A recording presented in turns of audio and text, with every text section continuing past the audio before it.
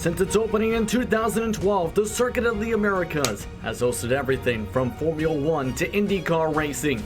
But today, it hosts round number 2 of the ESR Nordic Le Mans Series, as they look to do battle here in virtual Austin, Texas, here on RaceSpot TV and ESR. Everyone's all set to go in what should be an eventful race on this 3.43 mile circuit.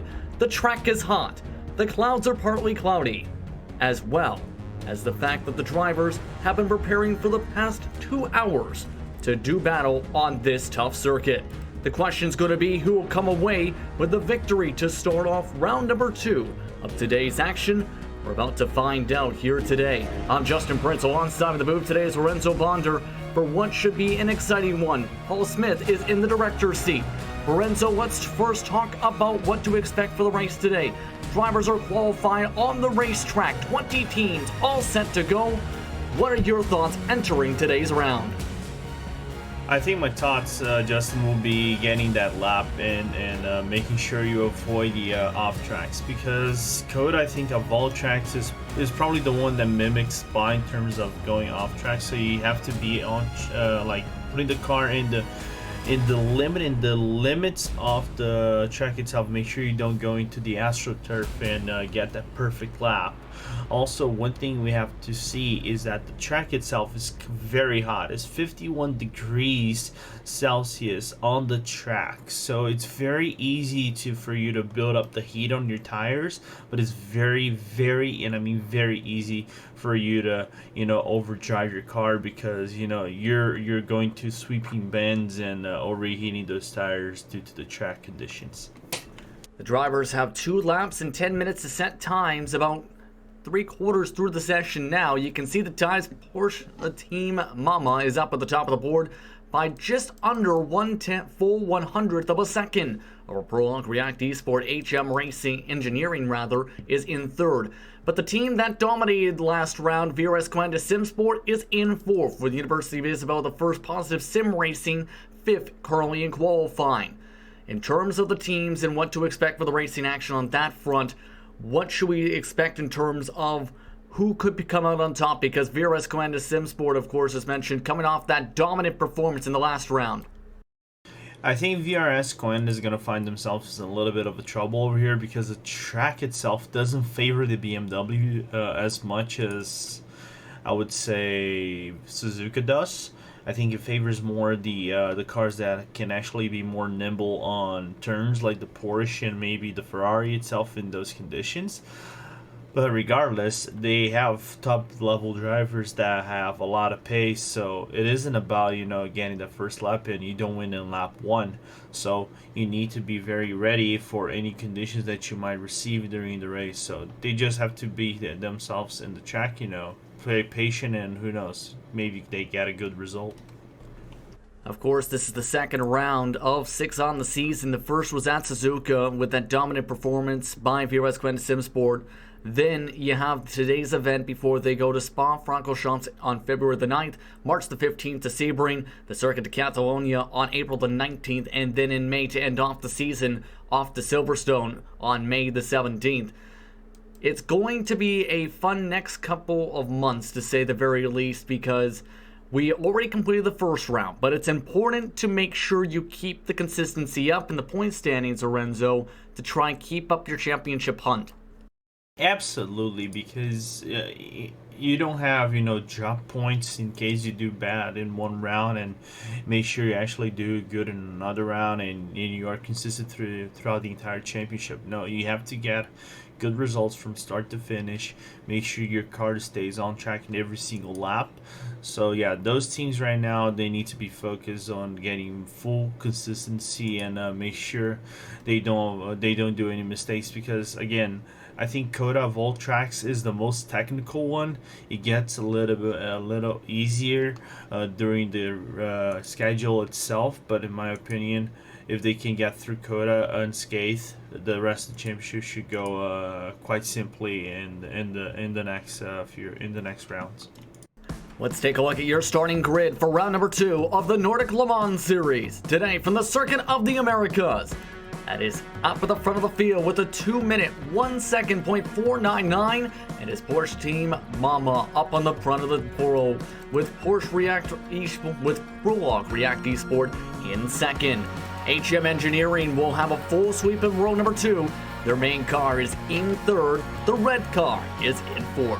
BRS Gwenda SimSport will start in fifth today, with the University of Isabel the first positive sim racing GT EUT in sixth. Singularity Racing Pink starts in seventh, with Kinetic Racing in eighth. Rounding out your top 10 starting positions today is Ronin SimSport and High SimSport Luna. In 11th position, it is VG Sport Racing with Hydrion Racing Onyx Black, with Hydron Racing X in 13th position. DGTS Sim Racing Black starts in 14th, with Hyperion Racing Laser Blue in 15th. NSR Gold and Silver start 16th and 17th, with Ralph Energy Racing in 18th.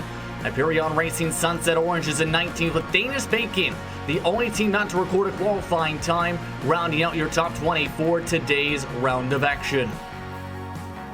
So that's a look at your 20-car field for round number 2 of the Nordic Le Mans Series today from the Circuit of the Americas.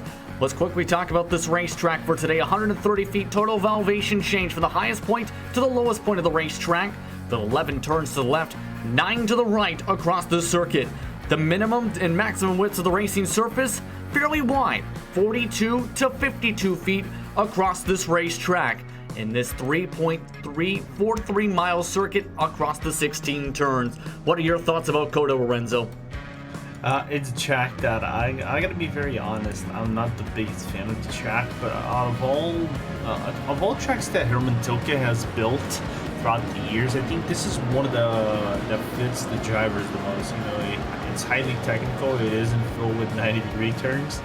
You have turns that remind a lot of the tracks in F1, like the Suzuka S's, maybe the long straight they probably would have in Spa or some other tracks, but it's highly technical, and I think it fits a lot of the drivers because it gives them a challenge. But the good thing is they don't start from from the start finish line, so they can get the tires cold and make sure they build up properly coming into the first few laps. Right now, the drivers working their way through the Grand Plaza section of the race circuit.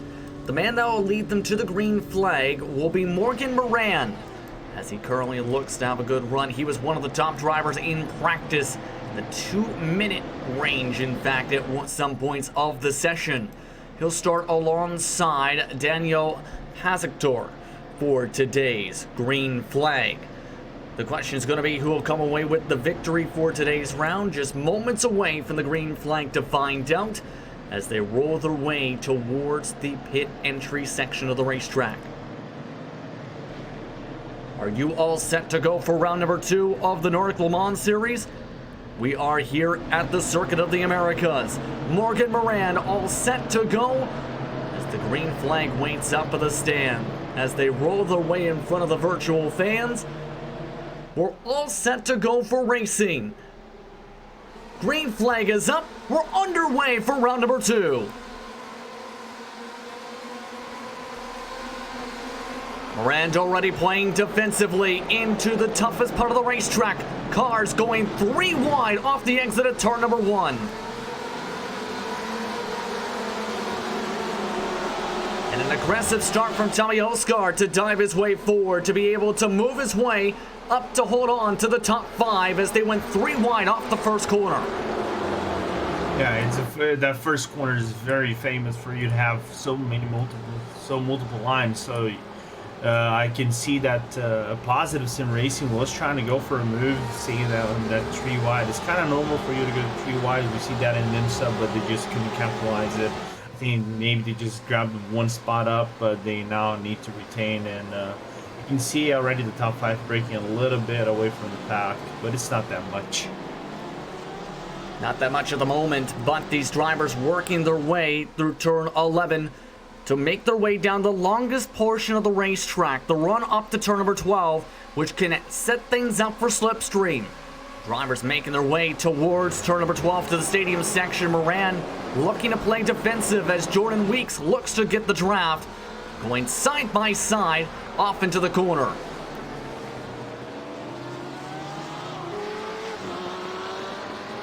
And a heck of a start to this race so far. Weeks, though, wanting to really look to get the lead early on.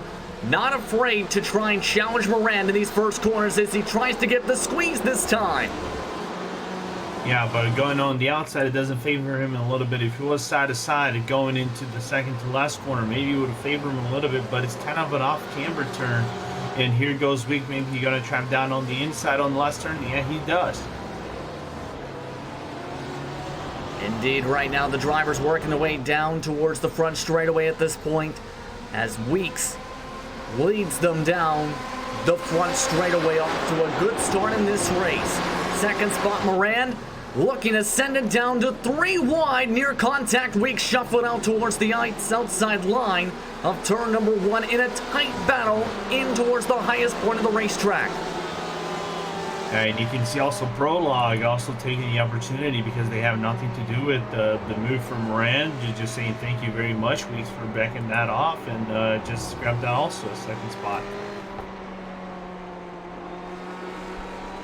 Indeed, right now, as these drivers have an estimated 176 laps.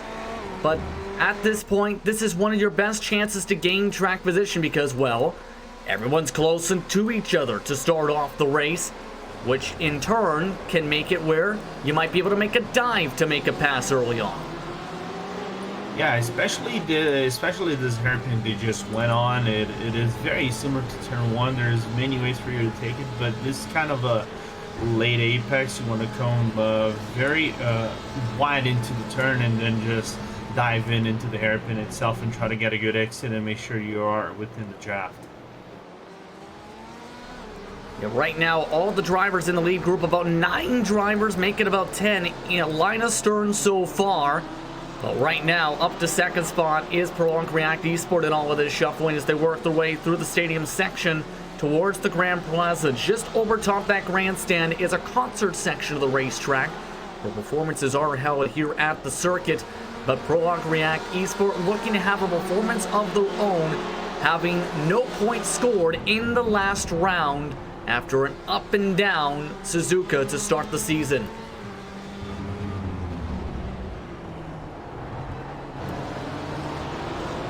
Still following with them as they still stay in the second position at this moment. Your thoughts on Prologue React Esport in their 2020 so far as they look to try and come up on top today?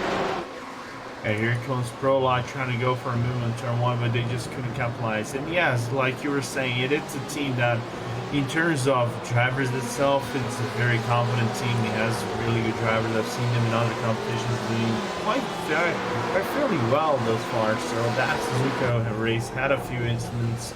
It was a little bit clunky at the very first half of the race. Unfortunately, they were caught up in a few incidents. That's why they couldn't they didn't get any points. But I'm sure they're gonna be dead focused on getting a good result, maybe a win. Who knows? It's too early to call as we have a replay between NSR and maybe I think that's Hyperion. No, that's Ronin Simsport that's turning around NSR Gold on the replay. That was coming towards the S's section of the racetrack. Robert Kulik making the contact that time, trying to go for the pass. Instead hits the right rear and the back bumper of the Ferrari in front. The NSR Gold machine drops all the way back to 15th position as a result. They had been the biggest mover of the race prior to that here, Lorenzo. Yeah, they were up into 9th place once they started the lap, and unfortunately, actually they were in 12th. They started 16th, so 4 spots up. They actually are now dropped back to P15, so nearly where they started. But the problem is once you're turning around, you gotta build up the heat on those tires. And I said it is 51 degrees, so they're at the peak of the heat on the track itself. So you're gonna have to find their way to cool down those tires, and they have to do it fast.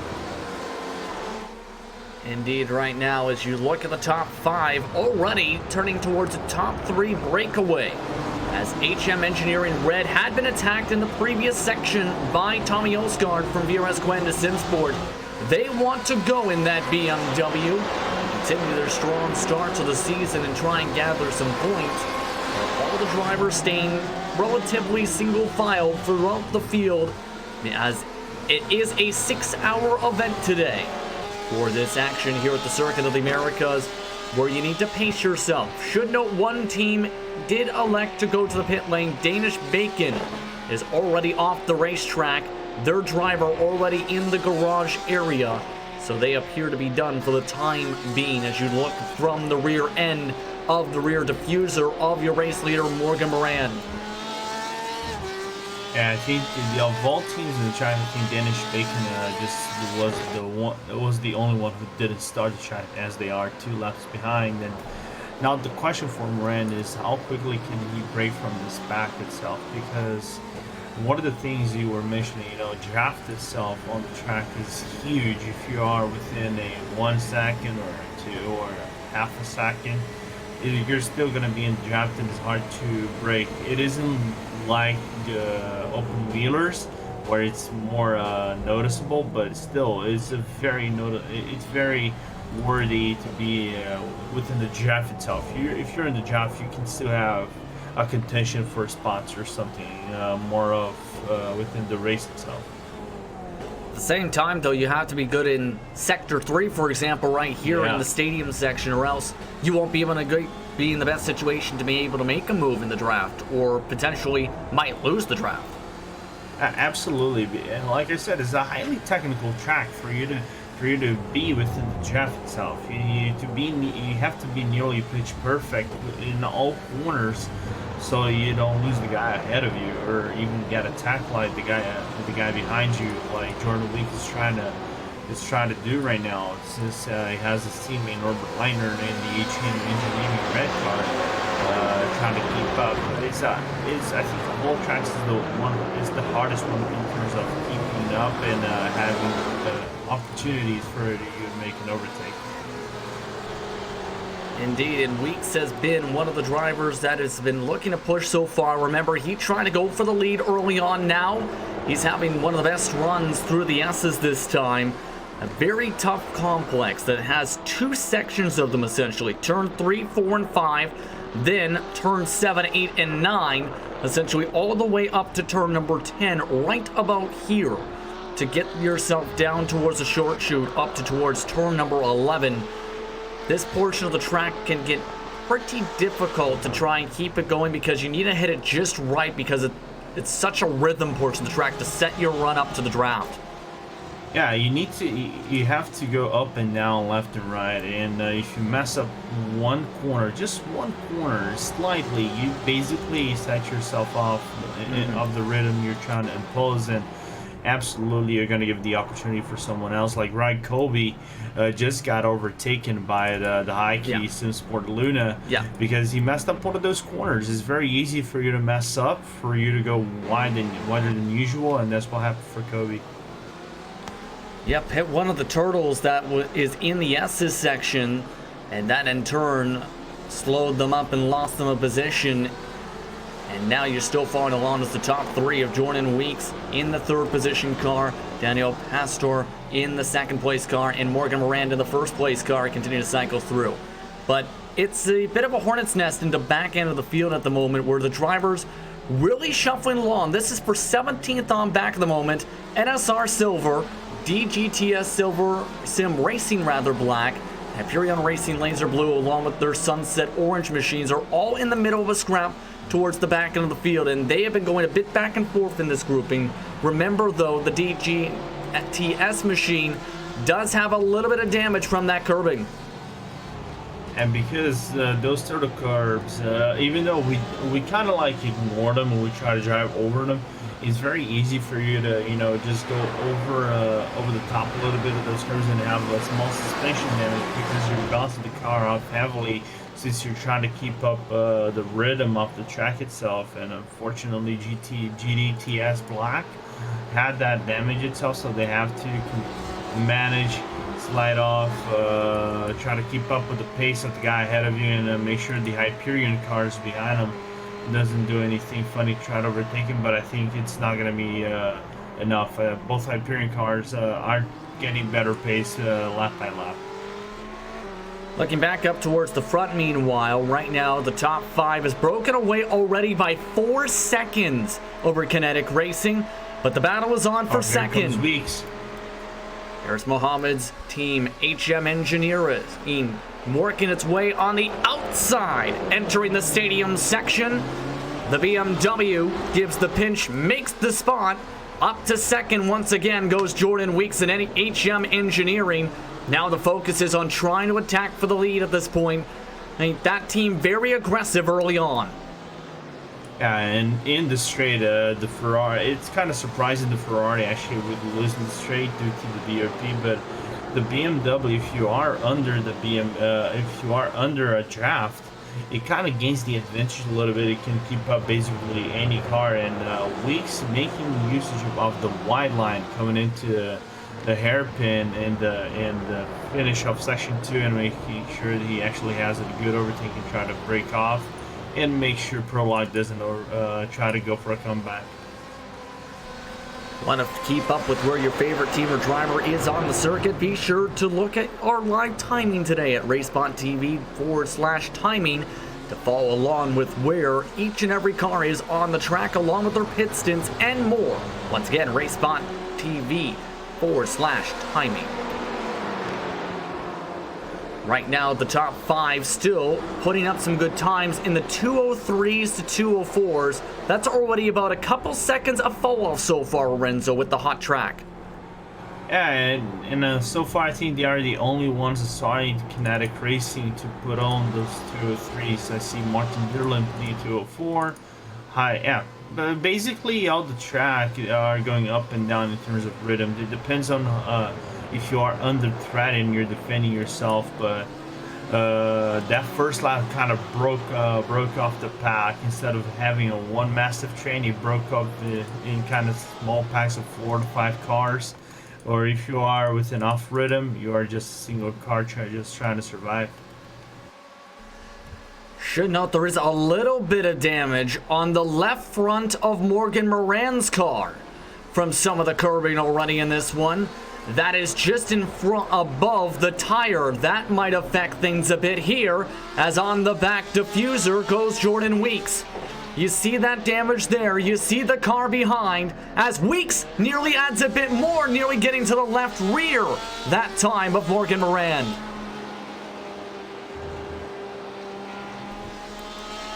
And Jordan Weeks really wants this race lead here, Lorenzo. Looking to really dive it in hard.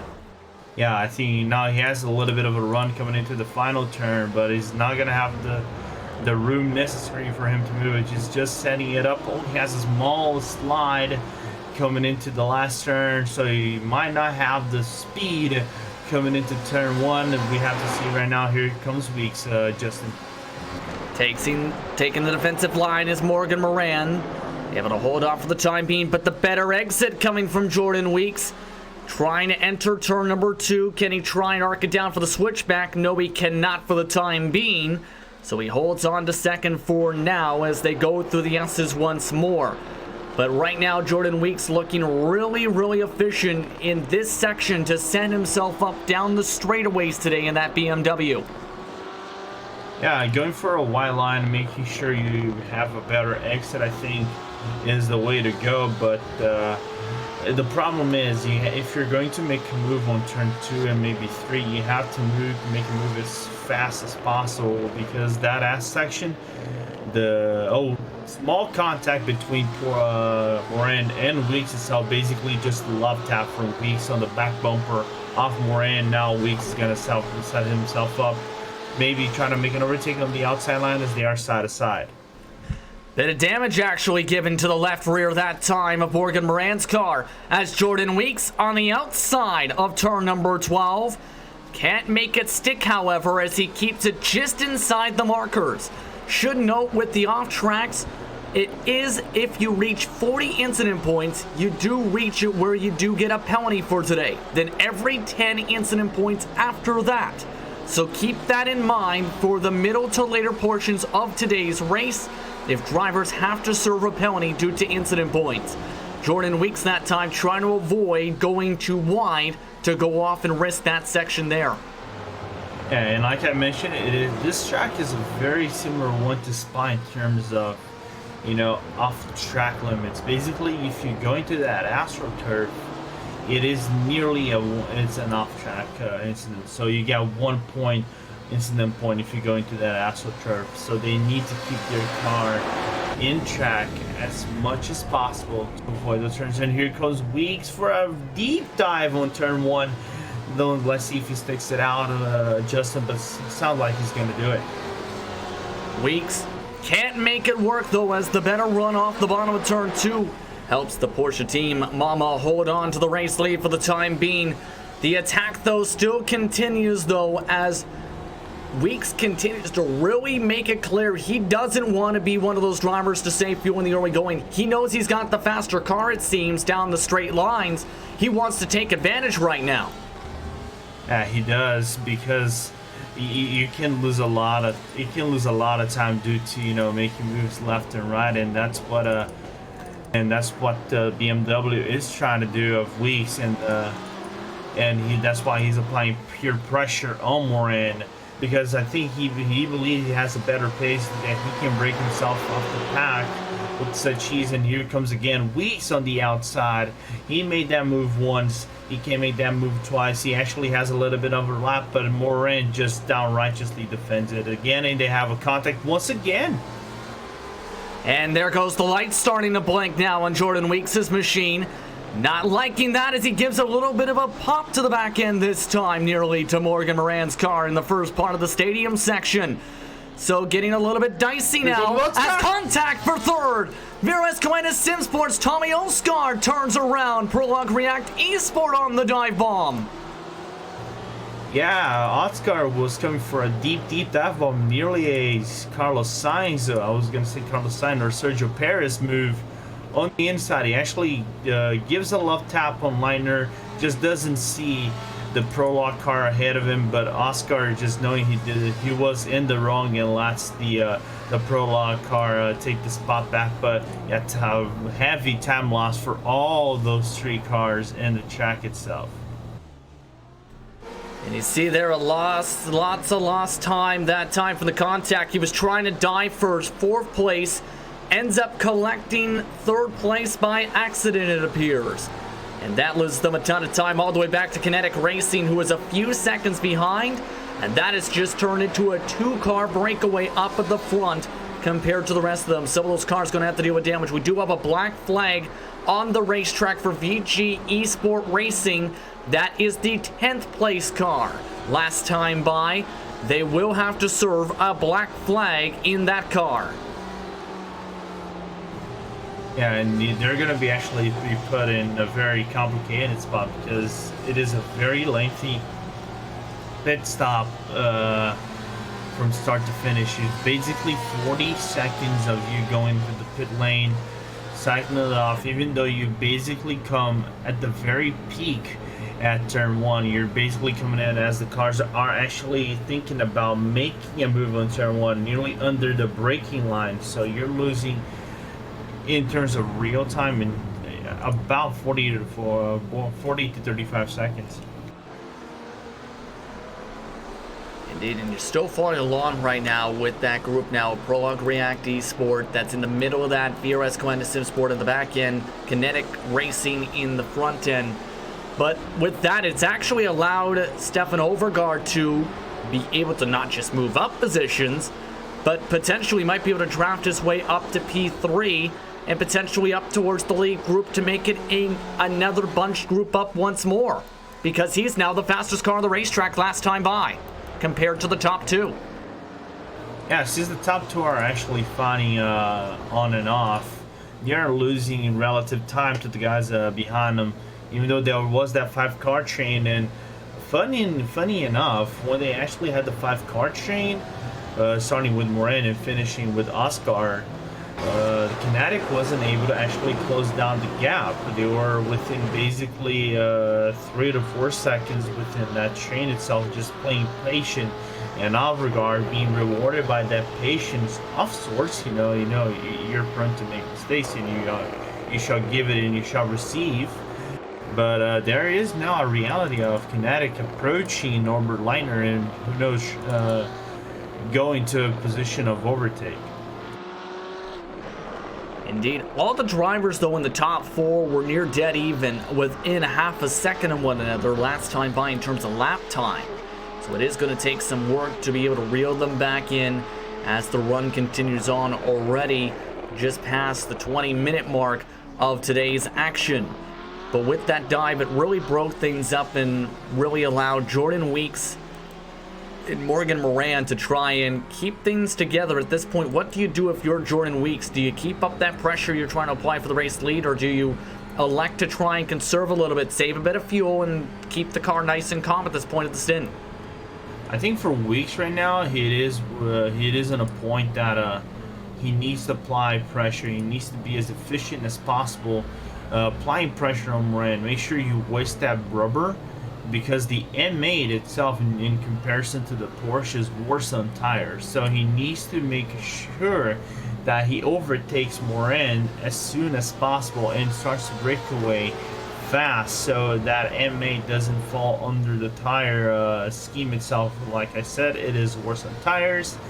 Therefore, you need to be efficient as possible to make sure you are within a gap that you can work with once you come down for your first pit service. Indeed, right now they're separated by about 0.3 of a second. The faster of the two times, that time Jordan Weeks. As will he try and send it? He does put a little bit of pressure this time, but doesn't make the move quite yet to once again try and go for the dive. All the drivers essentially going near side by side, except for VRS Commander Simsport is. They just made a dive, as they just made their way up to the top 5 once more to get back by Prologue React Esport. Remember, that's the car they hit the left side door of on the dive. This time, they took advantage of a bad corner exit off of turn 1.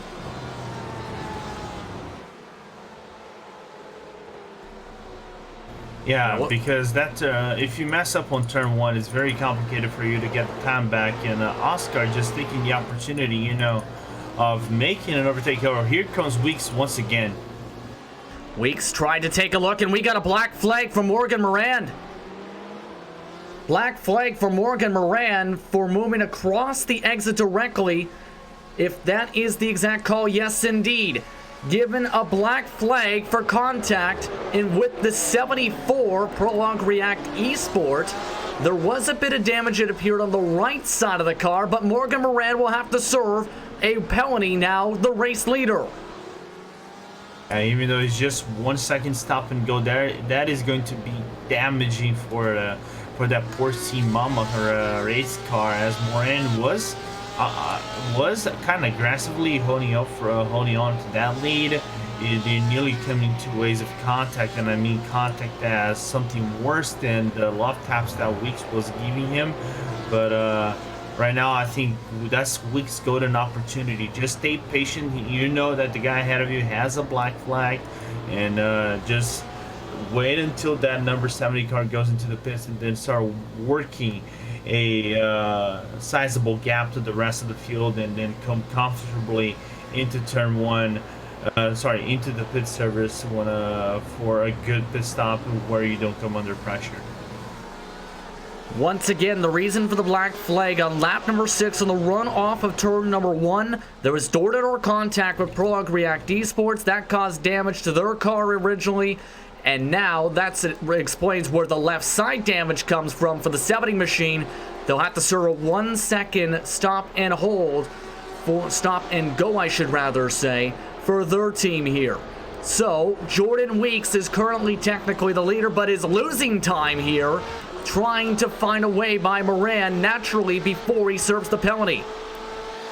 Yeah, and Weeks is trying to get by even though before the penalty, which is kind of surprising. If it was me, I would have been more patient to stay within the shaft itself. Don't be overly aggressive. Save as much as fuel as you possibly can. But I think Weeks is on full attack mode. He just doesn't care and wants to go for it. And here he goes once again. Moran really playing defensively. Again, in iRacing, you have 3 laps to serve a black flag. Moran now has the car of Weeks on his left side. Gives him the squeeze. As this is losing more and more time. They've lost about half a second in this lap alone. This has allowed Norbert Leitner along with Kinetic Racing and VRS Commando Simsport to close the gap quickly on these 2 cars. The gap is down to 2.7 seconds behind Weeks to Leitner in his car. Will Moran serve the penalty this time? Is going to be the major question. Yes, indeed. He ducks down. New race leader Jordan Weeks in HM Engineering. Yeah, now the question is, how good is Weeks in terms of raw pace compared to the rest of the field? And make sure he actually, like I said, has that comfortable gap if he comes down to the pit lane clean and sound in the next, I would say, 30-ish minutes of the track, as we have another black flag. I think that's for GDTS in Kim Clausen. Yeah, penalty for that same lap, number 6, that time for the back straightaway. Kim Clausen will now have to serve a 1-second stop and go penalty. That car is currently towards the back part of the field at the moment in 19th position. But it becomes the question, how long will it take for, say, these cars to reel them back in? Because the gap between first and second has been shrinking. The gap between first and third has also been shrinking. Remember, it was up to about 5 seconds. It's down to nearly just above 4 seconds at the moment in closing. Yeah, right now the laps itself, Jordan Weeks did that at 2:05, of course, getting prejudiced by Moran, and of course himself trying to attack and going to first place before the pit stop. Not the pit stop, but the stop and go of Moran. But that allows Leitner, which actually has a really good pace on that HM Engineering red car, to close down the gap. Now the question, Oscar is applying heavy pressure on Stefan Overgaard. He's going to go dive down on the outside, coming into the beginning of section number 3, side to side. Oscar just clipping that AstroTurf, getting that incident point, but just not being able to capitalize. That lost them a full second, by the way, with how aggressive the move was there. Should note that VRS Commando Simsport car is under investigation for the contact with the 74 machine we've seen on the dive bomb before. So keep an eye on that situation. Where do the penalties cycle out if you have to serve one? 23 seconds back of the race lead now is Morgan Moran. From all of that, in that situation, he is all the way back in 10th position. So keep an eye as Kinetic Racing gets dived on the left side. Tommy Osgaard moves up once again into P number 3. So up to 3rd for now is VRS Commando Simsport. And now Prolox wants to also that piece of the pie as well, nearly try to dive down on turn 1, but then Pastor just didn't have the speed enough and also room enough for him to actually have good exit and make a move on Stefan Overgaard. Now he's gonna work the turns. Here's this twisty section on section 1 and try to set himself up on the straight to make sure he has an overtaking lead and try to dive down before even the end of the straight. And a little bit of the back end that time lost. That might set up a bit of a run for Prologue React Esport. Remember, though, they do have a bit of damage on the doors of the race car at this point from some of the contact. Just not getting the run, about dead even in straightaway speed this time. Looking to go to the left side in the braking zone. Can they make anything work? No, not quite yet. With an estimated 160 to go this time by. But they are within the same corner complex of the top 2, we should note. It's just a matter of focusing on getting to the cars in front here. It's about a 3-second gap once again between 2nd and 3rd, though, here, Lorenzo, because of the battling we've seen between Kinetic Racing and VRS Commando Simsport. Oh, boy. And we are hearing a penalty is coming. We are hearing a penalty maybe coming for VRS Commando Simsport for that contact on the dive bomb. That might sacrifice them time and track position. It's official, a 1 second stop and go for Tommy Osgaard. He will have to serve a penalty. The third place car will have to come down the pit lane. Yeah, and that will be 30 seconds nearly. It is for Moran was 27.6 from start to finish. And here we go, Daniel Passer making the move on Stefan Overgaard on turn 1. And eventually, when Oscar comes into the pit lane to serve that stop and go, it will be into third spot, and then it is on Passer to see if he has space on that Ferrari to close down the gap on Norbert Leiner ahead of him. And this race has taken an interesting amount of turns, more contact, I should rather say, than what we've seen in round number 1 at Suzuka so far. Why do you feel that is with the amount of aggression today at the Circuit of the Americas in the second round compared to what we might expect at Suzuka? Yeah, I think we have to blame the nature of the track a little bit, because Suzuka, it is a tighter track, and I mean tighter in terms of lines. It isn't, wide. You can go like even 4 wide if you have the draft to do it with these GT cars. And unfortunately, that leaves a lot of room for the drivers to think, oh, should I go wide? Should I go more tight into that turn to make an overtake? And unfortunately, that opens up the margin for mistakes and contact between the cars. You're following along with the battle train once again. This time, the train now includes 15th, 16th, 17th, and 18th. And these cars have continued to scrap back and forth for position. It's towards the rear of the field, yes, about 50 seconds behind, but it's been a stellar amount of fighting between these cars so far, where Wrath Energy Racing now holds on to 16th, NSR Silver is in 17th, and Hyperion Racing Sunset Orange is currently in 18th. One thing to note, Tommy Osgaard just ducked down to the pit lane to serve his stop and go penalty, but at this point these drivers have been scrapping. In your opinion, how has the passing been overall today in terms of where we've seen these moves done? I think the passing has been somewhat, I'm not going to say dirty, but a little bit more messy compared to Suzuka. Again, I would blame the nature of the track and, of course, the over-aggressiveness for trying to clear yourself off the pack and make sure you are within a good spot so you can break away from the pad that you are currently on. But again, it is complicated to make an assessment this early on in the race. I think they would have been more patient in these first laps as we come already past the first half hour of the race. And it looks like VRS Gwenda Simsport going to take service with this penalty situation. They take a 44-second pit stop in the sequence. Do you like the call here to essentially go off strategy for the rest of this race? I think for VRS that might be the right call. If they can serve the pit stop as during the service itself, I don't know if that's going to be possible. We have to see if they get cleared of it soon enough. But it might be a good call because they have pace. They can match the guys in the front. It just becomes a question of can Oscar keep the car on track and avoid further black flags like the one he got.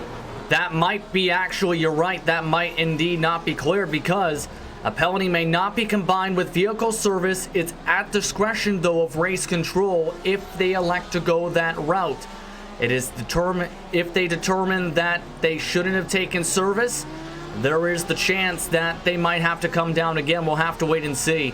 But you're still following along with some of the Hyperion race cars as they cycle their way through the track. Hyperion Racing X, Hyperion Racing Onyx Black having some good runs so far in their respective cars. This is 11th and 12th position on the racetrack for them. Yeah, so far they are the of Hyperion cars. They are the two best cars in the track.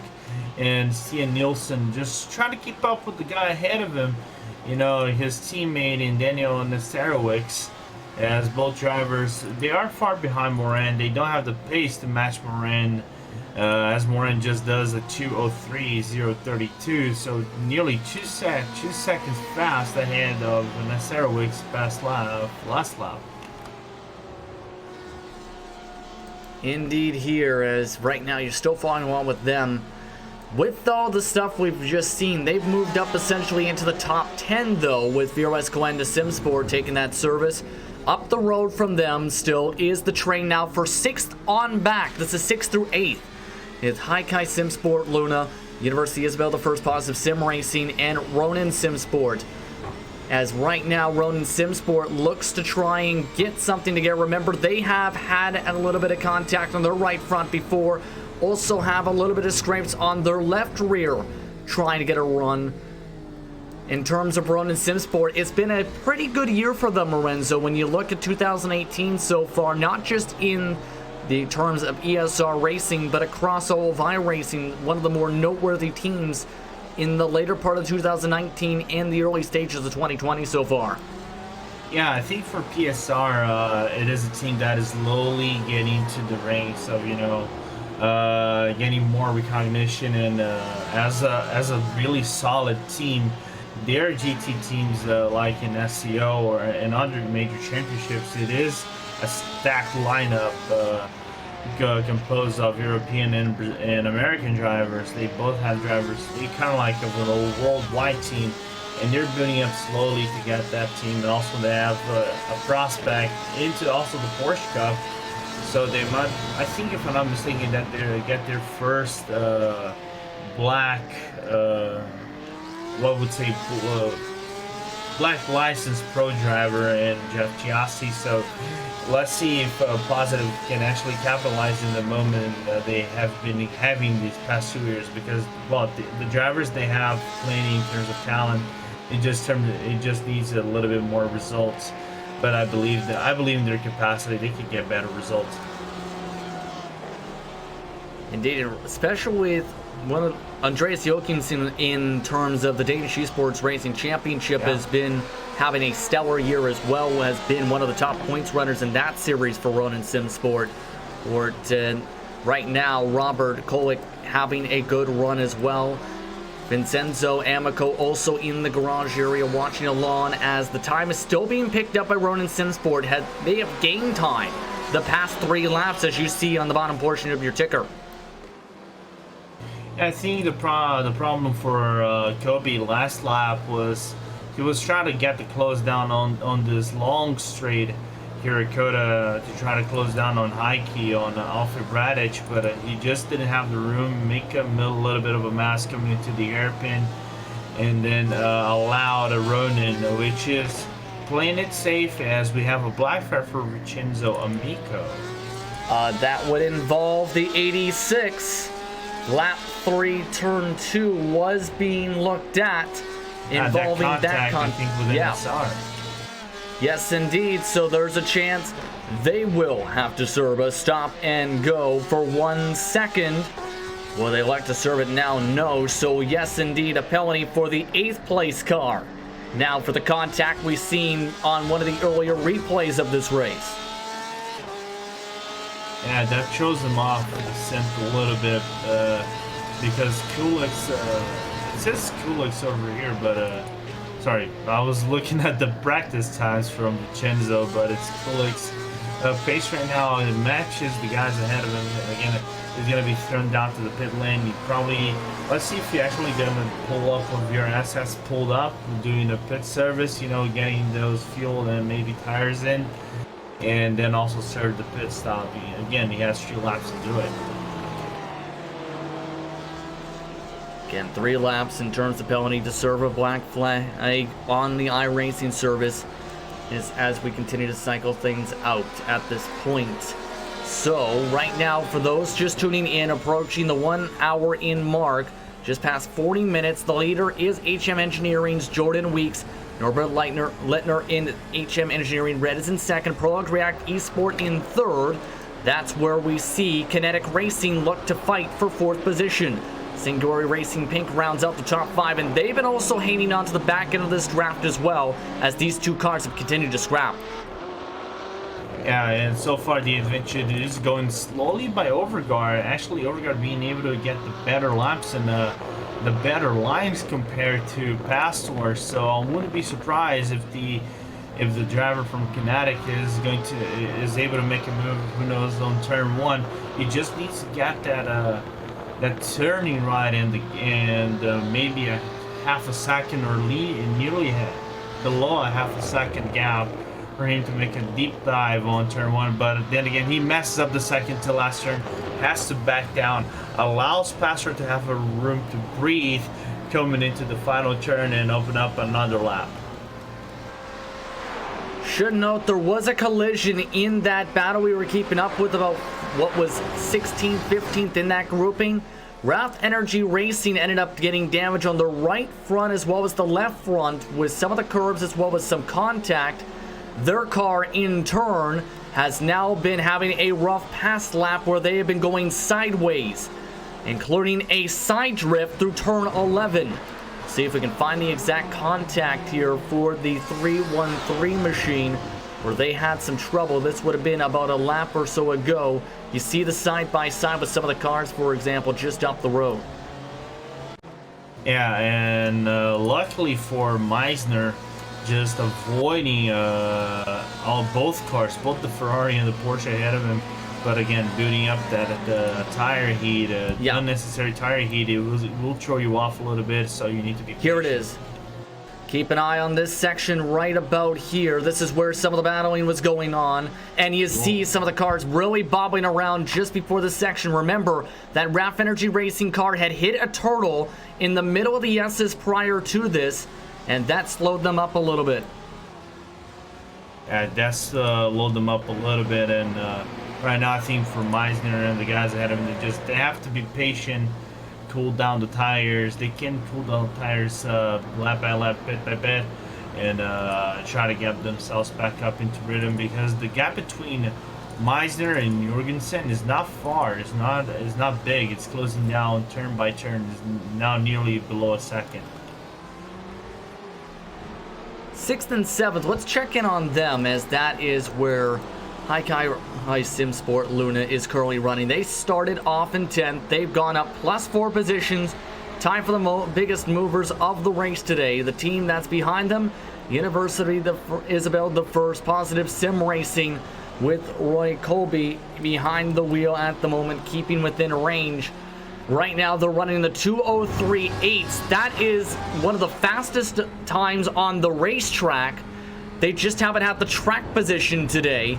They lost a position, in fact, as this race has progressed so far. We also have a couple other teams who have gone up 4 positions, should note.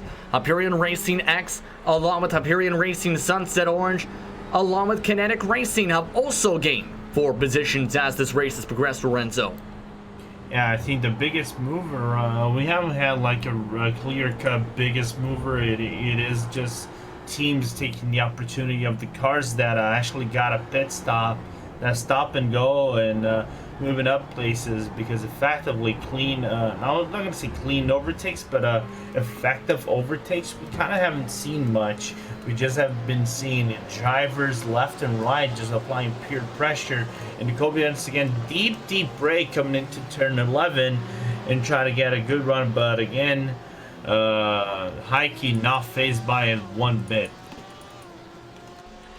Indeed, you see them still trying to keep within that line at the moment. They're about 15-16 seconds back of the race lead, but again, decent pace for this event so far as we slowly approach the start of the first pit window at this point here. In terms of the strategy, how do you take this here? Because there's still an estimated 153 laps to go. So, essentially, do you try and stretch as long as you go, or do you try and go dead even on the hour? I think for the drivers right now, the ones in the front, if I have to say Wasteline or Pass or Overguard, they have to be in the strategy, hourly strategy, try to make sure that fuel goes up for the full hour. And I'll be very honest, I wouldn't be surprised if either one of those teams go for the tire service on their first pit lap, just because the track heat itself is just too much. Of course, it came down 2 Celsius degrees from the start of the race to finish. Right now, as you probably it started at 51 degrees Celsius, now it's 49. Still very, very hot track itself, so I wouldn't be surprised if either one of those teams goes for a full pit service, fuel and tires.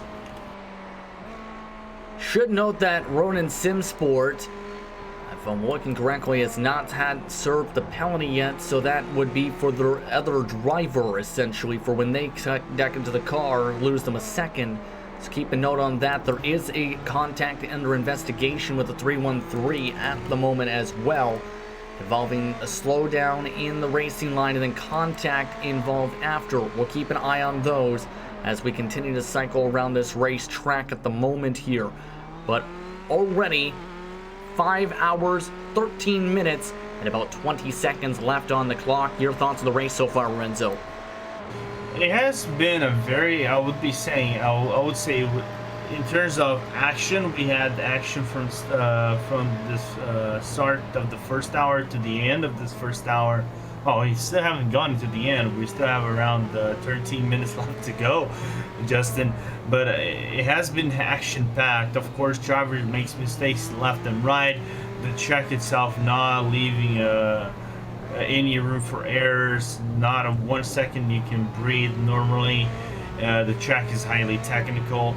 And right now you can see basically a gap fight, and for now it comes down basically to a strategy race, who has the best strategy. And for me, so far we don't have a clear-cut winner in this position itself, in this matter itself, I should say. To correct myself, the Ronin Simsport did indeed serve the penalty, pardon me on that part, but they did only lose about 1 spot in the process. However, that lost them 23 seconds in the serving of the penalty.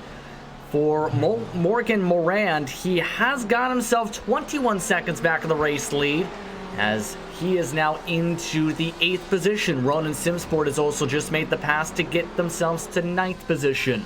That is 40 seconds back of the race lead, as they just made the move into the final corner on Hyperion Racing X, as you'll see on this replay.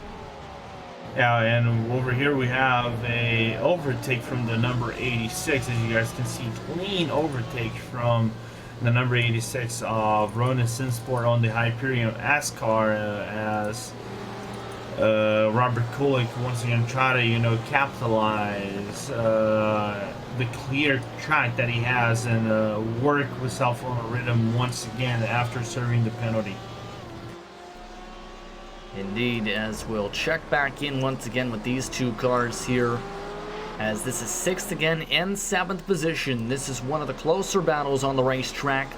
The main red box at the moment, in terms of red box, that is potential positions up for grabs. And right now, Morgan Moran is closing in fairly quickly to try and turn into a 3-car scrap too. So the pressure might be on before the pit stops, because in terms of iRacing, the first 10 minutes and the last 10 minutes of a stint are usually the most action-packed portions and most aggression-filled portions of each and every race stint.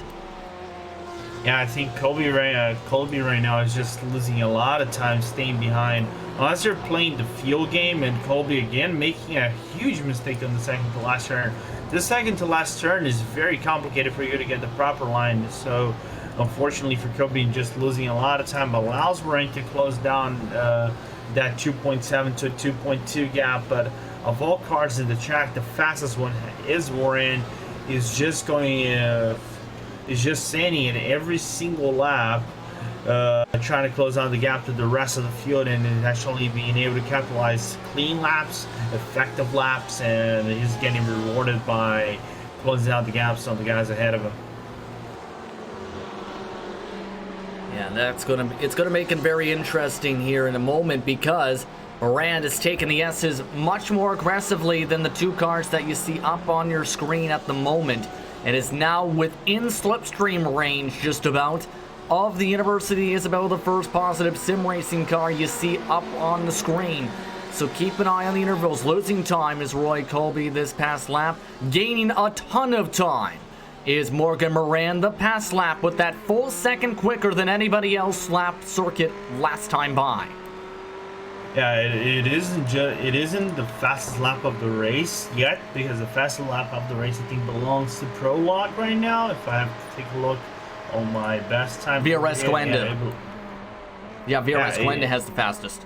Oh yeah, here we have. Gwenda has the fastest lap with a 2:02.7, but it is right on the margin of the fastest laps. Moran just on, I think if I have to say it on overall pace, it is the fastest car on track, and I wouldn't be surprised if on the last lap or two he stays on a better margin of draft within the second gap of Colby, and then tries to sell himself for a move, as Colby should be coming down to the pits in the next 8 minutes or so.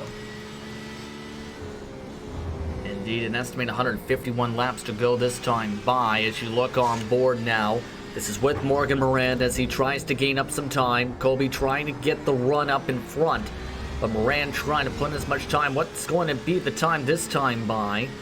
2:03 flats in front, a 2:02.7 this time by for Moran. So the gap is within about a second or so to try and fight to get as high as 6th position before pit stops begin. And I think for Moran, it has to be the mindset for him right now. He has to go for those 2 positions. He needs to clear himself off of that BMW and that Ferrari as quickly as possible, so he doesn't lose effective time to both Weeks and Liner. Right now, his pace is far, I wouldn't say far better, is relatively or marginally better than Weeks and Liner so far, and even Pastor in some regard, in no regard as well. So he can't afford to lose a lot of time under traffic. So Moran just needs to go ASAP on those 2 cars, make sure he overtakes them quickly, and then works on the top 5. You're looking as you see them go down the back straightaway. Moran just again within that drafting range at 150 plus miles an hour. Thing is just not as quick straight line speed at the moment with some of the damage on the race car. He's trying to compensate, it looks like, in the braking zones as they work their way once again through the stadium section here. They're at this point, what do you do if you're the 2 cars in front? Because you're about to see a lot of pressure. That red box has just turned to 3 cars as Colby tried to charge the corner hard. Nearly overran turn 15. Yeah, I think Colby just went far wide into turn 15 to avoid the Heike Simsport car ahead of him. I think that was a good move on Colby, but that allows Moran to come into the heavy draft margin for both the Ferrari and the BMW. Now Moran will put the work on him. I wouldn't be surprised if Moran gets a good run over here. He goes for a deep dive into turn 1. It would be a very, very deep dive if he was to try from this distance, but he is within range to attack in the next few laps or so. The question is, how hard will he go? He does go for the dive a little bit to gain up some of the time. That gains him a car length in turn number 1. Now it's about setting things up for the back stretch. As the S's section, you don't want to go side by side here. A good swing of corners this time. The better of the 3 cars in the shot has to actually go wide a little bit as Colby almost overran one of the S's. And correct me if I'm wrong, didn't Moran just set the fastest lap of the race right now? Yes, he did. A 2:02.463 last time by. But that aero push is definitely starting to factor in your potentially in terms of this battle with the S's especially. That has been something that has been increasingly more effective in the cars over the past year or so in iRacing. Looks like Roy Colby moves to the left side, trying to go side by side. Will let Moran go to give him 7th. I think that was a fair move on Colby. Just, I'm not going to fight hard with this guy. His pace is far better than mine. What I'm going to do right now is just work the draft, stay within contact, and, maybe I get rewarded that position that I'm trying to fight for with high key just before I come into the pit lane. Indeed, right now, And remembering with how close they are, they're going to get a lot of aero push potentially, Lorenzo, because as it's getting towards, that has been something increasing more and more as time has gone on in the past year, especially in the iRacing service. Seen more so on the oval side, but it does factor in all types of motorsport. It affects every single type of motorsport. We've seen cases of aero push on the GT cars. Well, it's more noticeable in the open wheelers if we go into Indy, F3s, F1s, and the Formula Renaults of sorts, because you can see the cars, just understeering quite heavily into some of those long bends. But it is a drastic effect that you need to keep yourself in mind of, and Morin just applying major pressure, not leaving any room to breathe coming into the S's. That might be a little bit of a tough place to try and pass. Try to take it on the first part of the S's and has to take a slowdown penalty. Moran drops back to 8th position once again. That might have been a little too ambitious this time. Take a look at this on the replay as he tried to take it very tight in the first part of the S's and took the slowdown. Yeah, you would have never made that move in the first place. Nearly avoiding a contact and had to take that slowdown, and Kobe just lets once he overtakes him, Moran, he just lets him by again because he knows that Moran is far more aggressive. He's trying to fight for the win, and he wants nothing to do with it. The thing is, that lost them the draft in 3 seconds, the two of them. 6th position, so that is not the move, to say the least. Right before the pit stop window at about 5 hours to go. If you were really side to side, coming into that S section, into that left and right bends, maybe you could try to contain yourself like you would probably would doing the F1s. We've seen them do this kind of maneuver more than once in F1 races, but in GT is more complicated. You don't have that aerodynamic force that you have on the open wheelers for you to pull that kind of move, and unfortunately now it is on Moran once again, but Moran just closed down again, half a second on Alpha Bradich just on sector 3 alone. Up at the front, though, it is HM Engineering up in front by 6.5 seconds. The gap has grown as time has gone on. Jordan Weeks is putting on a stellar drive as this race has progressed. We do have one pit stop. Prologue React Esport opens up the window just before the 5-hour mark here in this race. Yeah, and they are going for 22 seconds right now on their pit stop. It comes down to they're going to do a full service, and if I'm not mistaken, full service is nearly a minute. Yeah, they're going for tires. Like I mentioned, I wouldn't be surprised if they were switching tires. The track is just too hot. Double Cine is nearly impossible within these conditions right now. Maybe Double Cine, I'll be very honest, might be available on the final 2 hours of this race, the last third. Indeed, here you see them up and waiting for more service here as they take an extended amount of time. Off and away they go. 57 seconds in the pit box as they did take tires in that pit stop.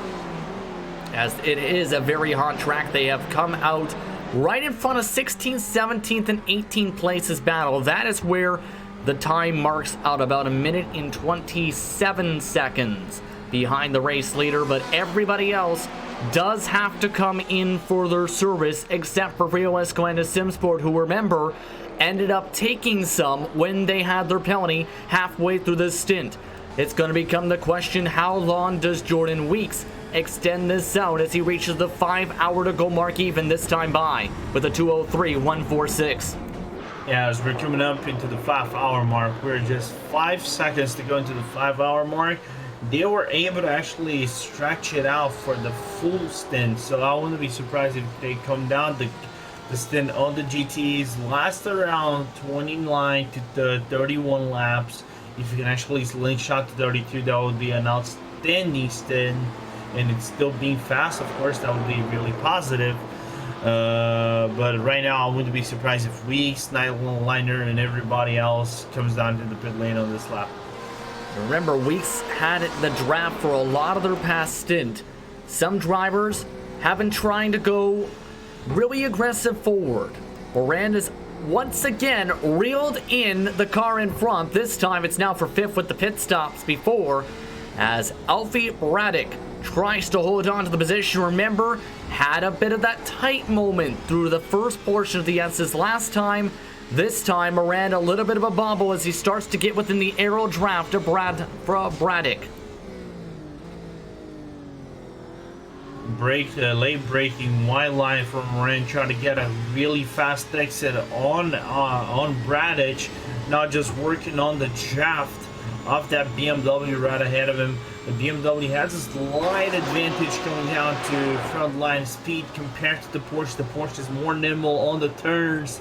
We're in a little bit of a late braking going into turn 12. Now working the end of the second sector, starting sector number 3, where in terms of all the cars on track, that's where the Porsche shines. In terms of grip and tire wear itself. Oh, trouble for Hyperion Racing Sunset Orange. They just missed the S's by a big margin. Take a look at this up on your screen, because they locked up the brakes to try and keep it off the inside wall in this section right here. And nicely done by Jamie Smith to avoid a major trouble for the Hyperion car. And I'll be very honest, this first section right here, this S section that the drivers have to go through, is very complicated because you need to have the car straight. If the car is actually a little bit bent to the side, just either twitchy to the left and right side, you can actually lock up the brakes a little bit or throw the car and oversteer it and counter-steering this car when you're coming into very high speeds, and make sure you're trying to capitalize on the full rhythm of that S section is very complicated. So good move on Smith to keep the car on track, even though losing 2 positions as a result. Meanwhile, RAF Energy Racing did move up 1 more position in the mix of this lap, able to make the pass on NSR Silver, as things are getting cracking before drivers elect to pit. Meanwhile, check back in on the top 5 fight, as Braddock still holding up at the draft of Moran, starting to get into the back end of his BMW in front. Can he get the run to make the dive quite yet? He wants to try and recover as much time as he can. He's going for the dive to the inside line, able to make it stick into turn number 12. He's up to 5th. Yeah, right now the gap between Martin Dirland and Morgan Moran is around 7 seconds. Moran, of course, being much faster than Dirland on the Singularity Racing Pink Porsche. So it comes down to if Moran has the fuel enough for him to, overtake Dirland coming down in pit lane, but I think they might just be coming out to the pit lane at the same time. If not, Moran might have 1 lap advantage on the Porsche ahead of him. But no, Moran coming out to the pits right now. And there is Moran. Off he goes in the pit lane. 31 laps is how much he lasted on his stint. He is now the 2nd car to come down to the pit lane in the lead groupings. So Moran off and wait for his service. Remember, the service time for Prologue React Esport was 57.1 seconds, while the Porsche now goes off into its pit box. Rest of the cars are still on now their 32nd lap of their stints here. That's how long they've extended it so far, these teams. Yeah, so far 1 hour and 5 minutes. So I'll be very honest, I'm quite surprised they can actually last longer than an hour under that fuel force, even though they have the draft. They were working the draft, they were trying to make moves left and right. I think the usage of the fuel would have been much bigger due to the track length and nature itself. So 33 laps, well, that's very effective for all cars. VG Esport Racing is also into the pit lane. That's the 11th place car last time by. See them joining on the backdrop. But again, to compare the pit stop stint for the Ferrari for Prologue React Esport, 57 seconds was the time before. For the Porsche, still taking a very lengthy service, about a minute overall exactly in the pit box. A full service for the Moran's number 70 car. And I wouldn't be surprised if they actually had damage. They kind of repaired a little bit of the damage, especially the diffuser damage that had kind of accrued. They had accrued with HM Engineering if they had any kind of damage itself after the fight they had at the beginning of the race. Indeed, they cycled right in front of Hyperion Racing Sunset by a couple seconds. But they did come out about 21 seconds behind where they have Prologue React Esport. The 5th place car now on the 38 of Haikai Simsport Luna is in this time in their BMW. They made it 32 to 33 laps on their stint. They look to get their fuel in service now. Still most of the field yet to come in so far, as these cars might be able to get close to cutting out a pit stop, but it would be extremely difficult, is what I will say. That would be really difficult for him to cut it out, you know. And I just saw in the chat over here that there was a contact between, I think, Hyperion number 52 and the NSR Silver, the 62 car coming into turn 11 on lap 31. So let's see if that NSR 62 car might get not a pit stop, but a stop and go in the next few laps, maybe after the service. It will be turn 11 for the contact on their 31st circuit. Again, it would be off of turn number 10 into turn number 11, the contact. And we're taking a look at this. You see the run coming up, you see the Porsche on the left side of the track, and bye-bye. Well then, that's a way to have contact. Thoughts here, Lorenzo?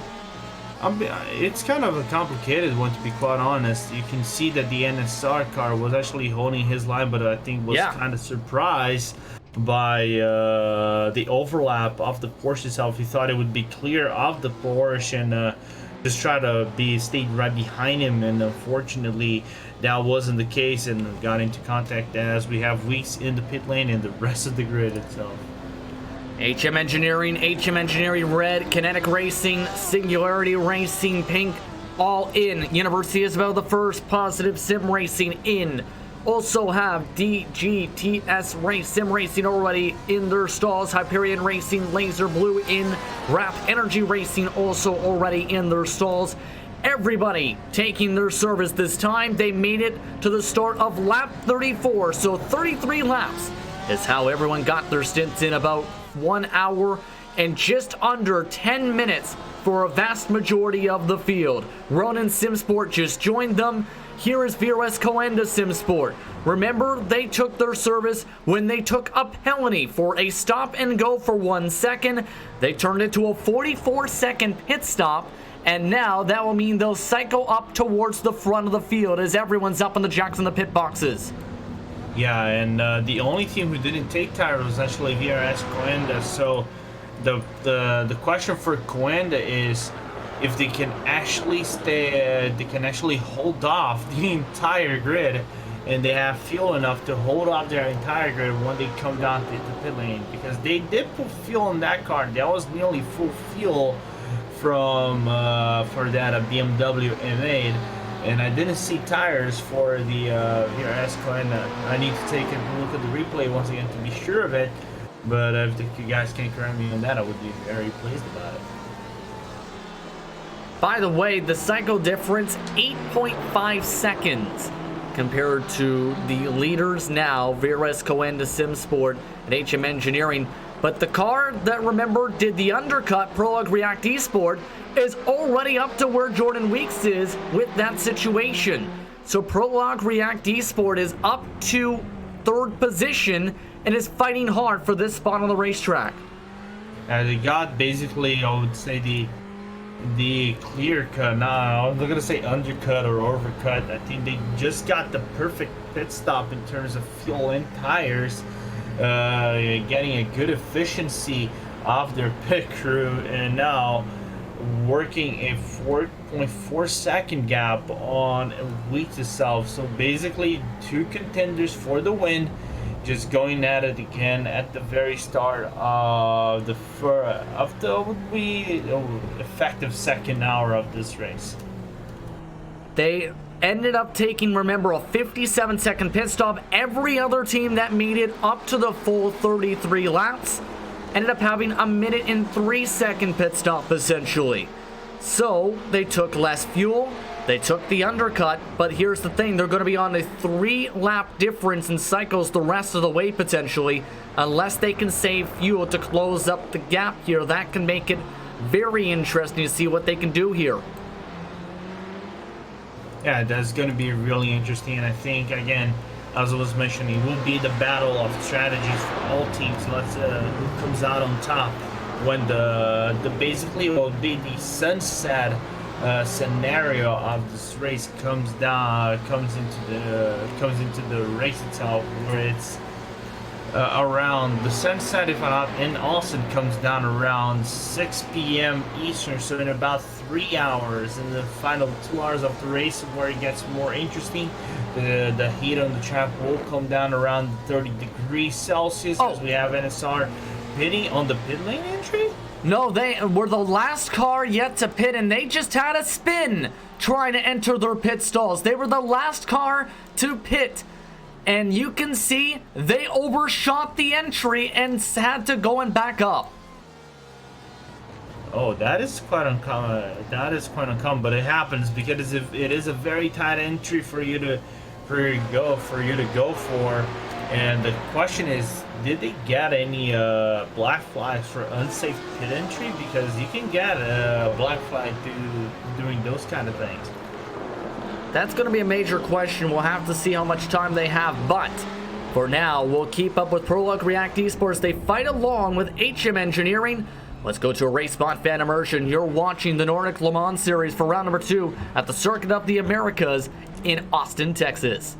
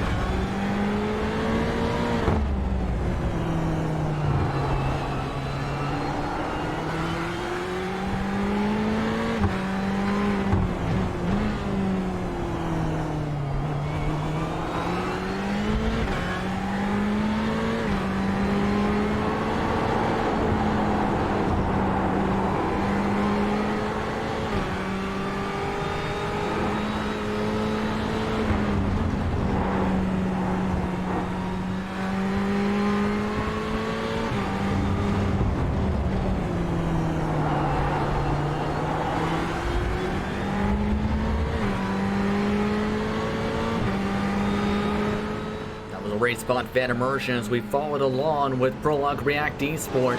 They lost ground in this stint so far to HM Engineering. Let's take the time to look at your top 8 positions so far and more here in this event so far with 4 hours and 42 minutes to go. VRS Combined SimSport currently in front, but remember, they only took the fuel when they took that service. Their gap is down to 2.5 seconds in closing. HM Engineering last time by, the past couple times by, however, was the first car to get into the 201s for the race today. They're closing in and quick, followed by Prologue React Esport in third. HM Engineering Red is in the 4th spot. Kinetic Racing in 5th. Singularity Racing Pink is in 6th. With Porsche Team Mama in 7th position. University Isabel, the first positive sim racing, rounds out your top 8 positions on the circuit. Behind them is Haikai SimSport, Luna Ronin SimSport, with Hyperion Racing X, Hyperion Racing Onyx Black, VG Esport Racing, Hyperion Racing Laser Blue, NSR Gold, Wrath Energy Racing, Hyperion Racing Sunset Orange, DGTS Sim Racing Black, NSR Silver, and Danish Bacon. Your running order. That's a look at your top 20 all across the field. As you see right now, traffic being dealt with here at the moment. We're seeing our first lap cars of the race. Hyperion Racing Sunset Orange has just been lapped as the gap is down to 2 seconds for the race lead here. Renzo, your thoughts first off so far in this event after the first in the pit stops? It has been a very action-packed race for this first stint of cars. Of course, mistakes were made from the entire field, from VRS Coenda, from, if I'm not mistaken, from Porsche Team Mama in the number 70s, because they want to move up the field up and down. But that's nature of racing. You know, you have to defend, you have to attack, you want to move into better positions. And right now, Weeks is sallying himself up slowly. I believe the next lap or so, he should be within an effective draft range and then attack range on Oscar, because his pace so far is blistering compared to the 203s that Oscar is putting on the track. And we have that Hyperion just taking a little bit of a cruise on the inside of the second part of the S's, and allowing Weeks to just go on cleanly. But the problem for Oscar is that, if I'm not mistaken, that might be the the Wraith Energy car that is right ahead of him coming into turn 11. We just got word there is a penalty just given to NSR Silver. Remember when they came across the nose of the car before? They will have a 1 second stop and hold, but it's down to under a second for Jordan Weeks up at the front, looking to take over the race lead.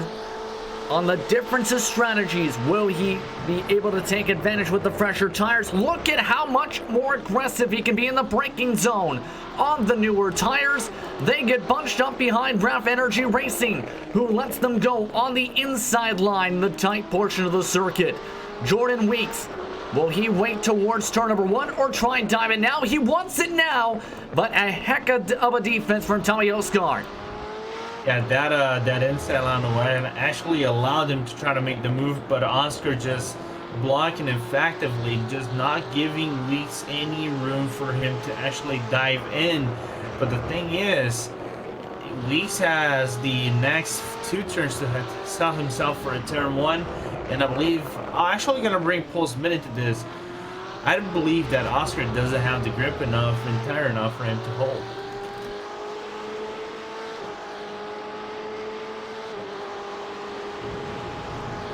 Apologize there, as we'll bring Paul Smith in just a second as Jordan Weeks looks to bring in the race lead.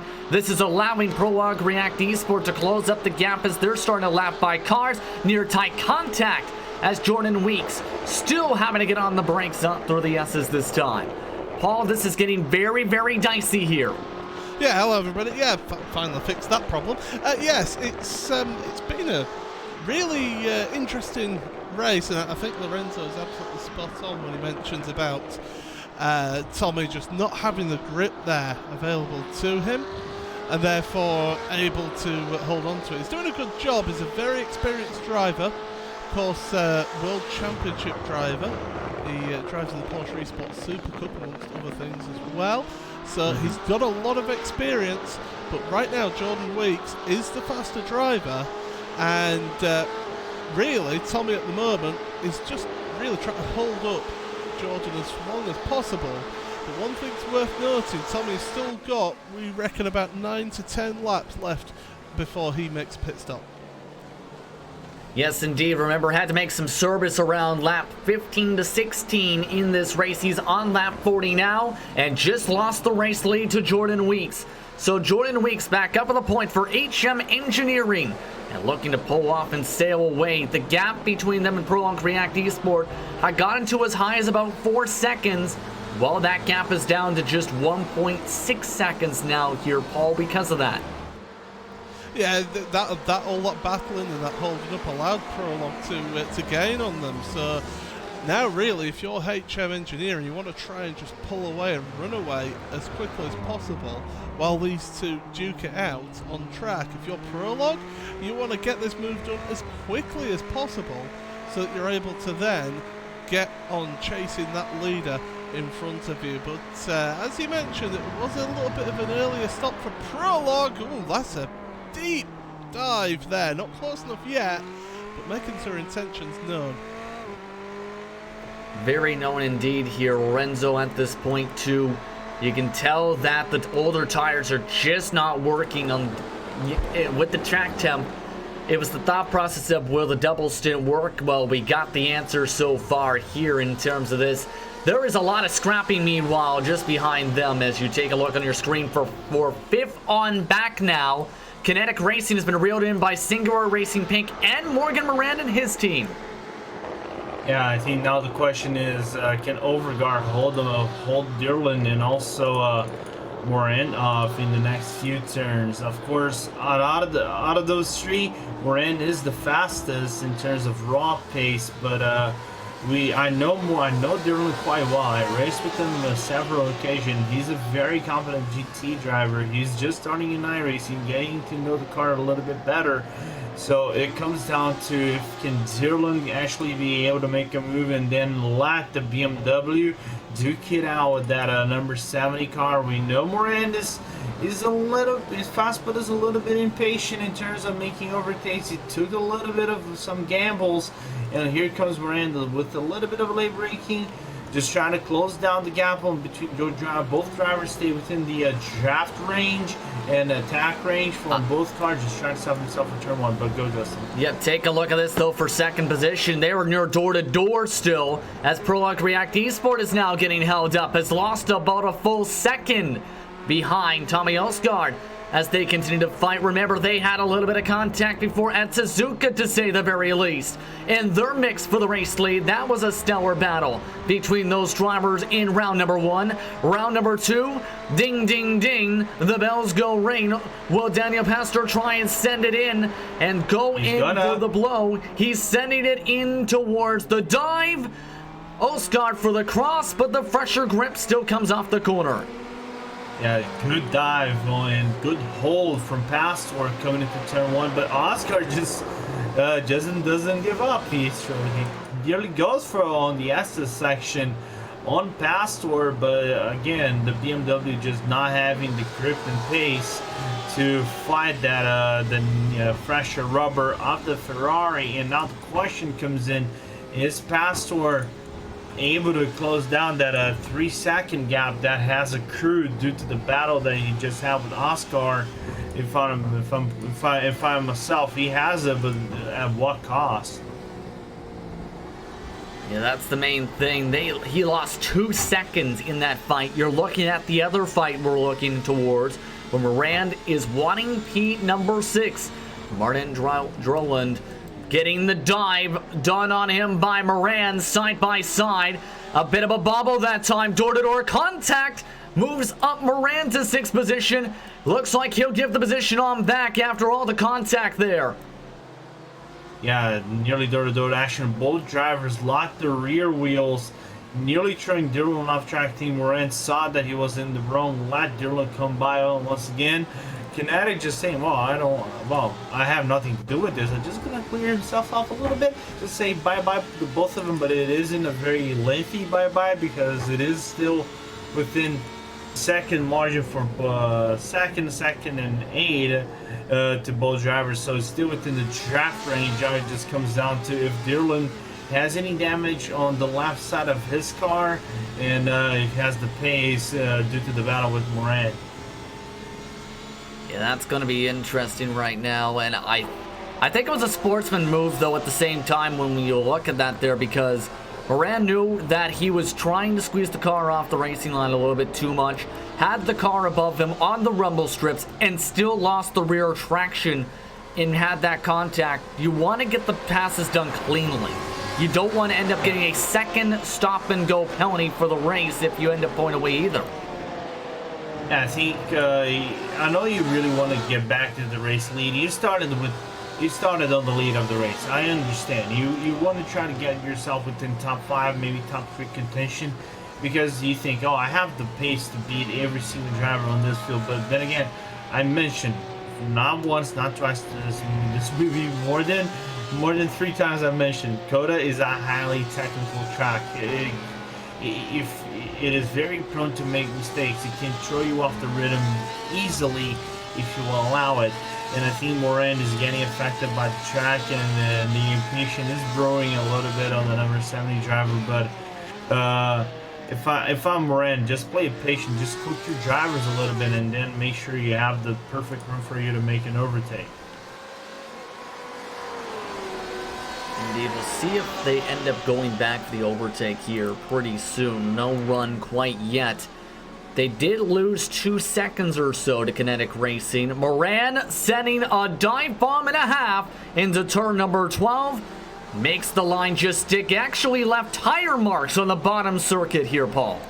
Yeah, and I think that really is the move they should have made the previous lap, not into turn 11. Because if you compromise your turn 11, you lose so much speed going down the straight into turn 12 that allows the other car that you've made the move to make the move back past. So really, I feel it was a little bit of impatience from Moran on that previous instance where they were doors.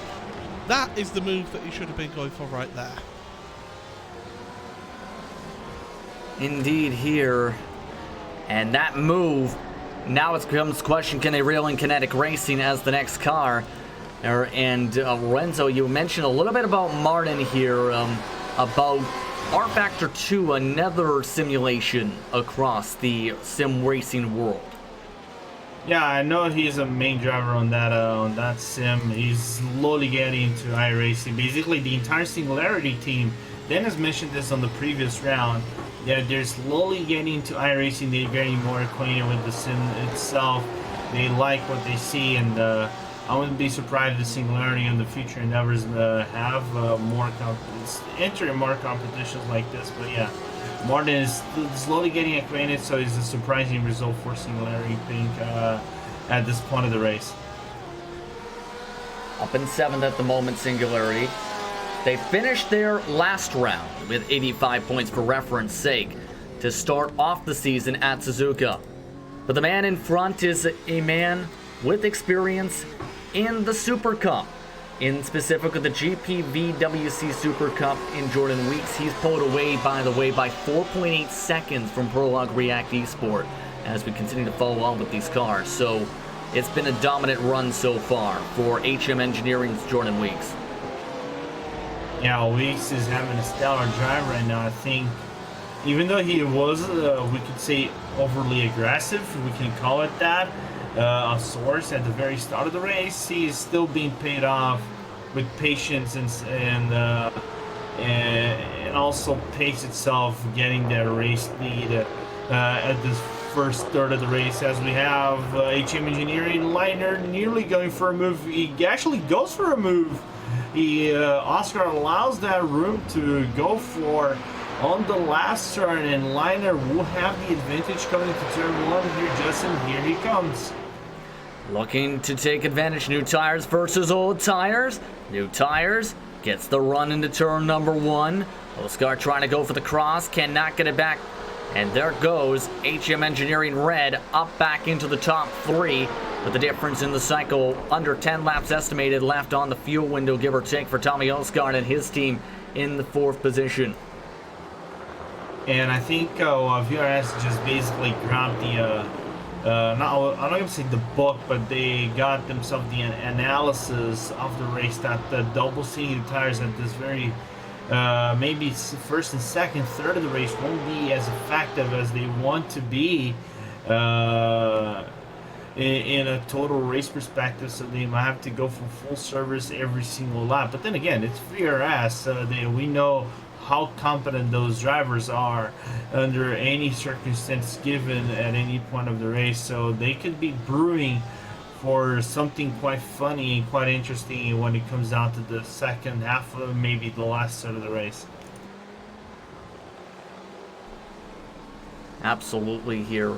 By the way, the red box is now popping up for P number 5. Kinetic Racing now has a car in their draft for that position. Morgan Moran back into the conversation. He has still been one of the faster cars on the racetrack, within a tenth or two of the race leader each and every lap with the help of the slipstream now. So it becomes the question, how does he attack Stefan Overgaard here for this position?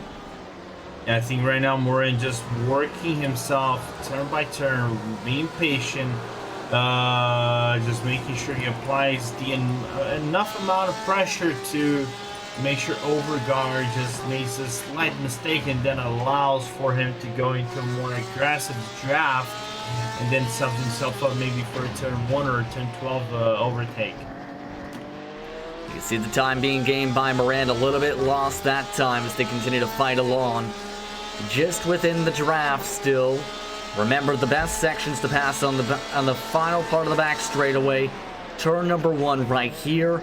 And we've seen some errors tried in turn number 11 today. They have a little bit more of the power this time. Why do you feel Moran has been so good, especially in Sector 1 in the run-up to Sector 2 here today? It's the nature of the Porsche itself. The Porsche doesn't shine when it comes down to straight line speed. If we are to compare maybe to the Ford, maybe to the Ferrari, or it's slightly faster. But when it comes down to turn, it can't keep up with any car. I think it's the best car coming into the turns, in my opinion. Then the BMW would be the close second in this regard.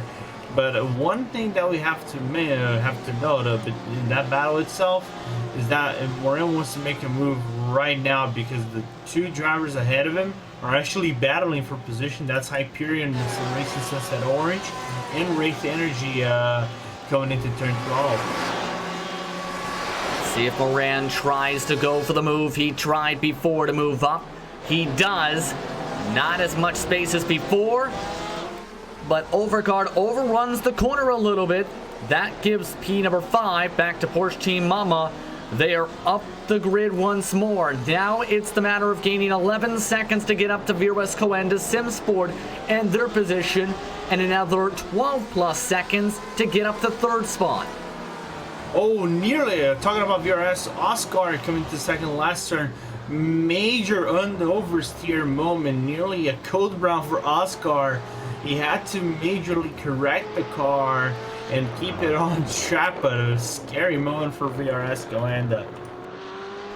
And had a major amount of bobble. Mind you, they are on very older tires at this point, with a little bit of that damage on the race car. So that is going to be approaching on their stint, give or take, about 40-50 laps on the tires, and they seem to not really like the fact that they've been driving on this very hot race temperature circuit. So they're losing more time, to say the very least. Now the gap to the next position, 8 seconds back. The man still in second position is Prologue React Esport.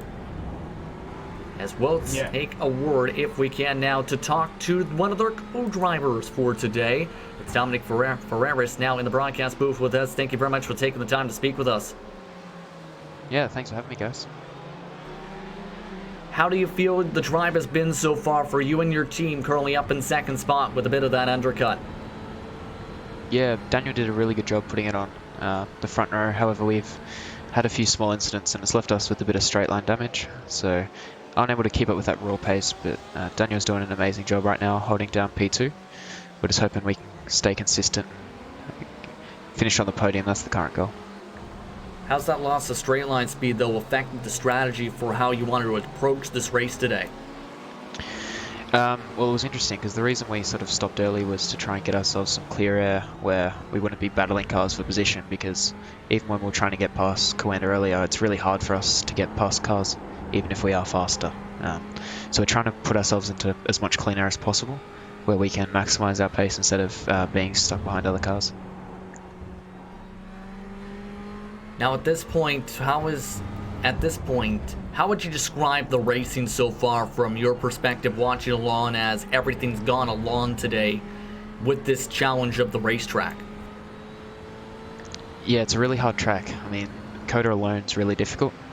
It's one of the hardest tracks in iRacing in my opinion, but when you pair it with a 50-degree track, it isn't easy. And there was a few questionable incidents at the start of the race. I know we had got involved in a few incidents where we had, I think, 2 cars got given stop-goes because of crashes with us, so it is a bit disappointing. However, luckily, car isn't too bad, so we can soldier on. Now, of course, you'll be jumping in the car as well for today. What's kind of your approach for when you entered the car for today's event? I'm actually a bit under the weather, so I'll be doing very limited driving. So my role will just be bring it back to the pits unharmed with some reasonable pace. I mean, Daniel will be doing most of the heavy lifting, and he's doing an amazing job right now. So when do we expect to see you jump into the race car? I know you said you were been under the weather, but when do we expect you in the car? Not for at least another stint, so we're looking maybe halfway through. Dan's going to probably pull out a triple here, and then we'll just see how we are. Depends on the circumstances of the race. Anything you'd like to add before we let you get back to your team? Yeah, I'd just like to thank all my teammates at Prologue. I've only recently joined there. All our amazing partners, Cube Controls and Alexander Laritz in coaching. Thanks, guys. Thank you very much for the time, Dominic. It's Dominic Ferreras for Prologue React Esport. He is the co-driver today for that team in second spot. Paul, your thoughts on what he said in that interview? Yeah, I think he got it spot on, nail on the head. They're unfortunately down on speed, as I mentioned, and they do the right thing. Trying to find that space, trying to get the track position. As we're looking at this battle between 6th and 7th, sorry, Kinetic Racing and Singularity Racing Pink. So it's the right tactic to make, and it's kind of worked out for them that it brought them out up into that second place.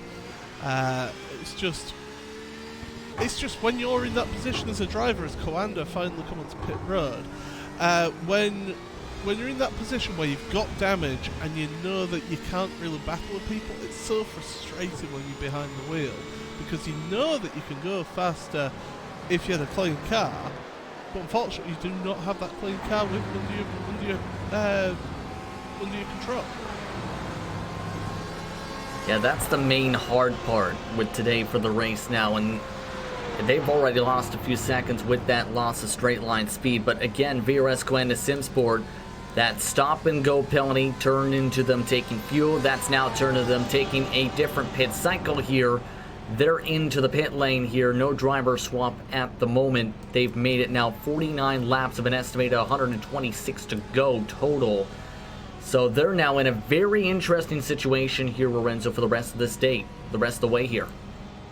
Yeah, because right now you're going to come out with around 4 hours and 18 minutes and 30 seconds to go, because you're doing full service right now. You can see Oscar putting tires into that BMW.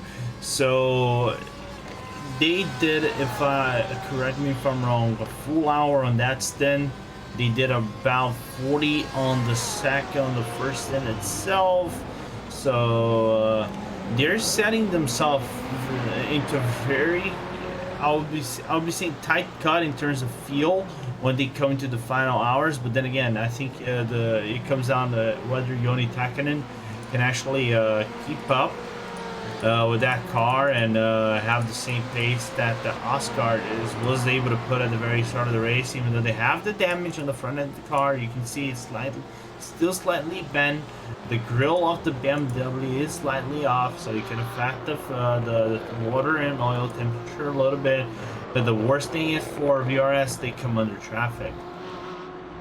Speaking of traffic, hello, says the cars in front. Up here on Racing Onyx Black, Now fighting for 13th position, make it 12th. Up the grid goes Vieresco and Simsport with the pit stop. So they're able to make the move on the fresher grip, but right now it's a minute and 40 seconds back. Fight is on for 5th position up the road because one car went wide. Yeah, that was Overgaard going really wide on turn 1, just missed the braking point, overshot to the, I was going to say a little bit, but he massively overshot turn 1, allows Durlin to just go by. He's going to say, well, that's a freebie for me, thank you very much. You're probably going to say this in Danish, and just goes and try to clear himself 1.4 second gap that he has to that Kinetic Racing number 54. And that section of the racetrack is so difficult because it's a great place to pass, yes, but it is an uphill straightaway essentially where you're trying to go in and bank it down the hill essentially. Yeah, because it is very complicated right now for you to work yourself into turn 1. The problem for turn 1 is kind of like of a blind turn. You need to have a track reference because relying on the brake boards itself, it's quite complicated, and then you want to maximize the output on your exit and try to go for a good run onto turn 2 and 3 and then lead into the SS section. But that wasn't what Overgaard had in mind. He just wanted to keep the car on track after making the mistake. And right now, the mindset for Overgaard, he's trying to grab himself back up again because he has been struggling quite a lot on the last few laps. The past lap that he put up was a 2:03.1, but it isn't as good as in comparison to Martin and Dillon's car because of the last 4 laps. His worst lap was actually Overgaard's fastest. Yeah, indeed here, as you look on board, right now a bit of the slipstream might be factoring just a touch bit, but everyone's essentially calmed down for now. That's the main thing for now, because right now, these drivers have reached the midway point of their stints here. Kinetic Racing, though, they're still keeping within the range to try and keep this a fight, just within about a second or so on this racetrack to close up the gap a little bit in that BMW. So they've done a pretty good job in this race today to try and get as well of a points run they can. The track temperature up on your screens now. By the way, look at that box inside. It is still pretty sizzling here, Renzo. Yeah, it has come down 7 degrees overall in terms of in Celsius, of course, because I barely can do Fahrenheit mathematics. But we are reaching like I mentioned, a margin where you can start thinking maybe of double stint on your tires, Justin. Because if we were to talk on the first 2 stints, double stinting tires would become impossible, and Oscar, I think of all drivers in the track itself, felt this the heaviest, that the grip level that you have with the car is bare bones compared to the other ones. And I think if we come down in the next hour or so into 35, maybe 36, 34 to 35 Celsius range, which is about 100 Fahrenheit, then we can start talking about double staining tires on the track itself. Absolutely at this point. By the way, for the Fahrenheit difference, it started about 125, 126 degrees. It's down to 112, 111 degrees, give or take, on the racetrack. So it has cooled down about 14 degrees Fahrenheit since the drop of the green flag for today's event. In sim time, by the way, is at 4 p.m. local time as of moments ago. But Singular Racing still under attack.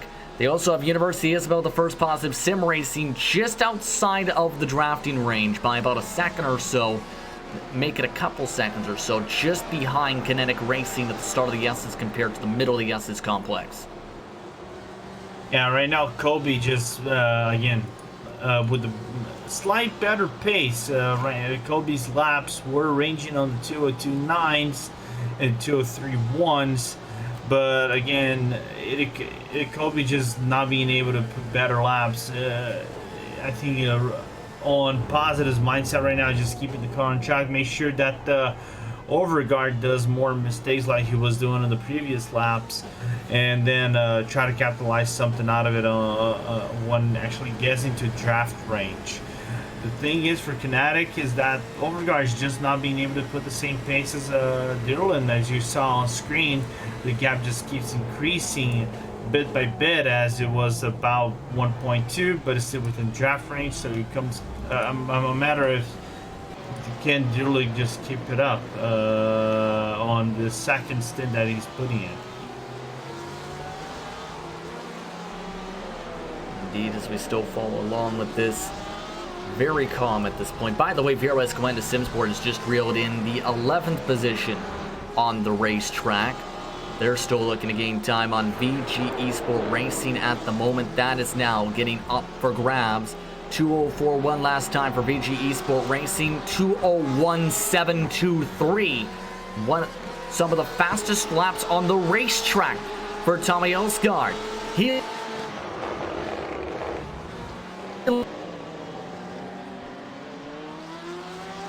looks to, so there's charging. Yeah, Oscar is charging a little bit. I thought we had lost you for a second there, Justin, but all right, you're back effectively. Yeah, Oscar just putting major pace right now.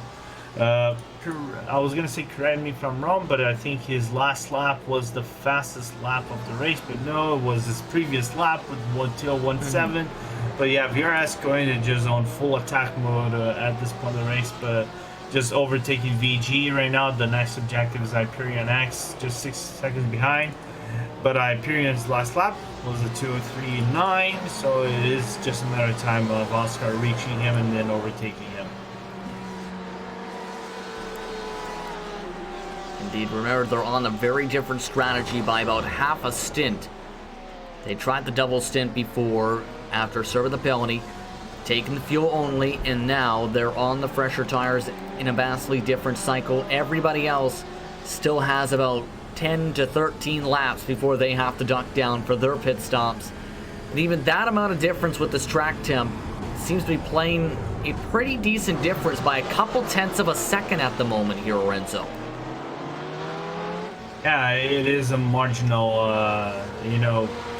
lap by lap, I would say, battle right now. You have to fight for gaps right now if you're VRS, and make sure that the drivers ahead of you aren't making mistakes. And because we don't have drivers close from one another in the entire track, I think the closest is Overgar and Dylan, but they're fighting for gaps once again, lap by lap.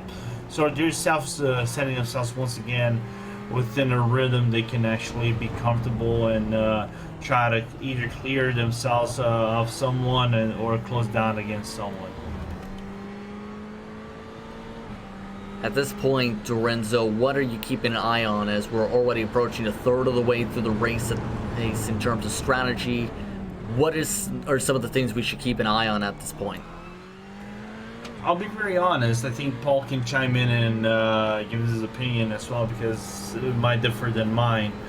I would, if I am the driver right now, I think they're probably going to go for their first set of, I would say, driver swaps. Let a driver come in and then have his fair share of stints, and then get himself acquainted with the track. Maybe try to see if a double stint can work. You can try to put that gamble. It is a very high risk gamble for you to go for a double stint, but it can work that out if you actually just leave the car on track, and avoid mistakes. But again, that for that next pit stop will be kind of a trendsetter for what would become the third pit stop, I would say, which comes down to the final half of the first half of the race. Me personally, if I have confidence in my drivers and they're pretty similar pace, I only want to change them once in this race. I only want to actually change them once and get them to do a 3-hour stint, swap over to the other driver for the second half of the race. As for double stint tyres, realistically, I would say that if you're going to double stint tyres, it would be on the last pit stop. I personally wouldn't be double stinting tyres at this point. I still think the track is too hot, and it showed with the drop-off of pace from the VRS20 SimSport car how they really were a sitting duck to those on fresher rubber. So I think definitely at the moment you take fuel and tyres at these stops, check the track temperature before the pit stops happen, but I would say ideally you're only going to actually double stint tyres if you're going to risk it in that last pit stop. Actually, I have something else that I totally forgot. That one thing that we also have to keep a lookout. We don't know how many incidents they have right now on the track for all teams. I wish we could actually have that information. But we've said that COTA is a track that kind of resembles Spa on off-track incidents, and you know we've seen the very scrappy first lap as Dominic Ferrari from actually I just butchered his name from Prologue, which is Dominic Ferrari just said that there were some questionable incidents at the very start of the race. So I'm really interested to see if there is any team coming down into that 40 incident range in the first half of the race. Right now, this is an estimated, not an exact total. Morgan Moran actually is on top of that incident estimate. There are a couple teams at 29 as well. Moran is at an estimated 31. So that, remember, there is a stop and go penalty at 40 incidents and then at every 10. Kind of very high if you're at that point already, and we're not even at the halfway point of this race, Lorenzo. Yeah, we're not even at the halfway of this race, and it comes down to a question of can you actually close down the gap on the other drivers, make sure you stay within the track, and one other thing that I was thinking about here, can you avoid damages on the car and things like that? Because right now we've seen that scrappy first hour of racing itself. We quieted down a little bit. I think that is totally natural to see things quiet down on this racetrack, because again, it has so many lines, this track, and can throw you off the pack, not off your pack, but off your rhythm quite easily. That you're gonna be finding yourself pretty lonely, like Moran is right now, for a few set of laps, and when you come down to the pit lane, then things get clunkered up a little bit more. But right now, it is very natural. Things have quieted down a little bit. The Bear, though, is the fastest car on the racetrack. Surprisingly, so far, Moran still has about 8 seconds to the next position, but remember, it's been a recovery drive from him. He started on the pole today, was the fastest car in the practice session, and was looking comfortable up in the lead before he was given a black flag for the contact that gave the straight line speed damage to Prologue React Esport off of turn number 1 in the run to turn number 2 in side-by-side door contact. It's been a stellar drive for him to try and close up this gap. It's been sitting around 19-20 seconds, but it's closing in as the race progresses. He's been really pushing these tires as hard as he can go to the limit. And I think he's making great usage of those tires. I think of all tires, if it was like back in the day when the Porsche actually came in and then settled himself as a really competent GTE car, the Porsche would be more actually it would have the greatest consumption of tires. The tire wear would be the biggest compared to the Ford or the Ferrari itself. But now that we have the Ford GTEs, I think the Porsche has the second best, in my opinion, tire wear. So you can maximize the tire usage over here, get really fast laps, and still be within a very reasonable margin of tire wear when you come down into the pit lane. And of course, Moran, a very talented driver, mind you, too. You mentioned, I believe, about FSR. He was actually a world championship driver for the early part of the 2010s before he had to take a few-year retirement due to health issues. and then came back and is now one of the better drivers on the iRacing service in endurance racing. Had notable this year, 24 Hours of Spa, 5th place finish. Yeah, Moran has always right been... now, rather, I should check myself. Pardon me, go ahead. Yeah, I was gonna say Moran has had an impressive career early on in the last decade, and other since in the transition to iRacing has been real smooth to the French driver. And I think on the last 2 years, I'll be very honest, he's been rising up the ranks a little bit, setting himself up to be a very competent driver against the top teams like COTA, like Team Redline. I nearly said Pure Racing Team, but now I forgot. We have to remember right now, COTA, Pure is actually right now Team Redline and Logitech. So he's slowly. I wouldn't be very surprised if the French driver gets nabbed by one of those teams in the near future, because he has this kind of talent to take the cars to the very limits and then be sure to get great results for his team. By the way, University Isabel, the first positive sim racing with Roy Colby. He's now reeling in Stefan Overgaard as well as Martin Dryland at the moment. So this gap is closing down a little bit. He's in the 2:02.4s. The car in front of Kinetic Racing last time was in 2:02.8s. And the track is cooling down as well because of this cloud cover you see above the circuit. Here at the Circuit of the Americas, which could also factor in 2/10 gain this time by for Roy. I think Roy, talking about Roy, massive brake lock on the front left coming into turn 1, but just keeping the car on track, is going to lose a little bit of time though. The gap rises again to 1.8 seconds between Colby and Overgaard, but still Colby with the very good, and I mean very good last few laps compared to Overgaard. And if I'm Overgaard, I think I need to have an emergency button activated on that BMW M8, because that Ferrari is getting better pace, and you really don't want to lose another position after you just had a scrap with the Singularity team ahead of you, and you just lost that position, and you burned up a lot of your rubber. Absolutely agree with you on that point here. As we reach 4 hours even on the clock, and about 8 or so laps until we see a majority of the drivers come down to the pit lane. So still gotta keep an eye on where these cars will cycle through and how they handle the pit stops. One car has gone around. You see the spin marks.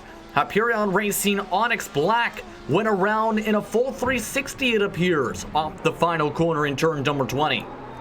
Yeah, let's see as he comes down to the final turn, just offset his car a little bit, then just loses light control, full 360 no scope for that 46 car. Bastia Nielsen, although keeping the car on track, no cars behind him for him to get himself in a possible contact. But I'll be quite honest, if I have to give a 360 no scope, score, I'll give that 8 1/4 out of 10. This isn't Call of Duty, though. Those are not the best things to do on a racetrack.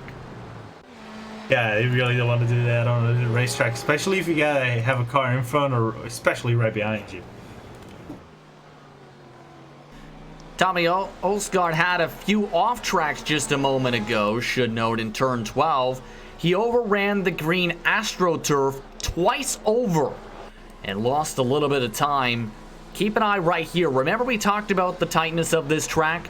That counts as an off-track situation. If you touch that green AstroTurf, that time he overshot the first part of the stadium section, so that adds another X to his estimated 16 total on the race today.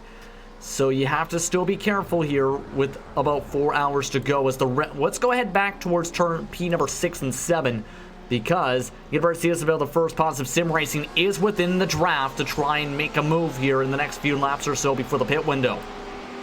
Just after sector 1, Colby actually grabbed 0.4 of a second on Overgaard, and then coming into turn 11, just capitalized on that 1.4 margin that overcar has only positive Universidad Isabel 1, part of Sim Racing GT European team. But Colby right now has to make sure he has a really clean third sector and to get within maybe a second range, and then he can start maybe thinking about an attack on the next few sectors. At this point, how impressed are you with the drive we've seen from Roy today? Though he's still held on to the 7th position, he wants to try and get back to his starting position in 6th. He's hovered in this spot all day long today. He's been doing really good so far, the Kobe so far, you know, just staying within that top 6, top 5 margin, you know. Of course, the Ferrari is a little bit twitchy around this track. It isn't a track that is going to do the Ferrari a lot of favors. Of course, it gets a little bit nimble on the turns. It isn't as nimble as the Porsche or the BMW I made in that regard. But so far, Kobe doing a really good job to keep within contact of a good result, which it would be, I think, for PSR up top 5, or who knows. If something happens, even a top 3, as we might come down into the second half of the race. And I want to bring up this conversation a bit with you here, of course, that the Universidad Isabel the First is indeed a university that sponsors this team. Your thoughts on educational institutions getting involved in esports would be first, before we get to that thought. An incident happened. This is behind the Prologue React esport machine, where we had a bit of trouble involving one of the Hyperion cars. Yeah, I think that was the Hyperion orange car of Chris Yar. No, The blue one. that isn't the orange. That is the blue one with Chris Yarley getting shunted by the NSR gold car on the backstretch off turn 11 and getting a wing damage as a result. Right wing damage, which will affect a little bit of top speed and stability coming into left right-hand turns. That is going to damage their race quite a lot. That is a big time amount of contact, to say the very least. Do have a pit stop. Prologue React Esport has just ducked down to the pit lane and is starting their service. So they have come down a little bit earlier than expected again this time. Their stints, they're going 3 laps apiece now, it looks like. Yeah, and right now they're actually doing a driver swap. Dominic Ferraris is gonna take, like he mentioned, for that Prologue React Esport number 74 car. Let's see. The question is, are they going for a full service, or they're going for just a half service? You know, just full fuel. But no, there's our answer: full service for that 488 number 74. I was going to say you don't want a double stint because when you do a driver swap, you don't want to end up putting your driver out on old tires where they're not sure what's going to end up happening in terms of reactions here, Renzo. Yeah, unless you're Audi in the Le Mans 24 who loves to do that kind of stuff, you know, we got enough grip, so we're just going to let our drivers, you know, grab that third quad extended tire and then maybe just go for one more stint on their cars. But, well, here we have to remember, real life has a sad limit of tires. This is, you know, I'm not going to say iRacing. All sims have this kind of stuff. You can work yourself over multiple set of tires, so that's why you can work yourself to have a good fresh rubber and then set yourself within a good rhythm. Back up to the battle. That's now going to be for 5th and 6th with the pit stop situation. Right now, Roy Colby still keeping within that range, but right now they do have they are reaching some lap traffic up the road in the next little bit or so. DGTS Sim Racing Black and NSR Silver are up the road. They are going to be the cars they're going to have to try and get by. So far, lap traffic has played very decently, but that could be very difficult if they're, say, battling for position. Yeah, it might become problematic, especially if it is drivers that are battling themselves for position. But If you have to talk about back markers, there isn't a lot of drivers fighting for position so far in the track. The only one would be NSR Silver and then the GDTS, Sim Racing Black, which are fighting for position as NSR moves up a spot to P18. But right now, I think Kobe has the golden opportunity. He just needs to be patient enough and work these sectors to try to get it within a really good drafting range and then overtake the driver ahead of him. Paul? I was going to say that traffic has been great for these drivers around this track because it is such a wide track surface here. Yeah.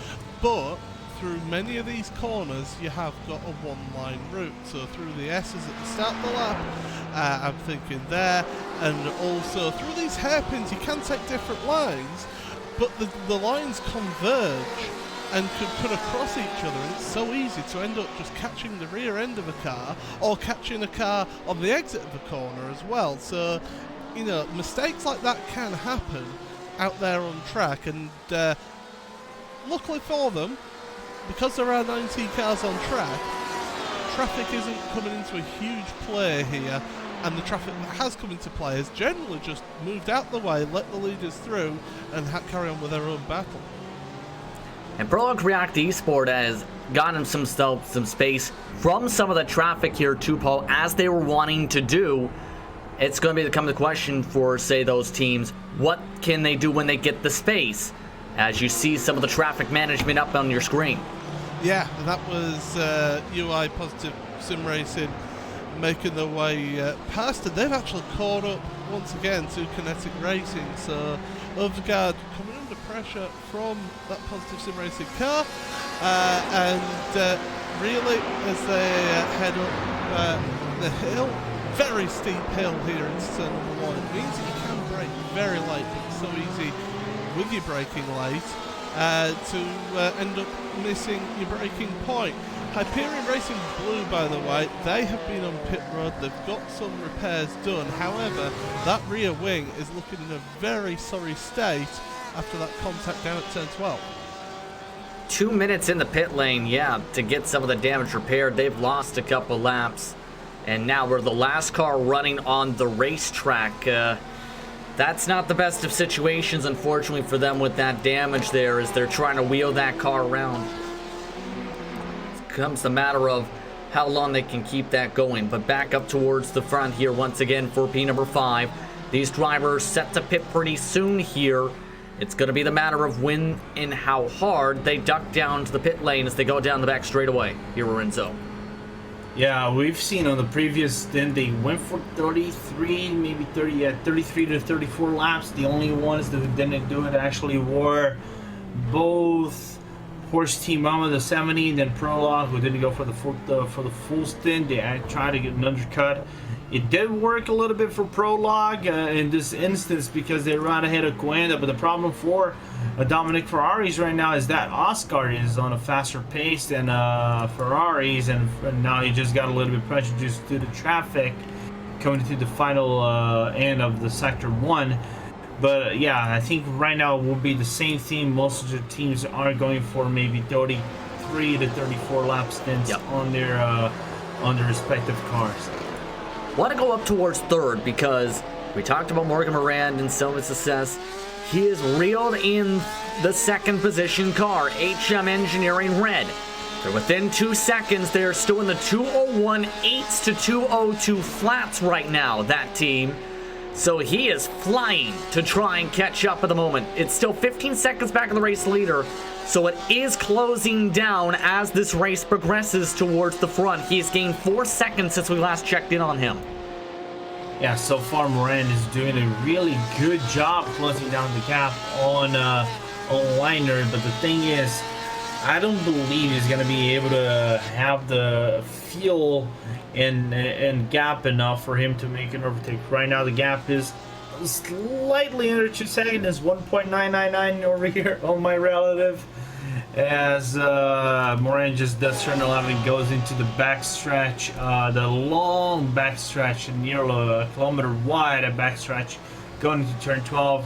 and he has probably 2 more laps on his Porsche 911. So I think right now the key for Moran is close down as much as he possibly can, so he can do a proper pit service and then come out and for blustering laps once he goes down for his second pit service. Brilliant Simsport is putting on the pressure now for P number 7 meanwhile.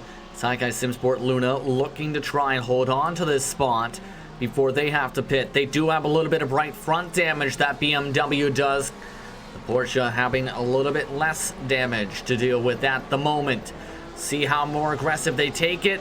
Right now, Simon Avital taking a little bit more of a softer entry compared to Robert Koeck. Koeck able to have more grip on the corner entry that time. As we can see coming into turn 14 and then 15 right now, Koeck's just trying to have a slight look on the inside coming into turn 15. Just not going to have it. Just go wide into the AstroTurf. Just grabbing more and more incident point, because I can assure you, going wide into that AstroTurf, it gives you 1 incident point for each car. And so far, Koeck just applying major pressure on that BMW as the BMW just goes wide into the second to last turn as that high key Simsport comes down into pit lane.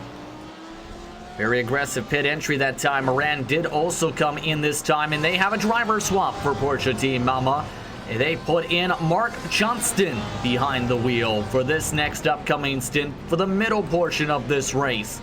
So it's going to be curious to see what Mark Johnston can do, because the gap was down to just 15 seconds, remember, between them and HM Engineering towards the lead. Yeah, and the thing is how fast Johnston can be in comparison to Moran if he's just going to keep the car on track long enough for Moran to comes back and does his job, or if he's going to be able enough to put his own blistering laps and then work a few spots up for that number 70 car. That will be a really cool talking point on this track, as they go for a full lengthy service, 1 minute and 10 on the track. The car bounced down off of the jacks, but then got jacked back up again. So I'm wondering if there was an issue with one of the tyres for the tyre change, and they had to re-jack it up to make sure they got the correct amount of tyres on that car. Let me ask you something about that. Have we ever seen something like that happening on the iRacing service? I've never seen that. I can't say I have either. I mean, I've seen in the past Commander Simsport take a tyre in the pit stop, but yeah, that was very unusual to see that happen there. In terms of, it definitely got jacked back up though, did the car. That's the thing, it had completed its service, but I just wonder if it hadn't actually changed one of the tyres, whether one of the tyres got deselected on the pit stop option. So it can happen as a driver change happening for HM Engineering Red, Kieran Harrison jumping in behind the wheel now. So we've got got a few more pit stops, a bit more of a pit party going on here. Indeed, here at this point, as you see right now, a lot of the teams coming in. Singular Racing Pink, Ronin Simsport also just ducked down this time by.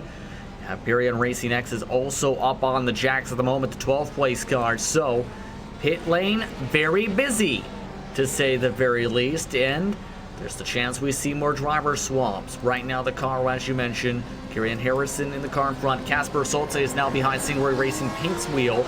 Vincenzo Amico will now drive for Ronin Simsport. Well, NSR Gold is also going for a swap to bring in Philip Villenson, I should pardon me say, in these pit stop windows. So everybody going in for what is going to be their first driver swaps of the race today. Off and away goes the car on your screen. Off and away liner goes. I think right now still retaining. I was gonna say he's in P4, but he's coming down, I think, slightly into P. It doesn't show up, but it's Harrison actually. He's coming down into P6. And right now Weeks coming down into pit lane for HM Engineering, and only now Colby and the guy ahead of him on Overguard has to come to the pit lane. So they are going as long as they can to about 16 Weeks, rather, has just ducked in for his service just now.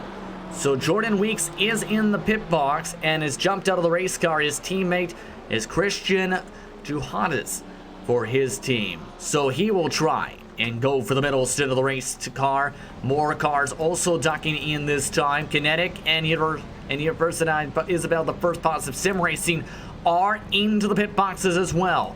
For Stefan Overgaard, his teammate for the day in the 54 machine for today's race is Vincent Leherber, as it will be for Universidad Isabel, the first positive sim racing. Their teammate for today is Bats Visser. Both of them will elect to take their driver swaps now for the middle stint of this race. And Bats Visser, he's a very fast driver compared to Colby. I think he is able to get more out of the Ferrari than Colby himself. So I think right now they're putting a very competent driver that can get a few spots for that number 106 car when they actually come out of the pit lane and fight against the Kinetic Sim Racing that was battling with them for a couple of few laps. Yeah, gonna be curious to see how they handle these stints right here, as everyone has just finished up just about their service here, Paul.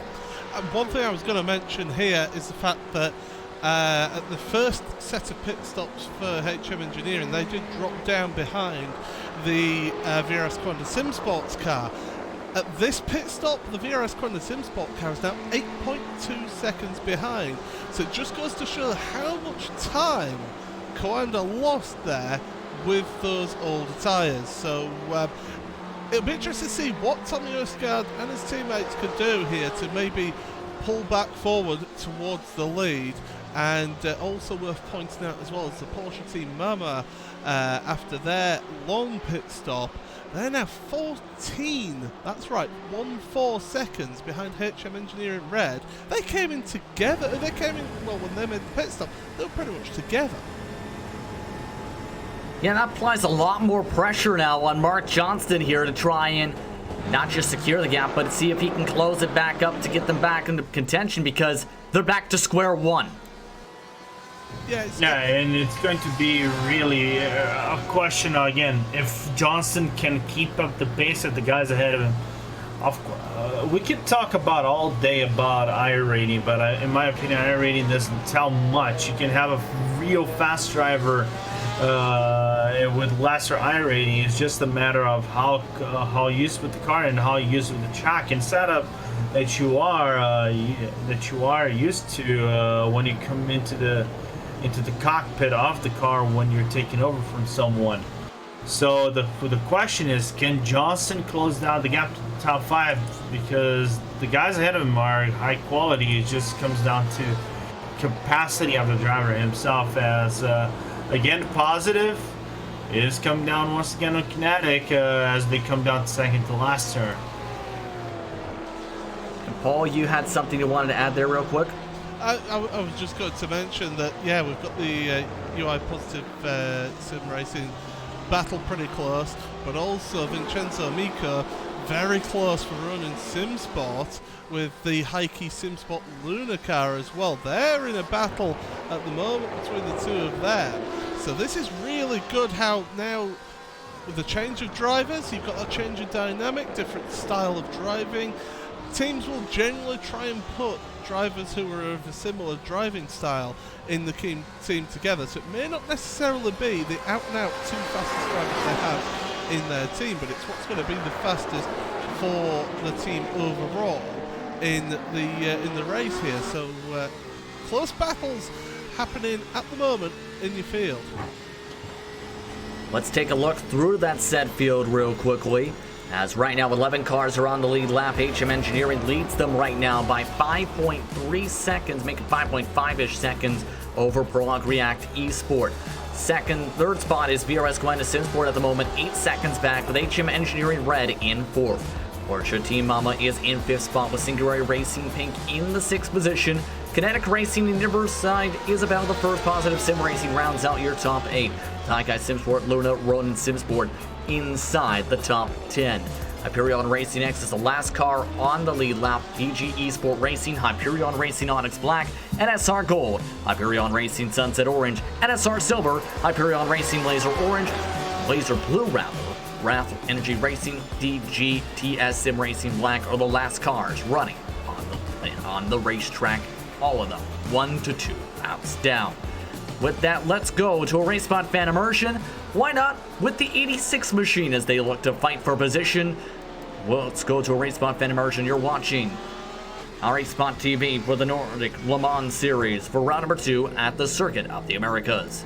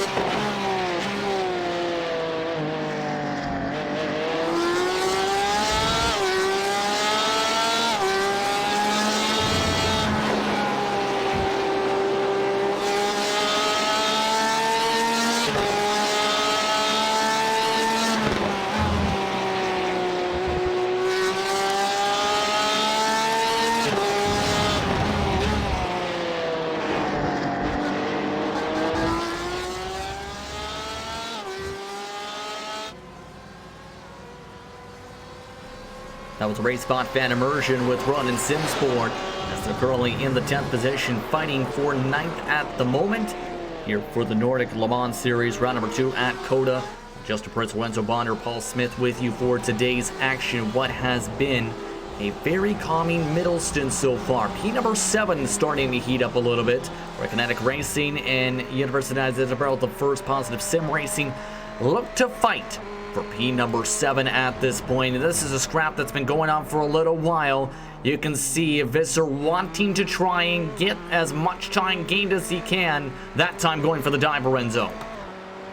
Yeah, Visser has been working for, I think, the last 4 to 5 laps on the Kinetic number 54 car with Russell Herbier, but I'm not being able to make a move on that number, that BMW M8. I think Visser just need to work the lines properly. He's trying to go for the lines where he's trying to get more an aggressive entry than exit itself, and that is costing a little bit of time. But if you are to look on a general perspective of the race, there are a few things, not few, but several interesting scenarios brewing up. Number 1, Prologues are reaching the leaders lap by lap because Dominic Ferraris is slightly faster than Christian Juhasz in APM Engineering. That is Juhasz's first lap is the first lap that was actually faster than Ferraris.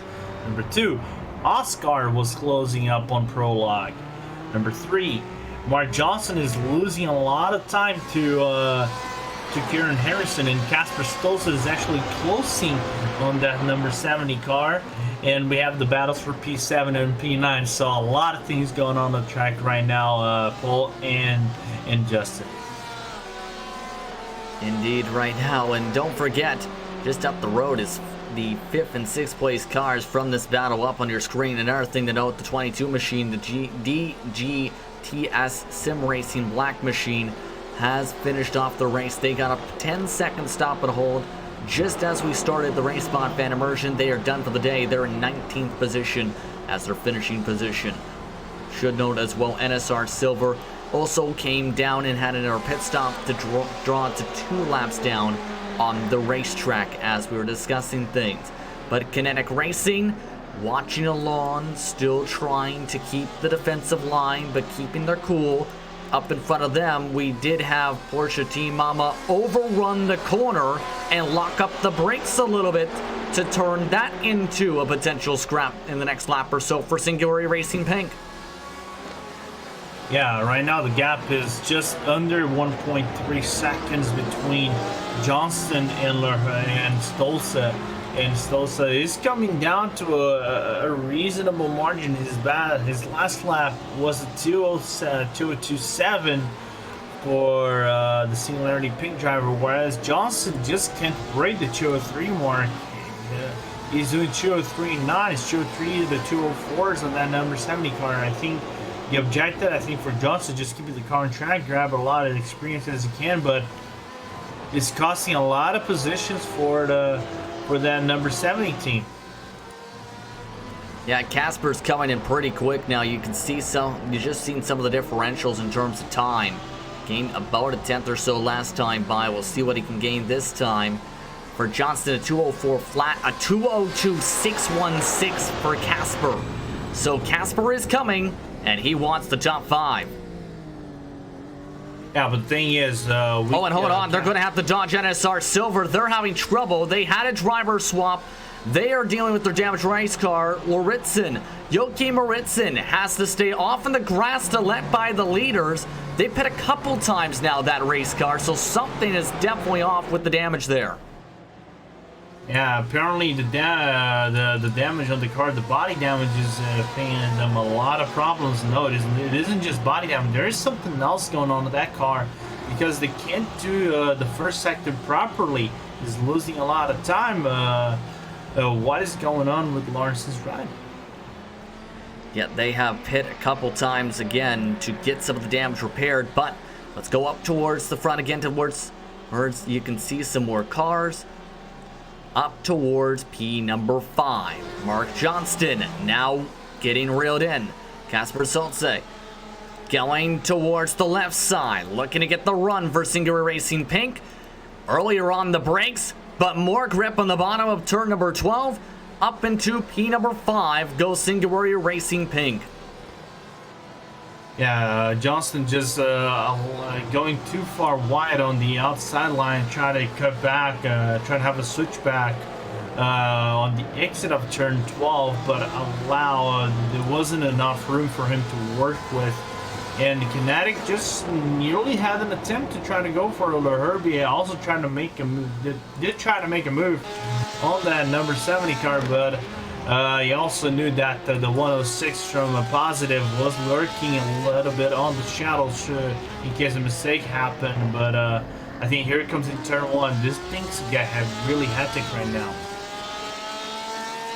Absolutely, Paul. One thing of note on this Marmar car is that they have been able to fix this portion of the car on pit road, so that was damaged earlier on. It's now fixed, but right now that is not helping Mark Johnston. He's a quick driver, is Mark. I've raced against him a few times, but he's just not got to the pace of this car and this track. Whether he's just not liking how the conditions have moved and changed how the car feels, that's to be seen. But Kinetic and Positive Sim Racing are all over the back of that Porsche. And they're already getting a good run this time to turn 11. Johnston defensive line. L'Herbier having to get off the gas. Here comes Visser diving to the inside. This is in turn number 11. Visser gets the spot for the switchback. Goes Kinetic Racing. They try and get the run back.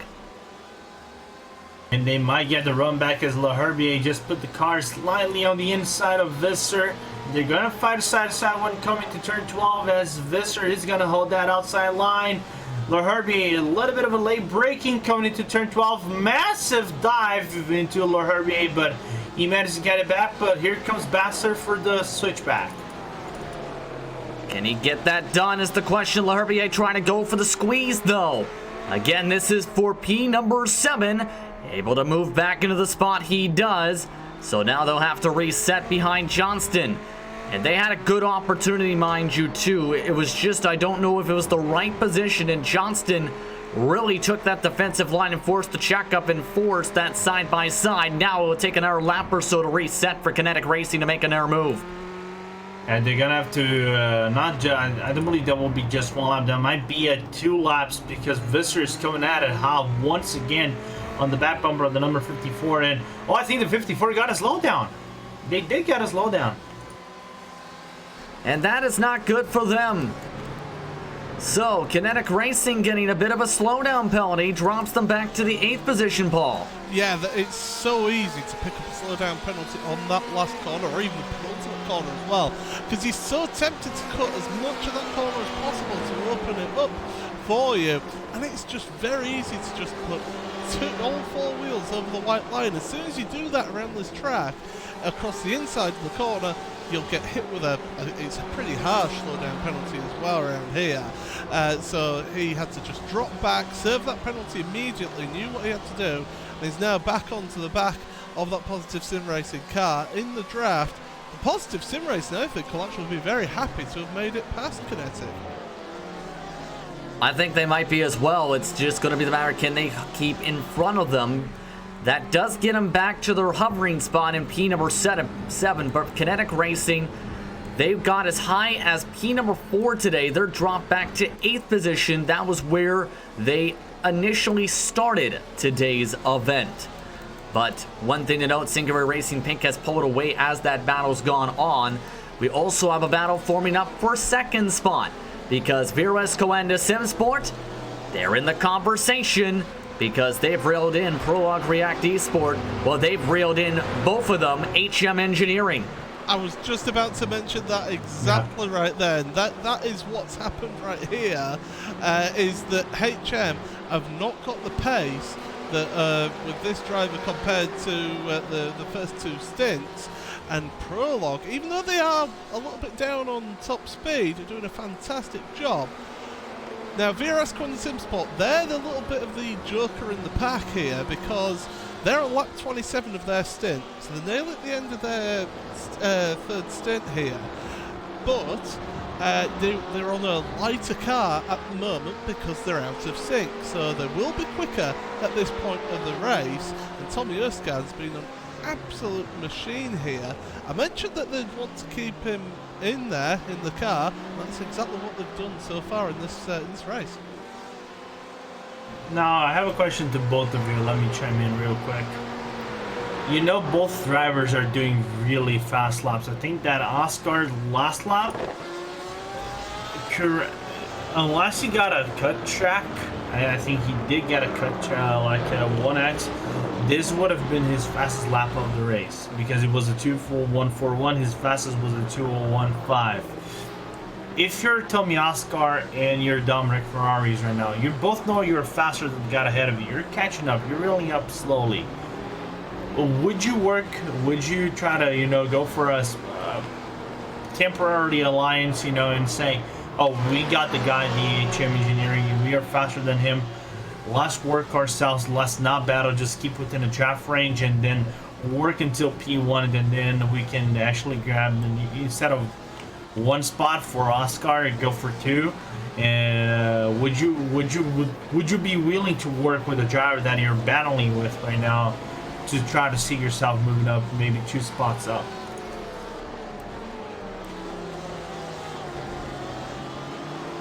Sorry, it was a German-like question.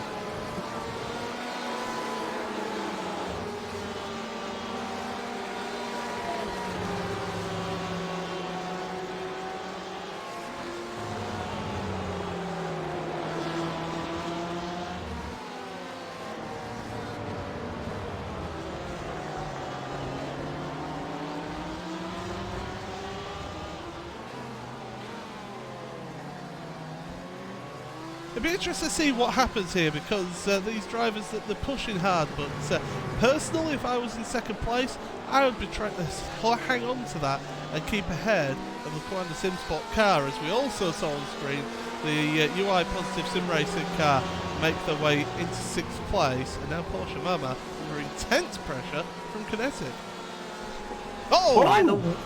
Oh boy, there goes the car. That is the Porsche Mama car that went off towards and taking a cut.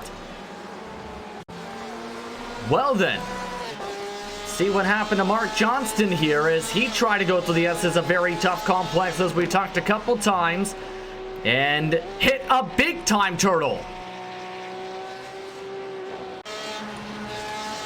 Yeah, and that caused a lot of damage on the back bumper of their car. If you see on the replay, I had to take a look at the replay like 3 times to make sure I was not going crazy. Even though we have the lead reeled in right now, but that back bumper, the diffuser of that Porsche is all bent, and that is going to cost a lot of time for Mark Johnson. Especially that diffuser was damaged previously, actually earlier in this race. By the way, the race lead has just about been reeled in. HM Engineering's gap, as high as 8 seconds at one point, is down to just about a second. 2/10 gained last time by second. 4/10 by third last time by. So the gap has closed down just at a snap of a finger this entire run. So the fight is on as the green light and the green laps continue to get turned here, Lorenzo. Yes, as right now Dominic Ferrari's once again better lap 202, nearly a 202.5, just 1/1000 of a second better than, actually not better, than worse than a flat lap. But let's not be wrong over here. Christian Newhutz is doing a really good job on that car, but it's not enough, because both drivers are right behind him are just as fast. Late braking for Ferrari, just launching himself into turn 11. Closed down, just shrugged away, I think, 0.2 tenths of a gap right now, as it is under a second between HM Engineering. It is also under a second between the Prologue and VRS. So closer out, battle is on. Let's see who comes out on top. Black flag, by the way, for NSR Silver. Remember, they were stopped along the side of the track with severe damage on the race car, so they will have to serve a 1-second stop and go penalty. But we'll stick up to the race lead. All the drivers working the wheels as hard as they can and hard as they might, because the fight is on for the race lead, approaching the midway point of the 6-hour round for the Nordic Le Mans Series. Can Dominic Ferreras make his way down towards the pass? When does he make the move is going to be the question, because they've got the pace compared to the 10. Yeah, slide for that Ferrari, so he's not gonna work doing himself any favors coming into another lap here, lap number 79 here on COTA. As we are coming down to the end of this first half of the race, we have 17 minutes left into this race. Paul and Justin, we can say I think this was a very action-packed first half of the race, and I believe. And I'm gonna put a prediction over here. Ferrari overtakes HM Engineering, if not in this lap, in the next one. I believe in 2 laps. That might be a possibility, absolutely. But here's the thing: Vera Esquenda Simsport on their different cycles approaching the end of their window at this point. They're also in towards the back end. The last time they pit around lap 49. They're approaching the edge of their pit window at this moment. So it's getting dicey. Lap car and Hyperion Racing Laser Blue moves to the left side of the circuit, and Victor Matos to move out of the way of this battle. But remember, that 74 car is down on straight line speed, which can make it very difficult for them to get this pass done. Yeah, if we are to look right now, I was looking over here at the speed right now.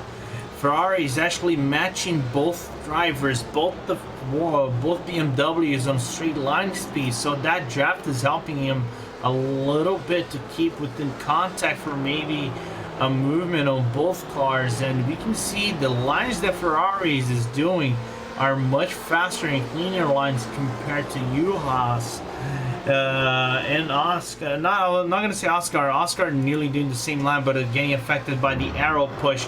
And here comes Ferrari once again, diving deep into the second last turn. Is he going for a move on the last one? No, he doesn't. Just sells himself up just on the back bumper of that BMW number 10. Looking to try and get the move done right now. Prologue React Esport looking to get the lead for the first time today. They make the dive. HM Engineering tries to dive in the corner side by side off of turn number 1. HM Engineering, though, gets the preferred line and the traction off into turn number 2. Prologue React Esport falls now with the S's, while Vera Esquenda Simsport lets them fight for the race lead. Yeah, I'm just thinking, slight replay. Yeah, I heard there was a slight contact between both cars, but we have to take a look at the replay once again to be sure of that. But I can see the right side of that Ferrari is slightly bent. It's not going to affect heavily in terms of speed or downforce itself. He can still work himself over the draft. Now Ferrari needs to just set himself up real late braking for that number 74. As he sets himself for a turn 12 move under the draft. See if he can be able to overcome the speed and try and get the run. A little bit slower acceleration, but the draft is there. Will he try and go for the hard brake? Yes, he does. Can he make it stick, though? No, he nearly goes off the racing track. To the outside line goes HM Engineering. They try and ride along that line side by side as they go to the stadium section. Turn 15, they roll. And here comes Quenda on the inside of Prologue, just trying to make a move. Oscar trying to be a little bit opportunistic over here, but just couldn't capitalize on the wide line done by the number 74. The HM Engineering number 10 lives to fight another day. And they'll try once again. When does VRS now come down is going to be one of the main things. Remember, they're inside their pit window just about here in their BMW at the back end of this battle. So they are continuing to watch as these cars continue to scrap with an estimated 96 laps to go. As this has been going on, slowly but surely, HM Engineering Red, who is 5 seconds back, has been gaining time. So they are slowing each other up to the 2:03s at the moment. And Kieran Harrison just did a 2:02 as Paul just mentions, and I think he properly mentions that that red car is getting on them is under 4 seconds for Karen Harrison on those 3 drivers. Of course, he has that kinetic Hyperion blue car as a back marker. He will clear himself off eventually off the number A14 car, but yeah, instead of a 3-way battle for P1 that could become 4-way, they could become more cluster. But it then comes down if the VRS COTA can last 34 laps under that fuel stint. Yes, indeed, right now, as once again down the straight this time, HM Engineering got the better of the run out of the 3. So the Prologue React Esport machine trying to overcome that in the braking zone, closing up some ground once more. But Kieran Harrison again gaining some time in this section of the racetrack. He's closed it to 4.9 seconds to the race leader now, as they go back in the stadium section once more. So it looks like, again, it's going to take at least a few laps each and every pass attempt now for Prologue React Esport to try and get the job done with the damage. Yeah, and I think Ferrari now just overdrove himself a little bit more than usual. He wanted to on turn 15, on the turn 16 actually, just having a small slide on the car on that inside line of the number of the 16 turn. Didn't do much for the VRS COTA to close down the gap as VRS COTA comes down into pit lane for their pit service. Tommy Elscott saved some fuel, it looks like, in the midst of that fight. He's elected to come down for his scheduled stop.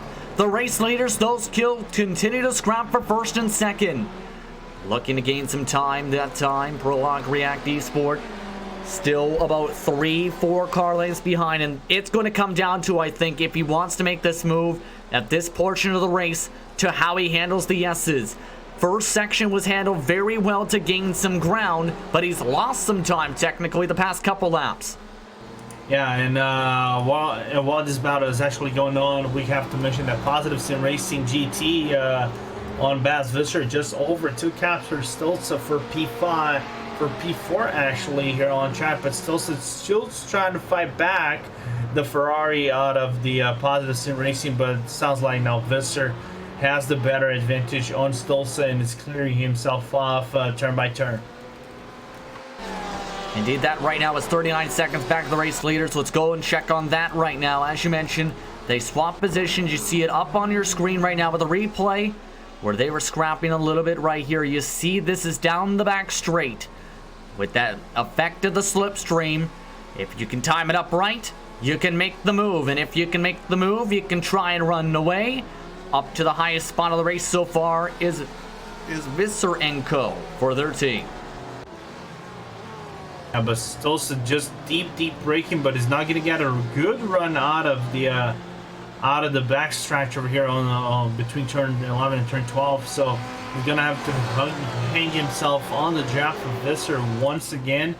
As we go back into the lead fight, Ferrari's once again taking aggressive lines, trying to overtake Juhas, but is just not being able to capitalize. Up on your screen once again, they picked up some time now. Should note the track is to its coolest point of the race at 99 degrees Fahrenheit, so the grip levels are going up as this event progresses. HM Engineering a bit more softer on the brakes. Prologue React Esport a bit more aggressive in those sections, trying to overcome the straight line speed. Again, back to the S's as they try and set themselves up for turn 11 in the backstretch. There he comes into the end of the S's, comes both Juhas and also Ferraris. Ferraris with, I would say lines are basically equal. You can see the throttle, the steering input out of the Ferrari's car, real smooth inputs, and maximum usage out of the Ferrari 488 rev usage. As they come down to turn 11, late braking for the Ferrari as he's trying to set himself up for the draft pass on turn 12 once again. And that becomes the question here. Is he going to be saving fuel? Paul, you have a question yourself. Yeah, the question I have to ask is, yes, the Prologue car has been all over the rear end of this BMW in front as they're looking to the inside for the lead. Down the inside into turn 12. And this time they actually make it stick as well. My question was going to be, it's something that I noted from your commentary, Justin, is that they were sat in the slipstream and they were getting help with their top speed from that slipstream. If they go into the lead, how long can they actually hold on to that lead? Now we're going to find out. It's going to be the main thing here after the dive here. So it's going to become that big thing. Lorenzo, how long do you think they can try and hold on here? And the question is not the straight. If it comes to straight line battle, the BMW is going to have the advantage all day long on that Ferrari. Not just because of the draft. Even though without the draft, the BMW was having the advantage despite the damage on that Ferrari. It just comes down to turns. If that BMW can keep up on the turns, on the S's, on the twisty sections into section 1 and 3, can that BMW be able to do his job or not? But it seems like the Ferrari has the upper advantage as we have a battle between Heike, Ronan, and then the Porsche team Mama, as Johnson has to hold both number 38 and number 86. Up on your screen as you look at this again, this is for 7th. This has been going on for a while. As we looked at it a little while ago, the final corner, turn number 20, Johnston causing a bit of a stack up nearly as Bravdik nearly went into the back bumper. Will he try and send it in the BMW? He blinks the lights, showing the nose. Johnston tries to come down, but he gives him the space on the inside. The BMW gets the run off the corner, but the preferred line in the squeeze by Johnston keeps them the spot. Yeah, you can see that Heike had a massive struggle. Radich tried to go for a better move on the outside. No, nearly clipping that turtle curb, which would have sent him nearly into another realm of a racetrack. But fortunately avoiding that turtle curb. But yeah, that wiggle that the BMW had on the exit of turn 1 affected his speed and exit that allowed the number 70 once again to retain that that 7th spot. But that allows only the Ronin car to close down on both of them, and who knows, try to go for a funny move despite the wing damage on that Porsche 911 on the 86 car. Looking on board the 86 machine at the back end of the slipstream, but the bigger run right now is by the BMW. Will he look? Yes, he does, to the left side. Trying to dive into turn number 12. A little bit tight, but side by side, here comes the Ronin Simsport machine, electing to save fuel and let them fight. As Johnston gives the squeeze, and the Ronin Simsport machine tries to take advantage. Up on the outside line of turn 15, has to back off as he gets the traction. And once again, the number 38 having massive trouble trying to overtake the number 70. Has a massive wiggle coming out of turn 16 that allows the Ronin Simsport to have a clean exit, a clean room to work with, and then overtake the number 38. Now it is the question: can Vincenzo Amico make a move on Johnson? We saw that the number 38 just couldn't capitalize. Now it's a question of Vincenzo Amico. Can he do it? Try to go for that one, turn 1. Massive lock for the number 70. Did he have a slight contact? Oh, and he's now flipping upside down, but straightened back out, but severe damage for Ronin Simsport. Unbelievable, as this was for 7th position. As you can see on the replay, Amico just down on the inside, just doesn't see that number 70 on the right side, and unfortunately just the number 70 just grabs the contact. The car stayed glued, and the 70 just kind of flips. One barrel roll for the number 86, and you can see if you look on the back side of that car, that wing is done for. I'm surprised the car is still going with the barrel roll even. Yeah. So that car going to be having a lot of damage to deal with already. Slow down the straightaway. Not good for Ronin Simsport now. Not good at all. And the question is, I'll defer to both of you this question. Do you think this is a racing incident? In my perspective, it sounds like a racing incident because Johnson was holding his line and the contact was kind of unfortunate, but it did happen for me. It was a racing incident. What do you guys think? Well, can I say as a former race steward, I would be saying that the running car had more room on the inside of the corner to give space, and they've gone out because they're just determined to get on the power nice and early and get past them as quickly as possible. Maybe even try and bully that Mama car out the way as they're deciding they're heading onto pit road as the 86. So I'd be interested to see. I'm sure the race stewards will have a look at that one because we have got live stewarding here in this race. But I would be surprised if the Mama car ends up with any penalty, really. Have to wait and see, but that does get them close to the incident points though for the 40 because they're estimated 39. And knowing the track actually takes no prisoners, they will eventually get an off track. So that for number 40 is just knocking on the door and will come in eventually. It isn't. Can they keep that off the one off track off, or that one incident point is just when? This track is just a matter of when, just not can it happen. By the way, the answer to the question, how long can Prologue React Esport hold on, is still to be determined because right now they're running the 202.1s. Right now, HM Engineering's fallen off to the 202.3s at the moment and has actually been losing ground in some of these portions of the track with some of the aero push. So they've been able to basically even themselves out and keep this race lead for the time being. They were actually a little bit quicker in the lead this time. But P3 is now within the drafting range just about. HM Engineering Red is about to turn this to a three-car conversation.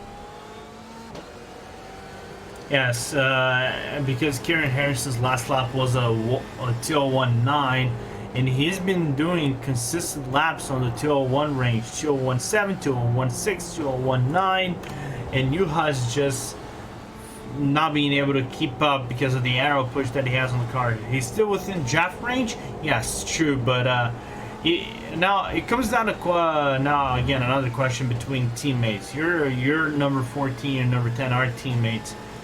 If that number 14 gets within the number 10 range and you know that Harrison might have a better pace, do you let that your teammate go by and then try to just keep within the draft range and grab a prologue spot by having your teammate trying to make an overtake? Yes. I would, if I was that number 10 car and your teammate is currently faster, I would let them buy in the most sensible place as possible so you lose as little time as possible for yourself, and then sit in their draft and have them help you pull yourself forward towards that race leader again.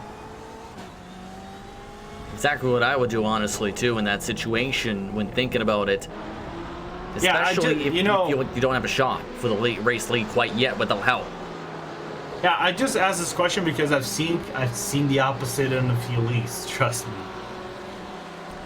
I trust you. I definitely trust you on that one. But right now, Kieran Harrison looking to close this up even more. So it's down to 2 seconds flat to the race lead.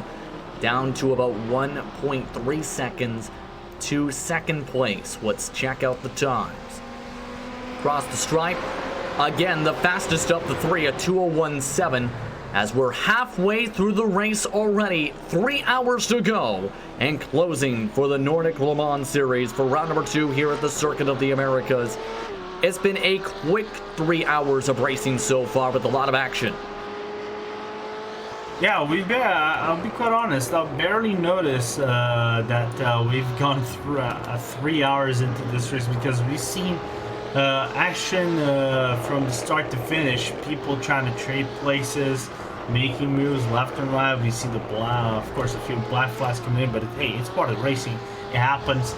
But it's been quite action-packed from start to finish. Even though you would think that with a grid that is kind of reduced, instead of 26 cars, we have 19 running into this track, it would have been more spaced out than usual. Race has been very interesting compared to Suzuka, where it was more spread out, like you mentioned there, where we've seen the winner lap the field after some trouble with Prologue React Esports early on in the event. HM Engineering runs the corner. HM Engineering red now within the arrow push as they continue to fight, and go forward into the stadium section towards the Grand Plaza. And now we're about to see, will the teammates let each other go and help one another, or will they fight before they get to their pit stop window in the next little bit or so? And because here comes the number 14, he just has better overall pace than the number 10. I think for now, the number 10 just have to contend themselves of letting the number 14 car by. If I'm Juhas right now, just I would have let Harrison just come down into the 0.3 second margin, come down into turn 11, let him overtake, just lightly let off the gas on the straight line, on the back straight, and then work on the draft once again. Just try to keep within yourself under contact so you can try to grab one spot that's caught from prologue. Yeah, they're losing time too right now. Right now, that HM Engineering car, it's up to 1.3 seconds. Actually lost 0.2 of a second this part of the S's. So right now, HM Engineering, they might have to try and make this go pretty quickly here. At this point, Harrison still now looking to go and fight that arrow push, as it's been a 10th game to the S's that time by. But now it's the straight line, which will be the question. Will Harrison get the run to make the move? Gap is 0.48 through 0.5 between Juhas and Harrison right now. So it isn't a gap that Harrison can work himself with coming into turn 12. So he can say, oh, I can make a move on my teammate, and both of us don't lose a lot of time for against prologue. But again, this is a moment that you really don't want to lose time to the guy ahead of you, because we've seen several occasions, I think in this race itself as well, that you're battling yourself for position, and not only you're losing precious time to the guy ahead of you, and then you have to scrap yourself, go to ground zero, and set yourself within a new strategy. But then again, you really want to move up the slots. Indeed here, Harrison sending it hard in his black and red machine. Now it's going to fall behind once more. It's up to 1.5 seconds, and now Prologue React Esport is the fastest car on the track with a 2:01.795 last time by. So now it becomes even more worrying a little bit now, as now they are running away. They might have been saving a little touch as they were seen knowing what was going on with HM Engineering.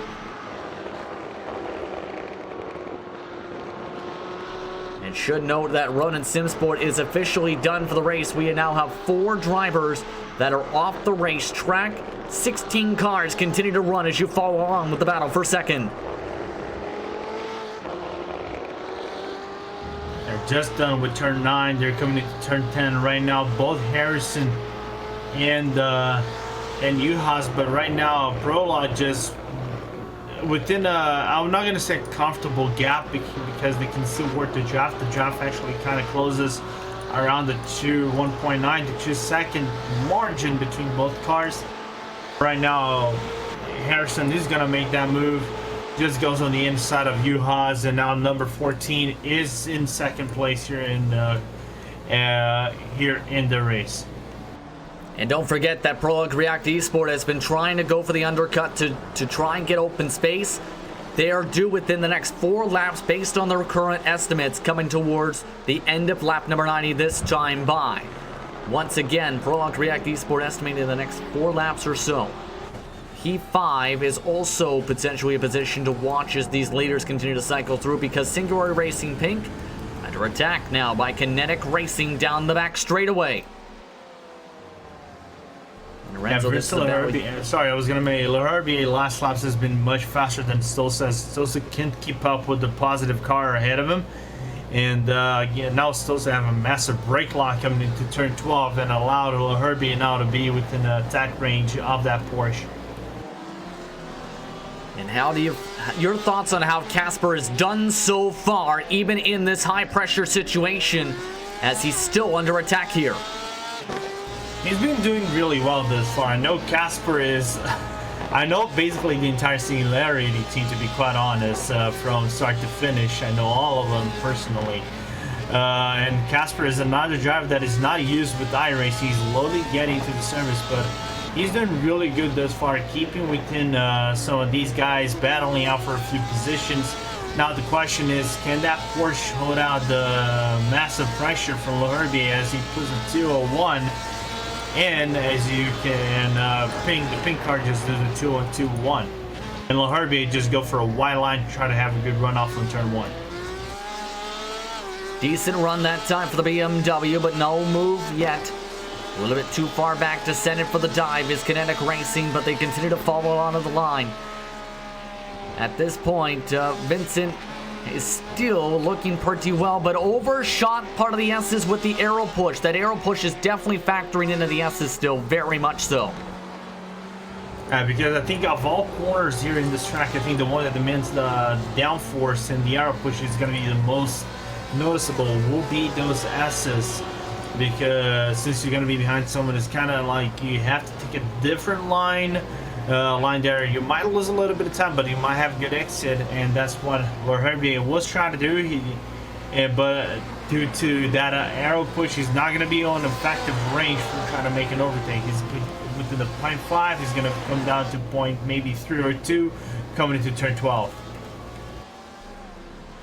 You know we're close yet, and they're dead even on braking zones just about that time by.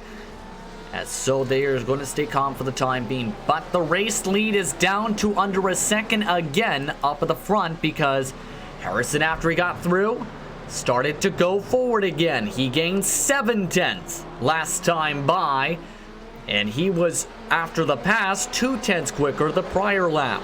So he is up on it, to say the very least. Absolutely, and now the thing is, Juhas is not, he's doing his best, but Harrison's pace has just been outstanding compared to his teammate.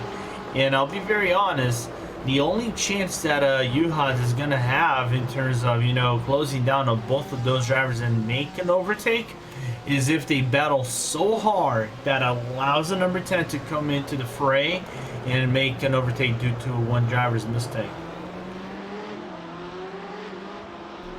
Absolutely agree in that point at this rate. But now they got the slipstream down the back straightaway again. Harrison gaining about another tenth or so down this straightaway. And now at this point, how hard do you push knowing that Prologue React Esports pit window cycle has cycled to about where they might be coming in about 2 laps or so? In a race perspective, I would push hard as I possibly can because you really want to clear yourself out with someone who's on a different fuel strategy that might be on a fuel strategy that might be more advantageous in terms of, you know, coming down to the wire. You might have more fuel or you might have better, worse rubber. So you need to overtake someone as fast as you can possibly can before that guy comes down to the pit lane and might have a secure advantage coming into the final laps of this race. That last time by, also, VRS going to Simsport set a purple lap. That's all the way back in 9th position. They're a minute and 19 seconds back of this scrap. As Prologue React Esport again leads this time by. The fastest of the 3 again is Harrison. Harrison taking a bit of a wider arc this time into turn number 1. As he uses as much of the rumble strips as he can, using the edge of the limitations of the racetrack to push. Oh, but that riding that turtle curb on the second part of the S is not going to do him any favors. Yeah, it looks like he's trying to battle as hard as he can with that aero push, trying to make sure he can get himself away from it almost like. By taking a slightly different line, That time out of the final part of the S's, not the best of runs, but he did get the first part of the S's strong. Will he be able to get himself a strong run down the straightaway? It's about 3/10 closer compared to last time by. In the past 3 laps, he has gained time on that blue, silver, and white machine up in front of him. Will he be able to make anything happen this time? Under 0.2 of a second is the gap. He looks and shows the nose, but not close enough yet to make the dive. If he was under 0.3 of a second, then maybe he could have thought of making a move into turn 12. I think the go-to margin that you really want to make a move on from turn 11 to turn 12 is 0.3 of a second between your car and the car ahead of you. And that wasn't enough for Harrison to think of making a move. It was 0.4 of a second, but the straight line speed on the draft is nearly 5 kilometers more for the BMW M8. And a bit of aero push that time out of turn number 19, loses some time. Here comes the pit stop. Prologue React Esport into the pit lane this time by, as that will move HM Engineering Red to the lead for the first time today. I was going to mention, here comes, in the meanwhile, Kinetic Racing. Herbie coming into the outside of turn 16. Stolza have a massive runoff into turn 12 and then 13 and 14. But Stolza narrowly holding off that P5 slot. But that could have been a whole lot worse for the Singularity Racing Pink driver as he had a massive runoff into turn 12. Indeed, but now they're going to have to try once again. RBA trying to get the run on the bottom side of turn number 20. Not able to make anything quite yet. He's been trying, though. They'll pass by the Prologue React Esport machine in the pit lane. The RBA will try and pass by into turn number 1. The dive. Will he make the line stick? Gives the squeeze. Can't get quite clear yet, though, as Singularity Racing Pink gets the run. Yeah, good run, good exit from Stolza to retain that P5. He's just working hard, but working well thus far to hold that top 5 spot against Leherbier. And I know Leherbier is a very efficient driver on his own. He's very fast, but he needs to be able to work a line that works on his favor. And now, if I'm Leherbier, I think he's gonna go for a late braking over here on turn 11. And try to set himself up. Yeah, late braking for Leherbier and trying to set himself for a runoff. Not a runoff, but a draft run and a possible overtake in turn 12. And you can see the shadows starting to really stretch out too from those back wings. And local time already approaching the 5:30 p.m. mark. Leherbier shows the nose, not close enough to make the dive once more, as these cars are already approaching the pit window in the next few laps or so, with 2 hours and 45 minutes and under on the clock. An estimated 82 laps to go. There's the slide up track. Singularity Racing Pink, though, gets the traction back just at the right moment for the last part of the stadium section. Yeah, that could have gone very wrong as Leherbier going for a more tight line into turn 13.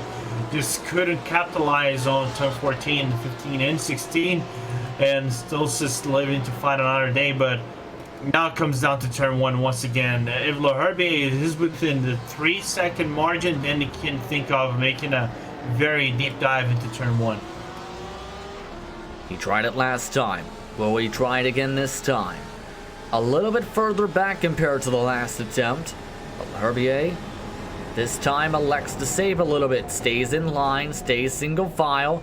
Tries to go for the crossover instead. Can't get the traction down or work close enough to make that move work. So he stays in P number 5 for the time being.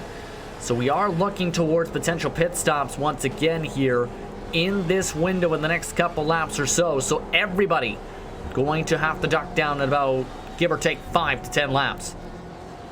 Yeah, I would say mostly for most of the teams will be in about 3 to 5 laps coming down into pit lane, unless you can stretch it out 34 laps, which I don't think for the guys in the lead will be possible. I think they're going to be coming down into 32 or 33 laps as both drivers actually go really wide into turn 11. Both of them not the best of runs, and look at this, trying to break up the slipstream this time, knowing the pressure is on. As they went all the way towards the left side of the track, they're all the way back along the right side. You can see how far behind they've fallen behind the Positive Sim Racing machine.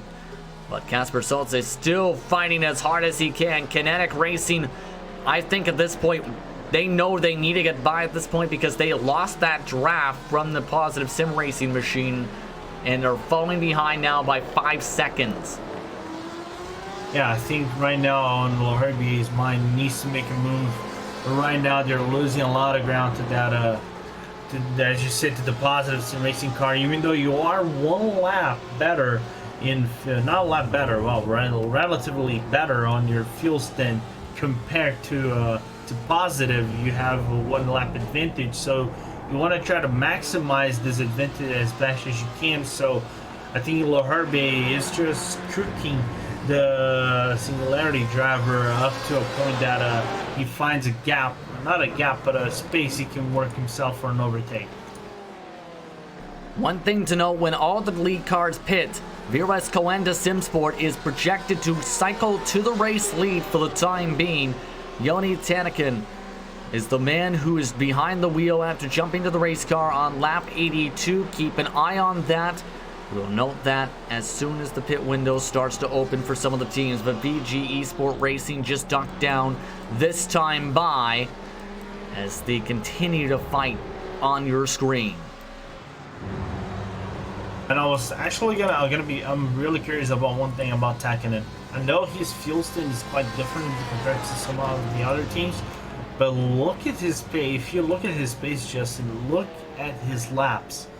Only 3 laps on the 202 range. Anything else was better, and I mean much better than the rest of the field. He's just done 202 medium to lows on a daily basis. So I'll be very honest, I think VRS Coenda is brewing something here, and they could actually go for a very, very lengthy lead period once the leaders come down into pit lane. Leader is indeed in. HM Engineering Red elects to come down. A little bit staggered this time with HM Engineering as Harrison looks for his pit box. So he is down and he looks to get his service. They were ahead by 37 plus seconds, give or take, from P number 3. Can I just come in here and point out the graphic at the top of the screen there? Look at that fastest lap, even though I've just gone and put a line through it. 2:01.0 from Prologue. That's on fresh tyres. They did that on their last lap. So Prologue are on an absolute mission right now with Daniel. So I would keep an eye on them through this pit stop cycle. Absolutely, right now was about to get towards that road. In fact, they are flying. And right now they are they were right behind VRS Coenda Simsport, in fact, right now on the racetrack. Here's a look at them right now. It's going to be curious where they cycle specifically. The HM Engineering machine is still in the pit box. The service time, 1 minute and 3 seconds before for this team. And right now, 1 minute and 1 second this time as they pass right on by. Prologue React Esport back up in front. VRS Coenda Simsport, though, right there for the taking. Yeah, and right now, Passer once again, fastest lap of the race. The first driver to break the 2-minute mark on the racetrack. So, well, Paul said it, everything.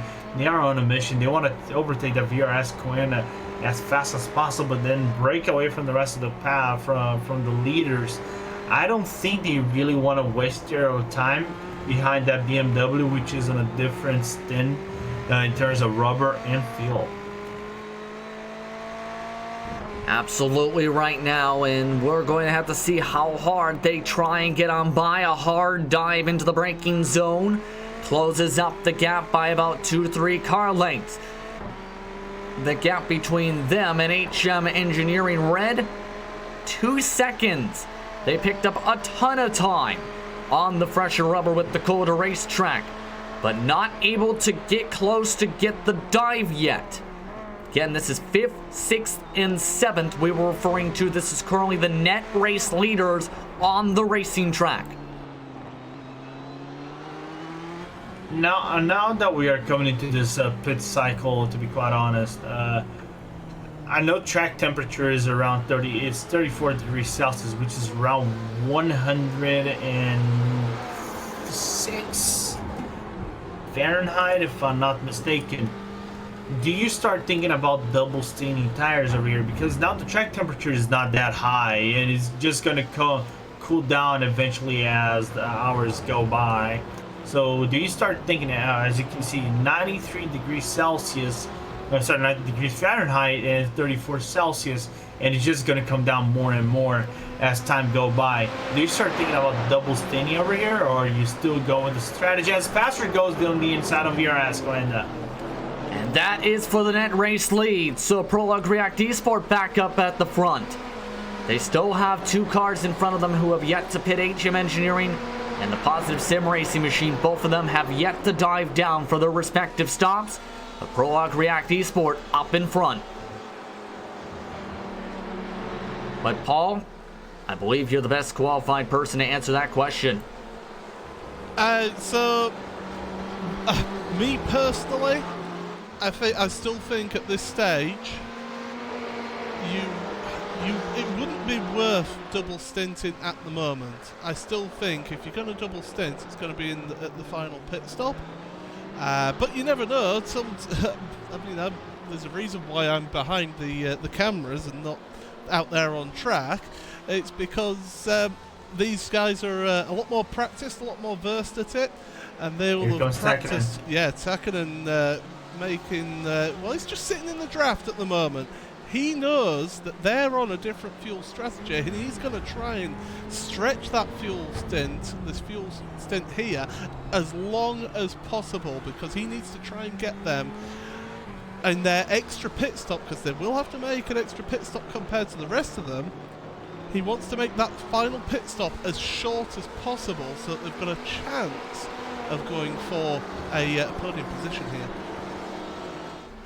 Pit stop for HM Engineering up at the front as Christian's car tries to come to the stop of the pit boxes, while the rest of the cars are just now making their way through the final corners of the racetrack.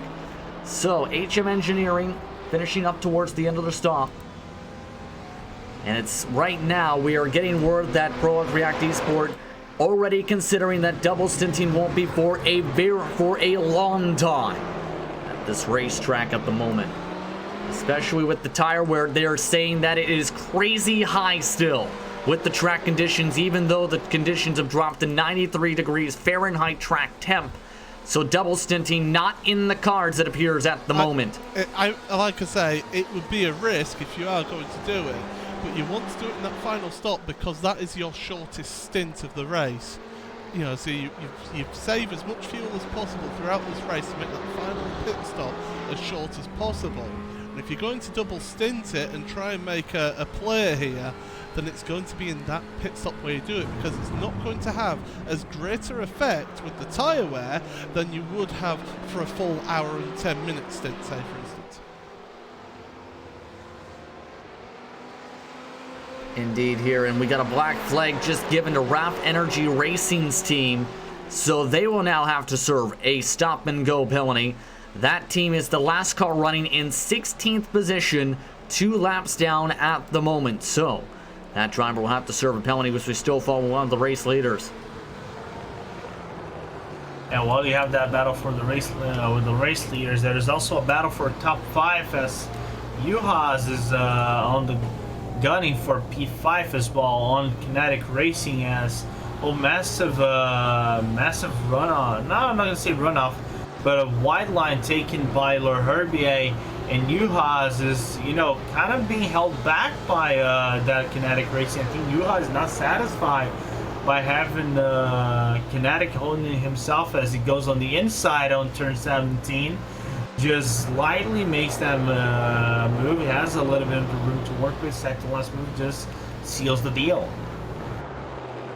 And nearly making contact that time. almost running over the back end. So Kinetic Racing losing a bit more time that time. So right now, this is again 10 seconds back of the race leaders. So Kinetic Racing getting a little bit antsy here. Let's take a look. And that was near disaster. Yeah, I think Kinetic just missing a little bit more the breaking point as they wanted to miss, and nearly got it within contact with the number 10 car of Juha's, and that could have been disastrous for both teams. Indeed, at this point, as University Isabel, the first positive sim racing, just came out of the pit lane this time by. They came out in 6th position on the racing circuit. You see them on board right here. They're still having that impressive run. About 4 seconds ahead of the next position. They cycled away from Singularity Racing and Co. But they still have a long ways away to catch up to Kinetic Racing and HM Engineering. Yeah, and in terms of pit strategy, not pit strategy, but pit timing itself, Stolza actually having the better pit stop relatively compared to Visser, because their gap was around 4 seconds, 4.5 seconds when Visser came into the pit lane. Now the gap actually shrugged up a little bit to 3.5. And we just got word about a few moments ago that, remember the contact with Ronin Simsport along with Porsche Team Mama, they end right now the penalty. There is no penalty for that incident. It has been declared indeed a racing incident between the 86 and the 70. That was for position at the time for P number 8, where Ronin Simsport was flipped upside down. So again, a racing incident in that regard. As you look at your race leaders, a 2-minute 8.50 last time by for Prologue React Esport. 2-minute 9.84 for HM Engineering Red. A 2:01 flat for Coenda Simsport. With that, let's take a look at a quick rundown through the field in today's action to reach the 2 hours and 30 minutes to go mark. Prologue React Esport up at the front of the field, followed by VRS Coenda Simsport. HM Engineering Red also in the battle for the race lead. Then HM Engineering's main car, they fell behind 10 seconds after the pit window. They are in 4. The Kinetic Racing, University Isabel, the first positive sim racing in 6th. Singularity Racing Pink in 7th, with Haikai Simsport Luna in 8th. Porsche Team Mama is in the 9th spot, with Hyperion Racing X, the final car, on the lead first car. 1 lap down just outside the top 8 window, separated by 1 minute and 1 second, those top 8 positions. Let's take a race spot fan emerge and fall on board the HM Engineering Red Machine as they try and hunt down the race lead. You're watching Race Spot TV for the Nordic Le Mans Series for round number 2 at COTA.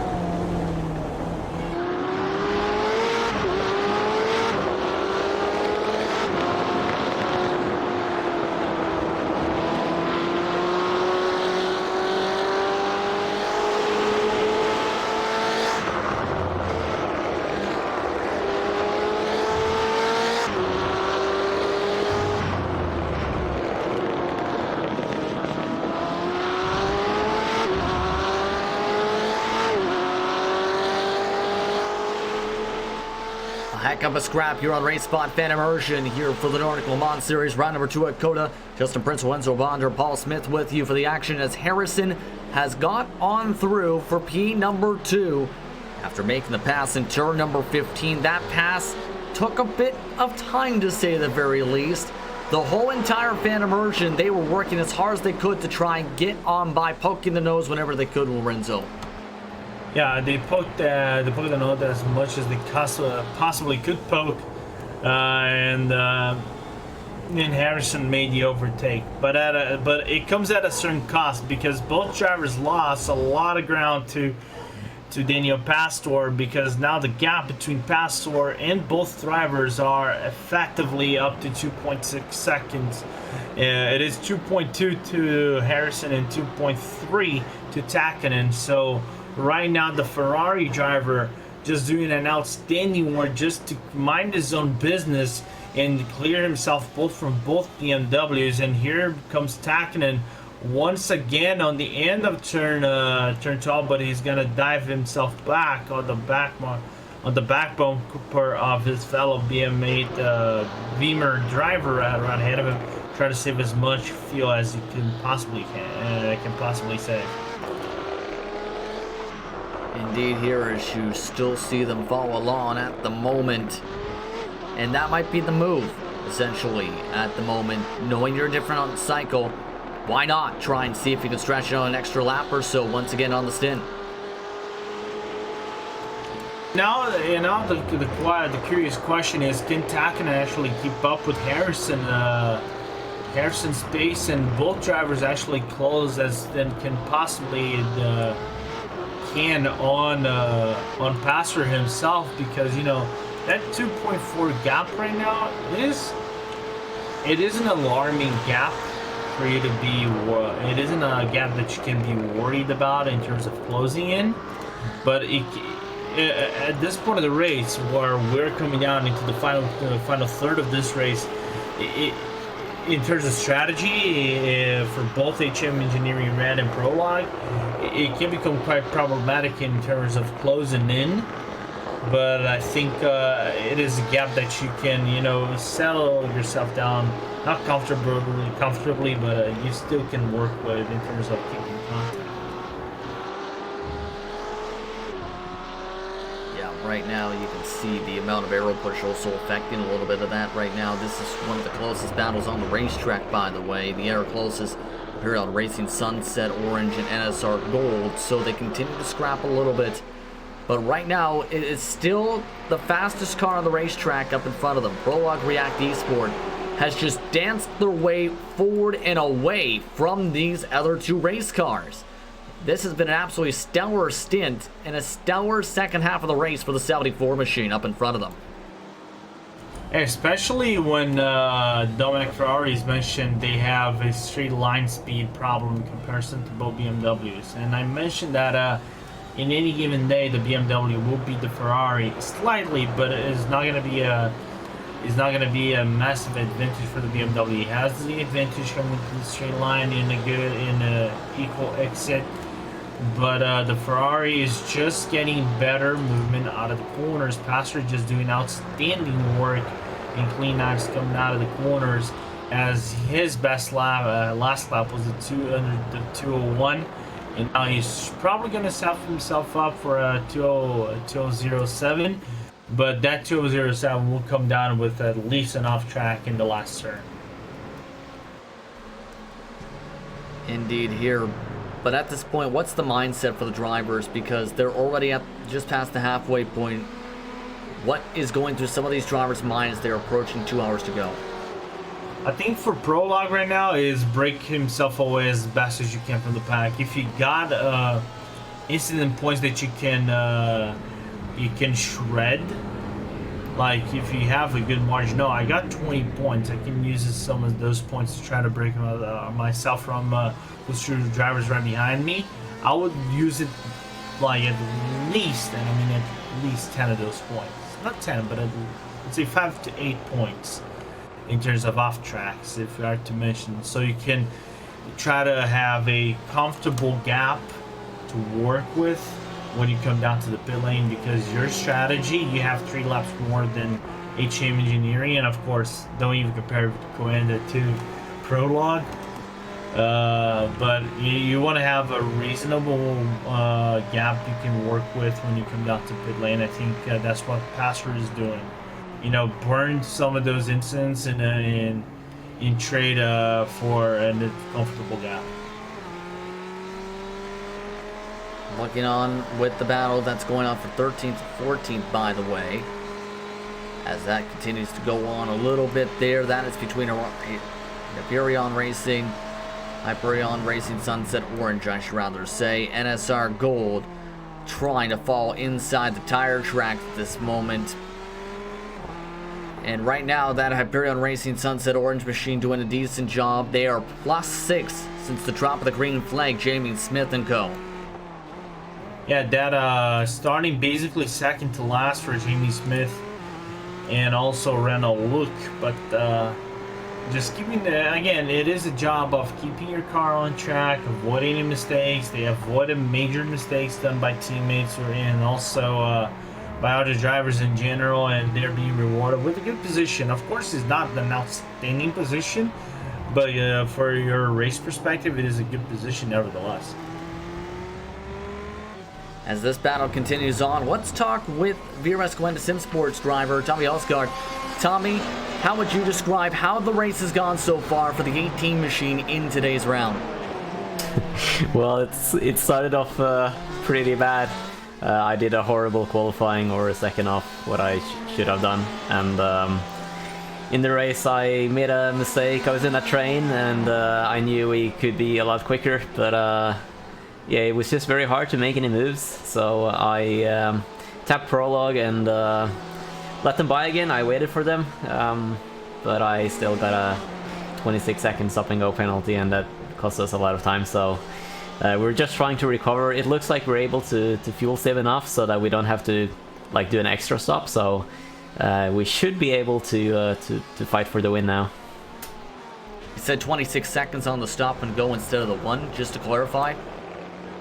Yeah, we were held for 26 seconds. Okay, so what came down to the strategy in the end there? Because overall you stayed in there 42 seconds, and since then you've been essentially having to pit at the midway point of everybody else's stints.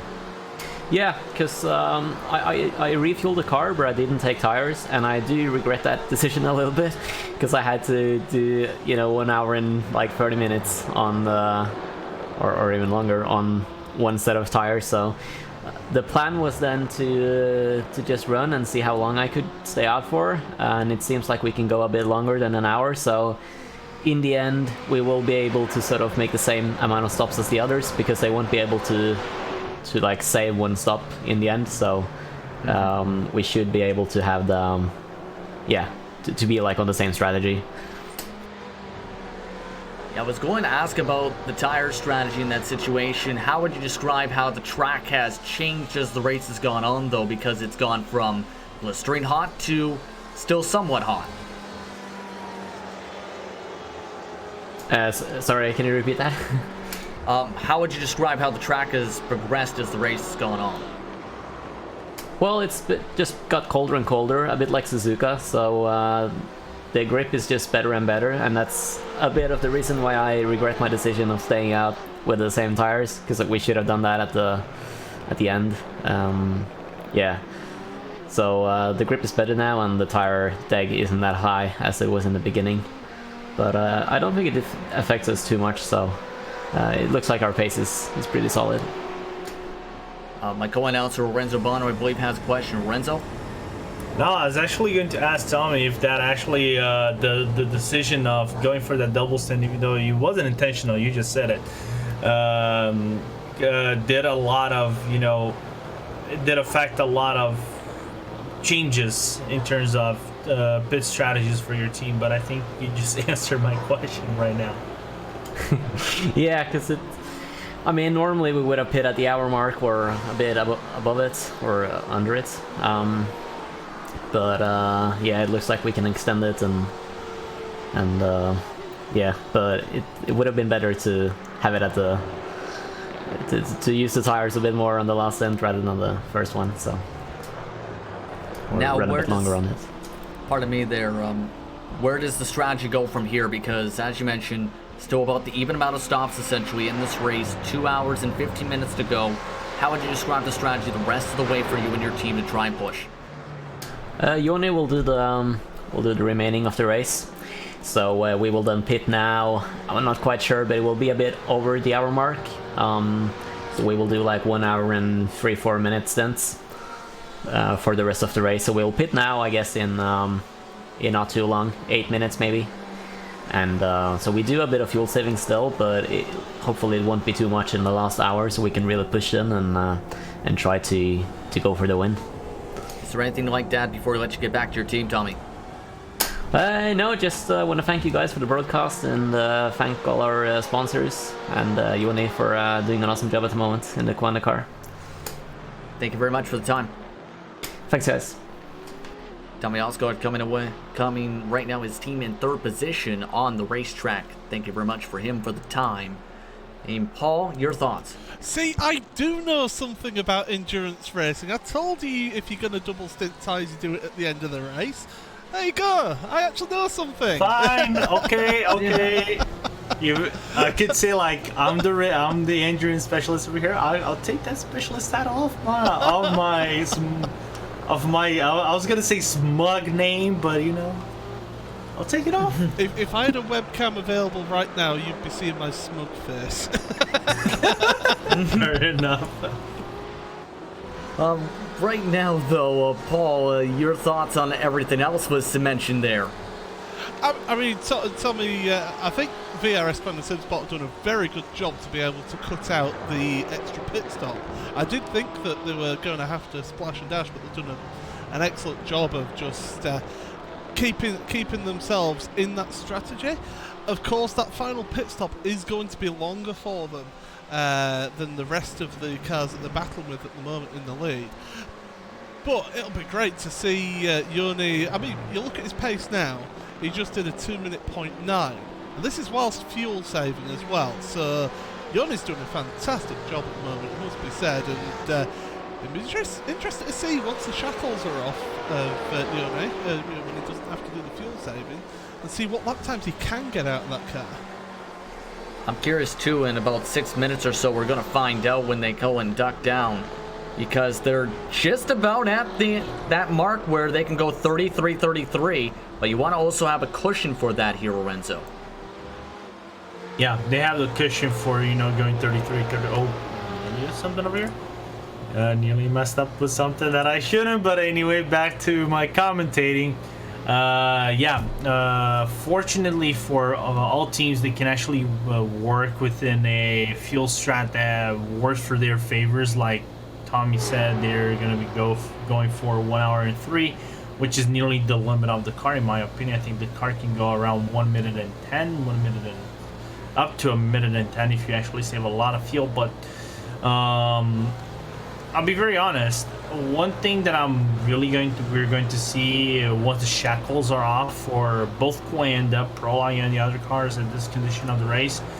Right now the track is coming in around 90 degrees Fahrenheit, which is 31 Celsius. Expect laps in the 159. I'm not gonna be surprised if they put 59s in a daily basis, like in lap by lap basis, once they come down to the final 2 pit lanes, pit services. So we'll have to watch along. There's still about 5 minutes, give or take, until they're elected to be estimated to pit. But at this point, what do you do to try and beat Prologue React Esports? Because outside of VRS, Prologue is the fastest car on the racetrack still and has pulled away a decent amount from these two. Judging by Tommy's, I'm not gonna say appearance, but semblance, I don't think he's quite desperate or concerned with the pace of the Prologue. So I think they have the pace to beat that Ferrari itself. It just comes down if their strategy actually works out in the end. Indeed, as you follow along with the 3rd place car here, Yoni has definitely done a phenomenal job to also be able to save fuel and just hook onto the back end of HM Engineering Red this entire stint. That time losing a little bit of traction and having to avoid some of the dirt that's on the left side of the racetrack. But that slipstream just helping to hold them on at this point. What else is on your mind in terms of what we've seen in terms of racing here with 65 estimated laps to go this time? We've seen a lot of action, you know. I feel like I've talked not long ago about. I would say I said I think about 40 minutes ago that I expected this race to be more spread out. I know Suzuka was really spread out in terms of, you know, battles and fueled the pace itself. There are a lot of battles, not just from the front pack, but also in the back of the pack as well. Drivers in the last positions, you know, still fighting for position, even though it might be. It sounds like a P17, P16, P15 for people over here looking. No, it might sound irrelevant, but it's still relevant nevertheless in terms of position championship standings and race standings. You want to get the best result as you possibly can. So it has been a really good race thus far, despite the incidents we have had in the very start of the race.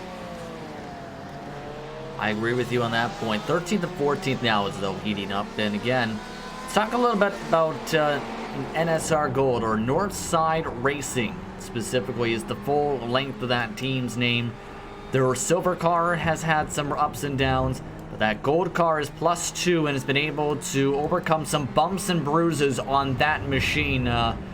Your thoughts on what we've seen from NSR Gold today? It has been their very beginning of the race was quite scrappy. If I'm not mistaken, they got involved with that contact with the Ronin Motorsport. I think it was Ronin who actually shunt them off into one of the corners, if I'm not mistaken. And you can see, I saw the window of their car kind of like the back window of their car kind of like broken, but still, they're still in the race. And P14, despite everything that has happened to them thus far, is kind of a good position, you know. Despite the contacts and the incidents they have had, you know, it is a good race for them. And you might have thought, oh, still P14 is not relevant. You want to get top 10 every single time, but you know, you're finishing the race. That's important. Very important because they still count for points in the 14th position. 60 total points given to a 14th place finish according to the point scaling. 120 points for the winner, 110 for second, 102 for third. Then it goes down to 96, 93, 89, and so forth, down 4 steps all the way to 11th, where it goes to 3. So every point can matter for a championship fight. And right now they are still fighting for the scrap. Daniel Henning still fighting with Jamie Smith. Jamie Smith overrunning the corner that time into turn number.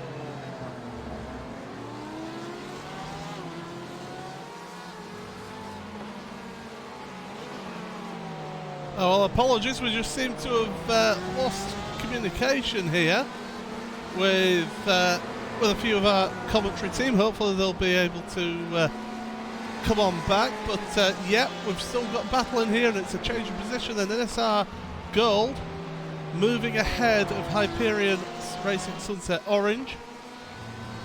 They've changed position there on that one, so yeah, hopefully we'll be able to get our commentary team back on broadcast. But yeah, it is Paul Smith here, and we're just hopefully fixing this little issue. And we should be able to get our commentary team back on the broadcast. And luckily for us, Justin, we have got somebody who's a commentator who is doing the broadcast here. So at least with that little technical problem that we had there, went seamlessly. Nobody would have ever noticed at all. Indeed, but as that was going on, NSR Gold was able to take Hyperion Racing Sunset Orange's spot away after a bad section of the stadium portion of the racetrack for Jamie Smith. And now Smith is losing a ton of time here, guys. As Smith is losing quite some time that he really don't want to lose. And I think that brake lock that he had on turn 13 on the previous lap is kind of damaging his rhythm a little bit. It threw him off the scent on that NSR go, but you can see still within the draft range, closed down a little bit, coming into the end of turn, into the entry of turn 12. He's not going to go for the inside move because it's just too far away. He's just going to stay within the back bumper of that Ferrari, but damaged the rhythm of the number 52. That is a given fact. Absolutely, and both of these cars have had some bumps and bruises on their cars to break up a bit of the rhythm, but they're still fighting hard for points positions, even though it's 2 laps down at the moment on the racing line. This is one of the closest battles still on the racetrack, but it's now starting to see NSR Gold's Daniel Hennings look to cruise away, and Hennings looks very comfortable right now at the moment. I think he's not feeling the pressure of the other car. I think his mindset is, I think I have a better pace of the car right ahead of him. I'm not too concerned about if he's going to apply pressure to me or not. His last lap was a 2:03.3. It was 1 second faster. 2:03.3, where Mid was 3/10 of a second slower. So if Hennings can still be within this comfortable, not comfortable, but reasonable lap gap to the guy right behind him, you shouldn't be too concerned of that Porsche applying any pressure anytime soon. Indeed here. As right now, the drivers approaching the middle portion of the pit window, if not just past it, pardon me here. Second and third is still hanging on to each other, but they've equalized the amount of time lost, essentially, to about 3-4 seconds. Still, we have Coenda due in this time. It's been about that portion of time. We'll see how Yoni elects to take it in. Will he come in indeed this time in the BMW? He looks in, yes indeed. Here comes VRS Coenda Simsport. And now the question for VRS is, can that 1 hour and 3 minute range that Oscar was mentioning happen? If they are, I'll be very honest, if they are within clean traffic every single lap, which is not going to be the case, it can come, I would say, it can become a little bit complicated unless you really let off the gas in some of the turns and you power it out and you don't lose a lot of time. So it's going to be a very, very interesting 2 hours for the VRS 18 car. Kinetic Racing actually followed them in here too, so they might be following the same type of strategy idea here. Vincent Leherbier is now in. Yeah, interesting strategy coming out of Kinetic. I know they were far back, they were not fighting for positions. They were hanging back, just trying to distance themselves from positive. And the other cars are there. It is a driver swap. Overgaard taking over again from Leherbier, and now the driver from that 54 car coming to close out the car as he started.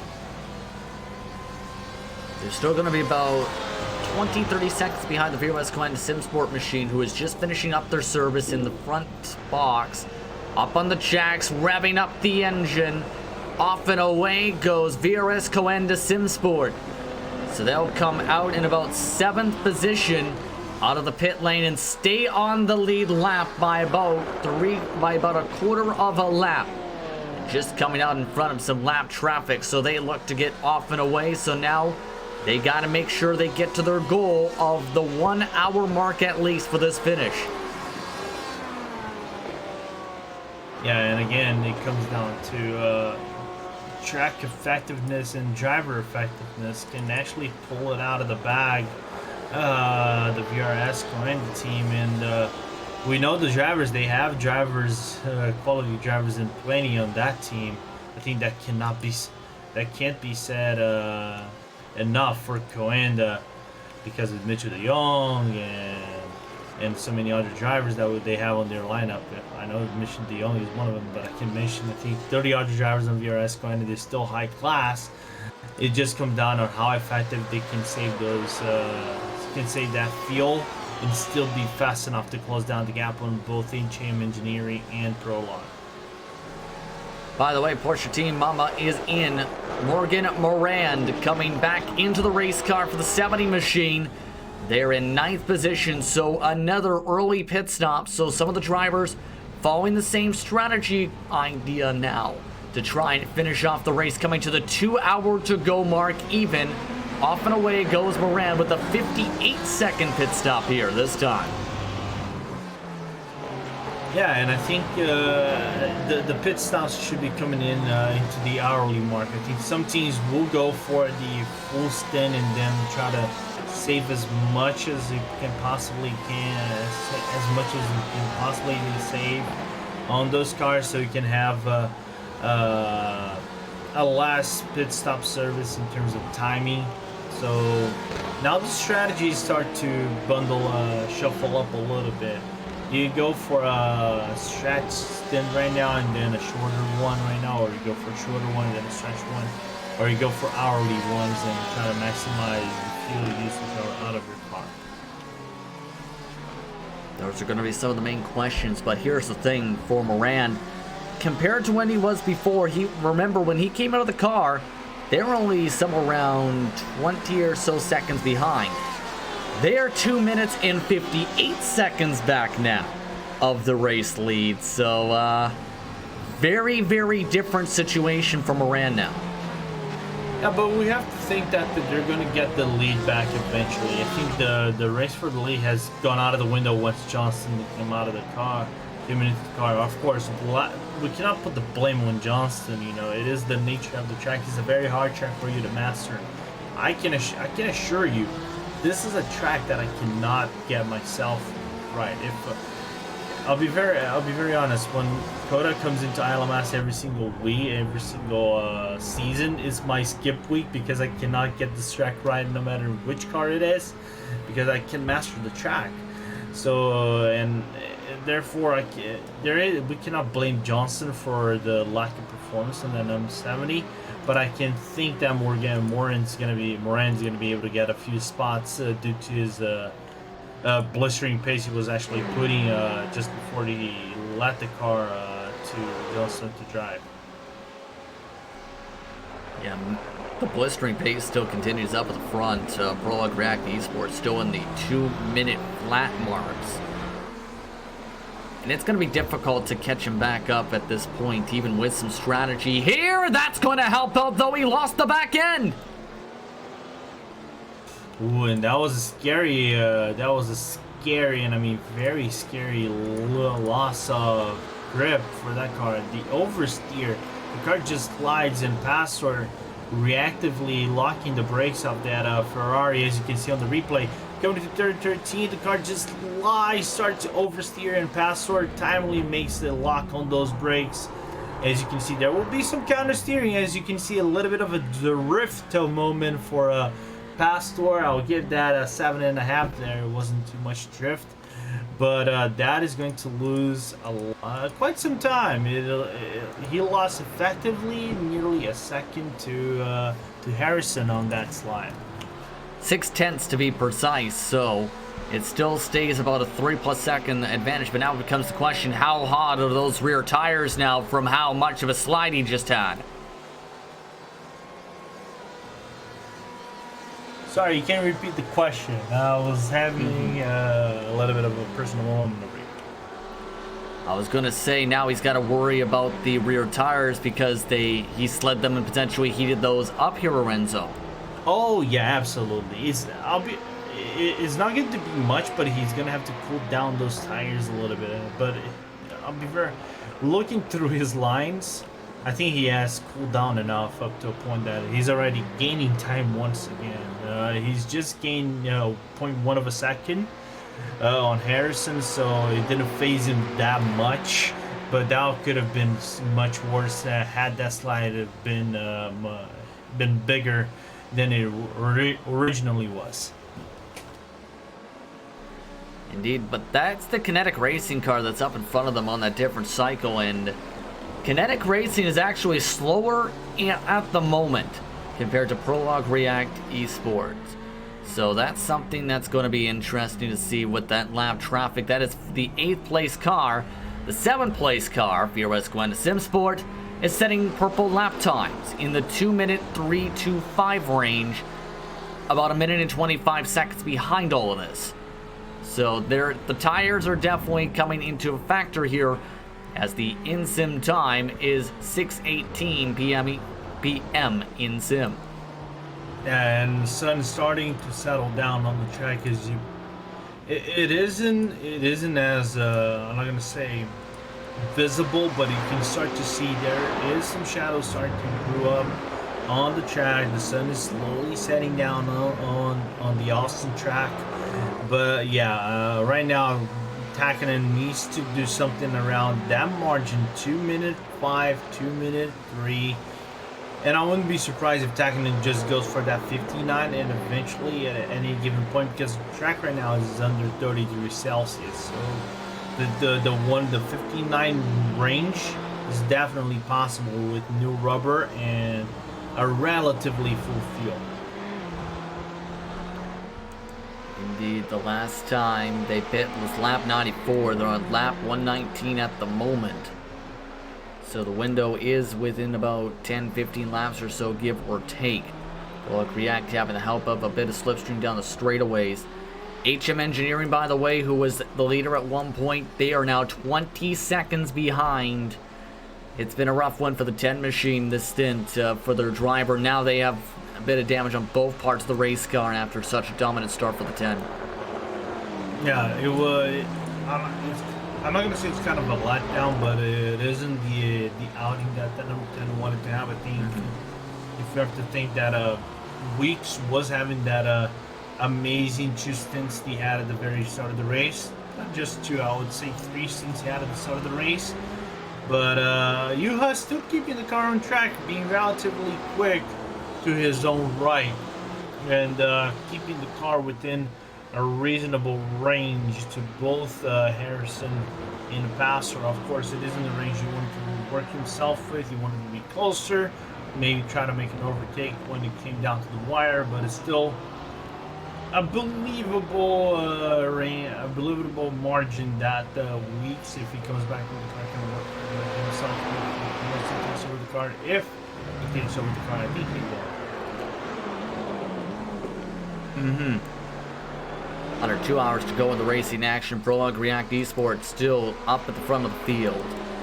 The gap is 3.8 seconds at the moment. This point, it looks like this is actually going to help out Kinetic Racing being in front, because this is allowing them to maybe save a bit of fuel down the back straightaway. Yeah, it might save them a little bit of fuel. I'm not going to say it might be a full lap, but I think it's going to be a half lap with that number 54 car right behind them. But the 54 is going to clear themselves out right now. I think those 2 laps that were right behind them were enough to save at least 1/4 of a lap up to a half a lap of fuel. Decent amount of saving that time, as Kinetic Racing now is 1 lap down on the track, 2 minutes and 1 seconds total behind the overall net lead. But again, these drivers within the potential realm to make it on a couple more stops in this race today. Curious though where VRSCO and SimSport will cycle through all of this once the pit stops begin, because they are still setting the fastest times on the entire racetrack, somewhere in the realms in some cases by a couple tenths of a second, some cases a full second. So Joni Takinen is having a heck of a run in the 7th position.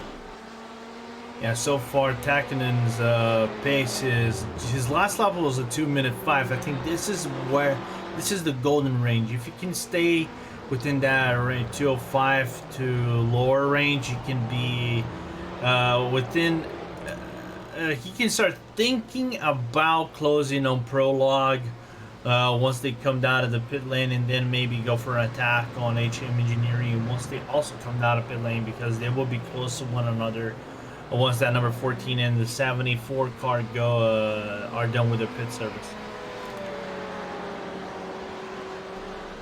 Absolutely right now, as they are now 25 laps into the stint right now, Prologue React Esport. So that's an estimate of about up to 8 or 9 laps away. That is about, give or take, near 20 minutes away from the pit stop window, just about, for some of these cars at the moment. And now it becomes, again, where do they cycle? It's going to be where they wonder where the bicycles fly, or their runs at this moment. But everyone's just gone to a race rhythm, essentially, Lorenzo. Everyone's basically spread themselves about for position, at least, in some round of the 7 to 10 second range for a majority of the positions, except for one. This is the closest battle for the time being. 13th and 14th, NSR Gold still fighting with Hyperion Racing Sunset Orange. Yeah, Jamie's still trying to do his best to keep himself within range of Henning's Ferrari, but lap by lap comparison, if I have to look over here really quickly, it is a 204, 203, so both drivers are within, well, they're being inconsistent with their laps, but they are within the same reasonable lap range for both drivers. So if that number 52 car wants to look for something, he has to be on this lap where he's actually closing down the 58 as he messed up the exit of the S's, and have a good run over here on the hairpin on turn 11, and then try to maximize the usage of the straight, and then work on a good sector 3 to try to actually think about making an overtake. Yeah, they're actually losing ground now, losing a couple seconds just about down the straightaway as Jamie Smith overruns the corner exit at turn number 12, as they're also being caught up by lead car traffic at the moment. So Jamie Smith really trying to fight in that Hyperion Racing Sunset Orange car. Yeah, and it's a very complicated deal because some of these turns, like I mentioned, COTA is a very interesting track because there are a lot of turns where your line you think your line might be highly effective, but it isn't the most effective line as possible because it is so wide that it's easy for you to overthink what line you're actually doing, and in the consequence you can lose a lot of time if you are trying to battle it out against another driver.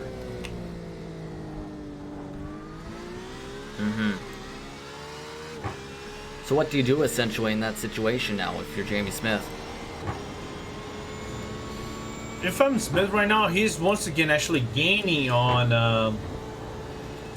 Hennings right now. The gap was at 1.3, right now is 1.1. I think he just needs to get that sector 3 properly done, so he can work himself on sector 1 and then 2. Excuse me. Oh, sector. Sorry, I got choked up over here a little bit. But sector 1 and 2 are actually really clean. As you can see, good hairpin. He's gonna launch himself with quite some good speed against the Ferrari, but his sector 3 is the messiest. If you can get a good sector 3, I can totally see the number 52 car and close down at that 58 and then try to regain his P13 spot.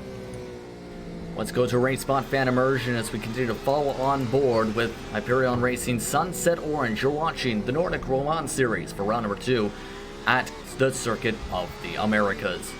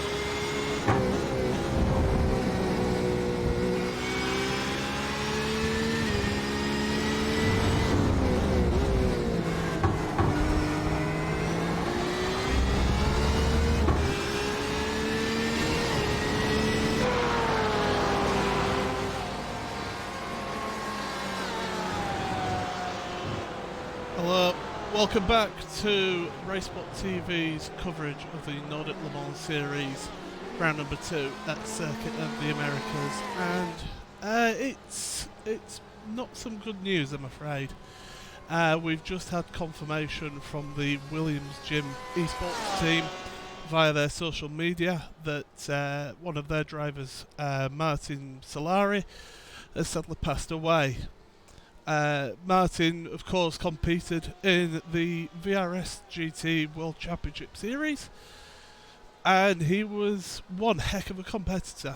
Somebody who really raised the profile of sim racing, and he's going to be missed. He really is going to be missed by the whole of sim racing. So, thank you, Martin, and we will carry on providing the best coverage of sim racing and keep on showing the talents of these amazing people who compete out there. So thank you very much, and it's over to your commentary team, Justin Prince and Lorenzo Boda. Very tragic news in this situation, Paul. Lorenzo, your thoughts, as this is a very, very sensitive and very rough situation, to say the very least, for the Williams Gym esports team today.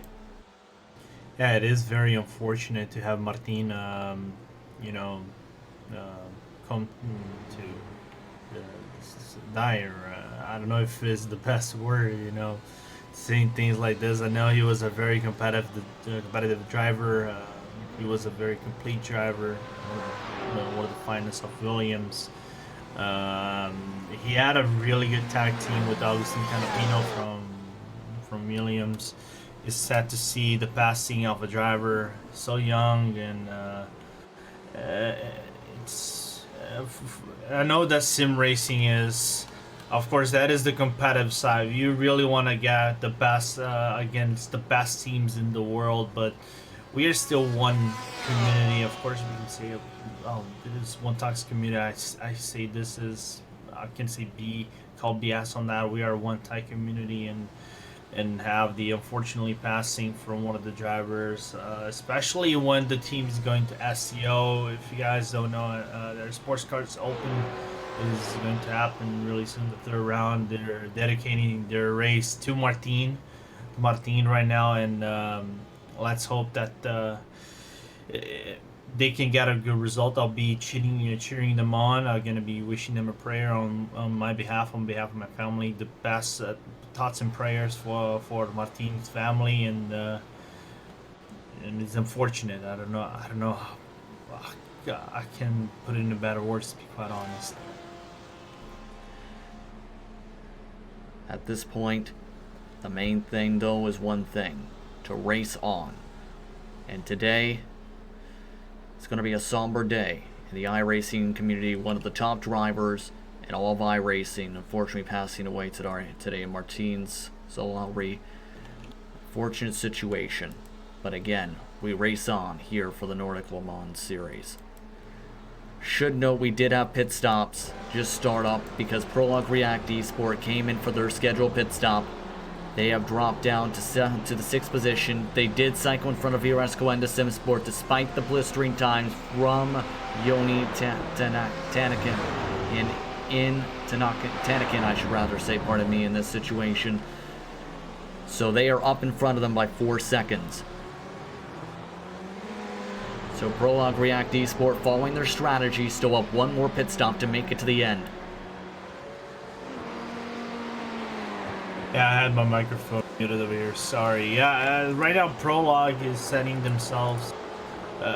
They're coming into the. I know they're just done their pit service. Now the question for Prologue is, how fast can they clear themselves out of attack, and how fast Vastor can actually put his car in the track compared to Coenda, because Coenda is on a 2.8 to like 2 minute, basically 2 minute range, all range, high and low.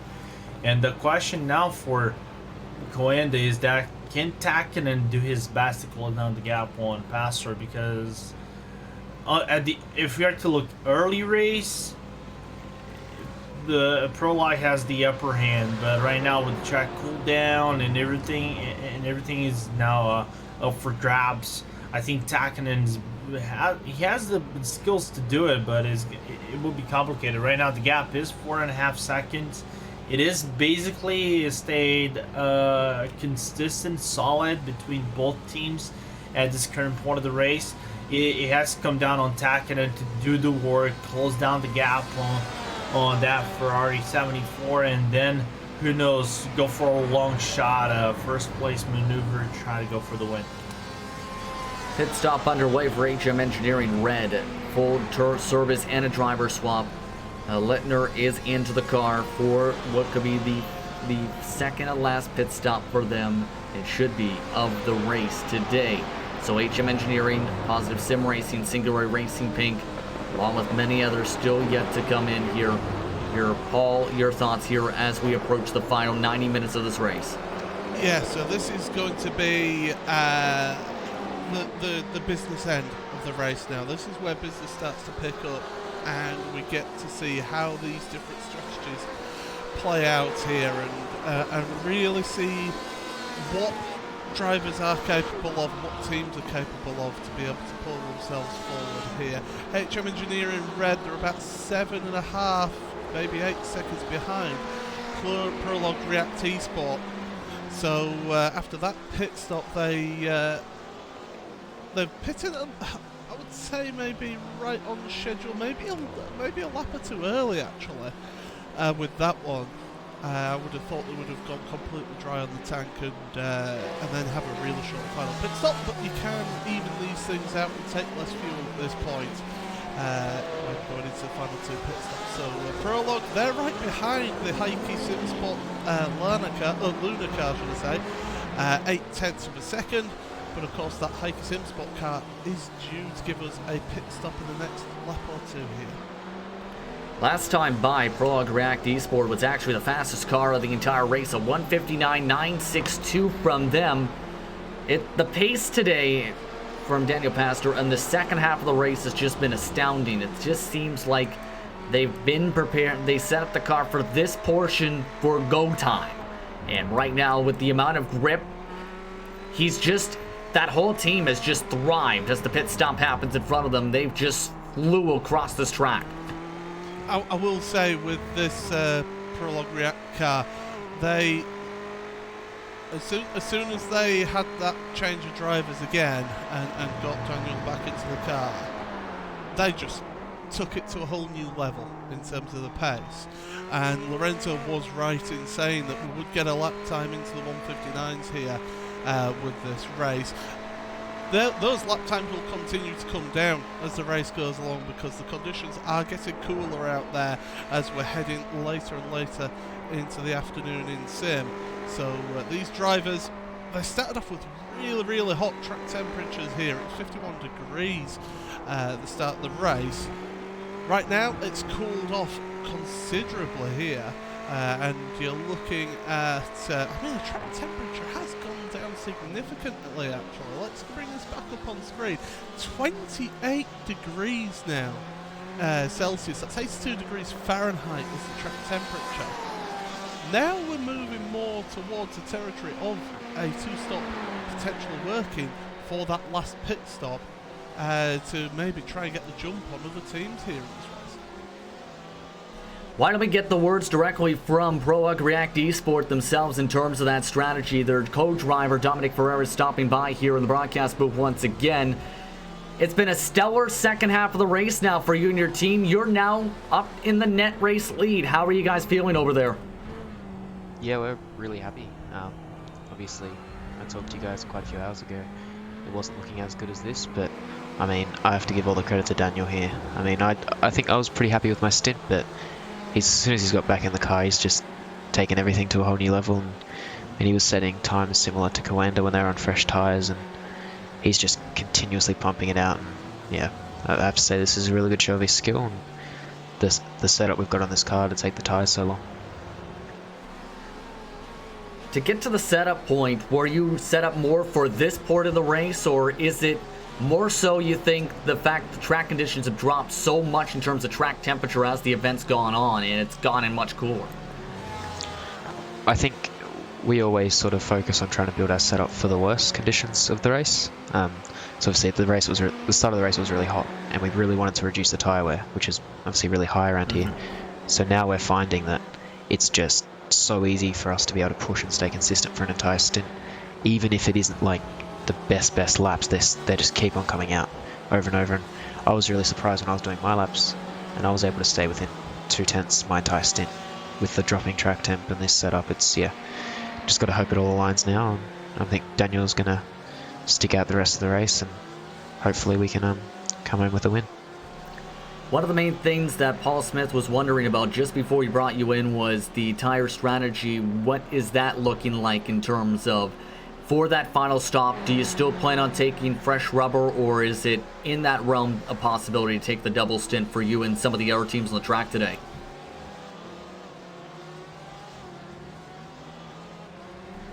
Dominic, do you have a copy, sir?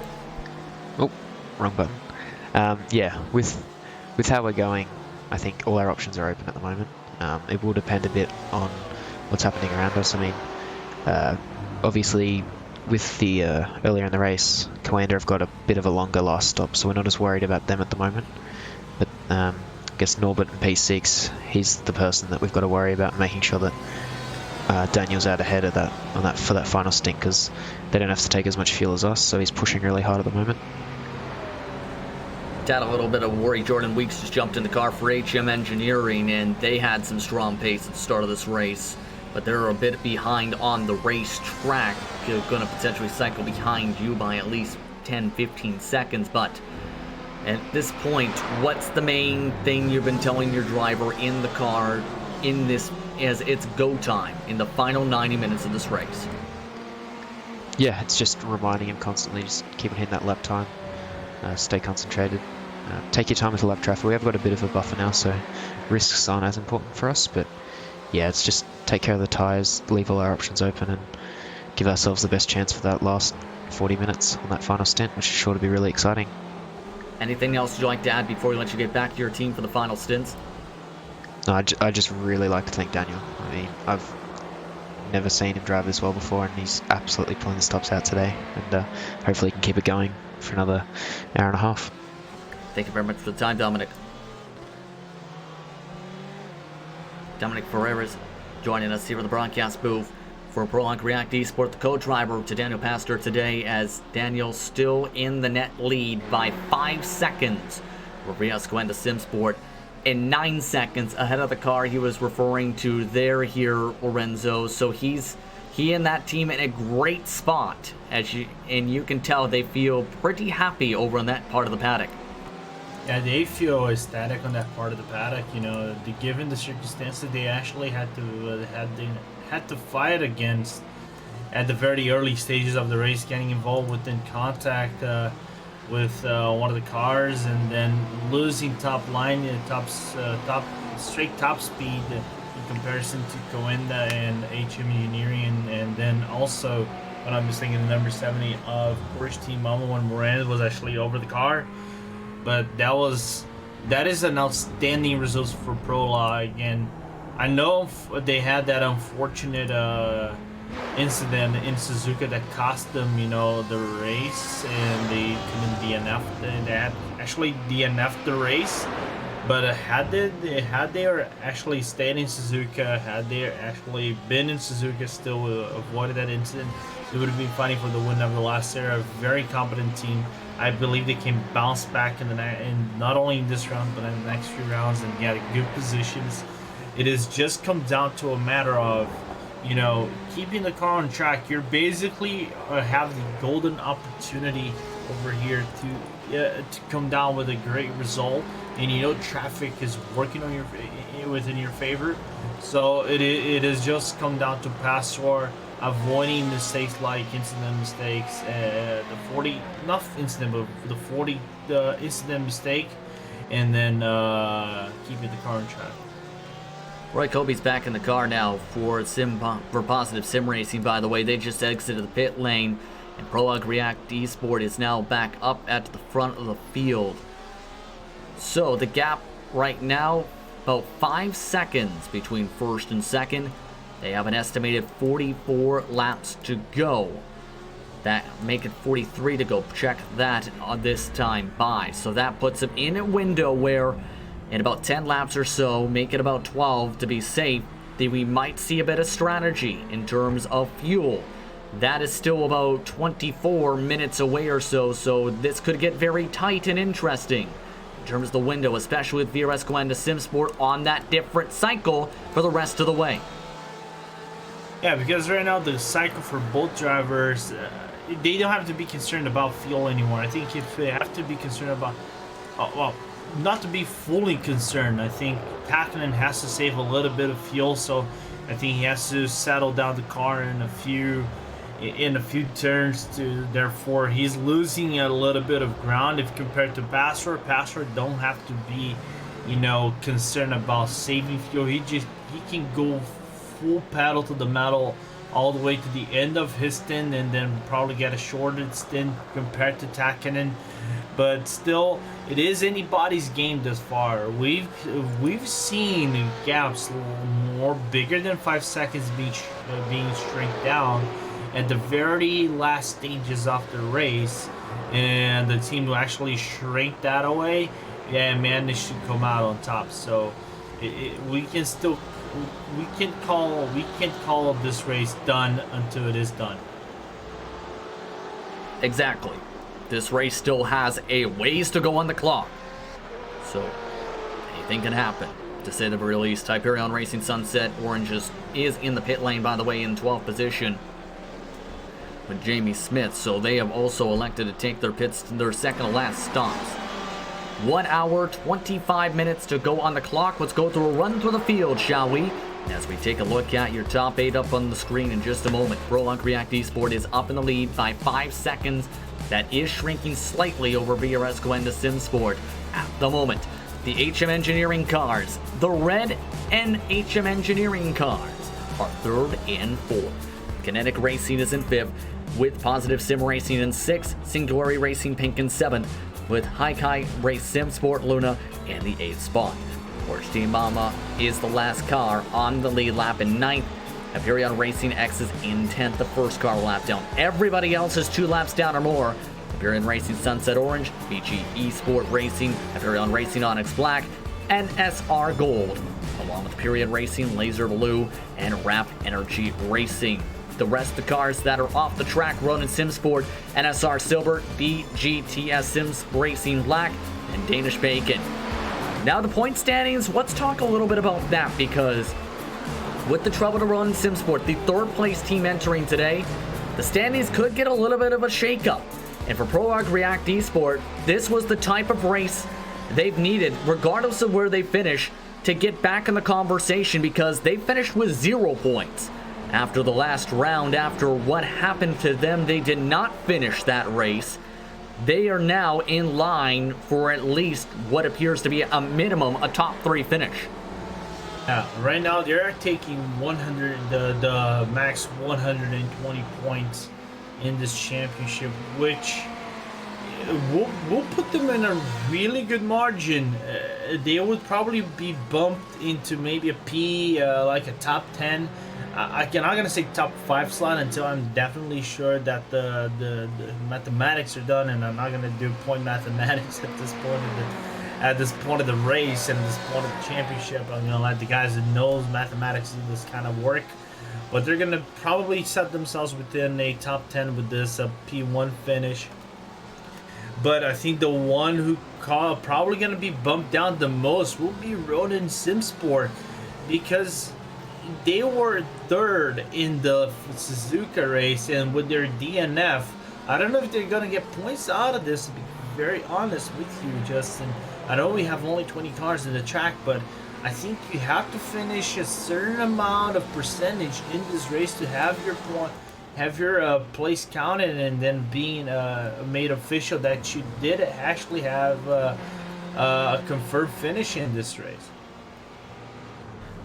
Yeah, it's going to be interesting to see how things go in the official point standings after the race is over today. But still, They need to get themselves to the last pit stop window at this point. That's the main focus for a lot of these cars as they stay spread apart. Just got to close it out. That's the main thing. What would you be telling some of these drivers who are fighting for position, let's say, with this type of situation? If you're fighting for position right now, I think that's the time you need, especially the ones who, you know, might not, like the ones fighting for a lead, you know, they're going to be fighting for, you know, lead and getting the best amount of points possible so you can win the championship. But for ones like you, we are seeing here NSR Gold and the Hyperion Sunset Orange still within this long drawn-out battle between Phillips and Villotson and Jamie Smith. You really want to try to go for those kind of positions. I know you're not going to get a huge amount of points, but it is a chunk amount of points that might make a lot of difference at the end of the day. So you can say and not only get your confidence back up, but still say, oh, we are working better as a team, we are doing better as drivers, and we can improve. Indeed, and as we follow along with the 14th place car, why don't we go to a race? What? Actually, switch this up a little bit here since we followed along with this car last time by. Why don't we follow along with your race leader? Why don't we and see how the pace is going as they try and get themselves off to the end of this window. You're watching RaceSpot TV, but the Nordic Le Mans Series round number 2 at COTA. Let's go to RaceSpot Fan Immersion.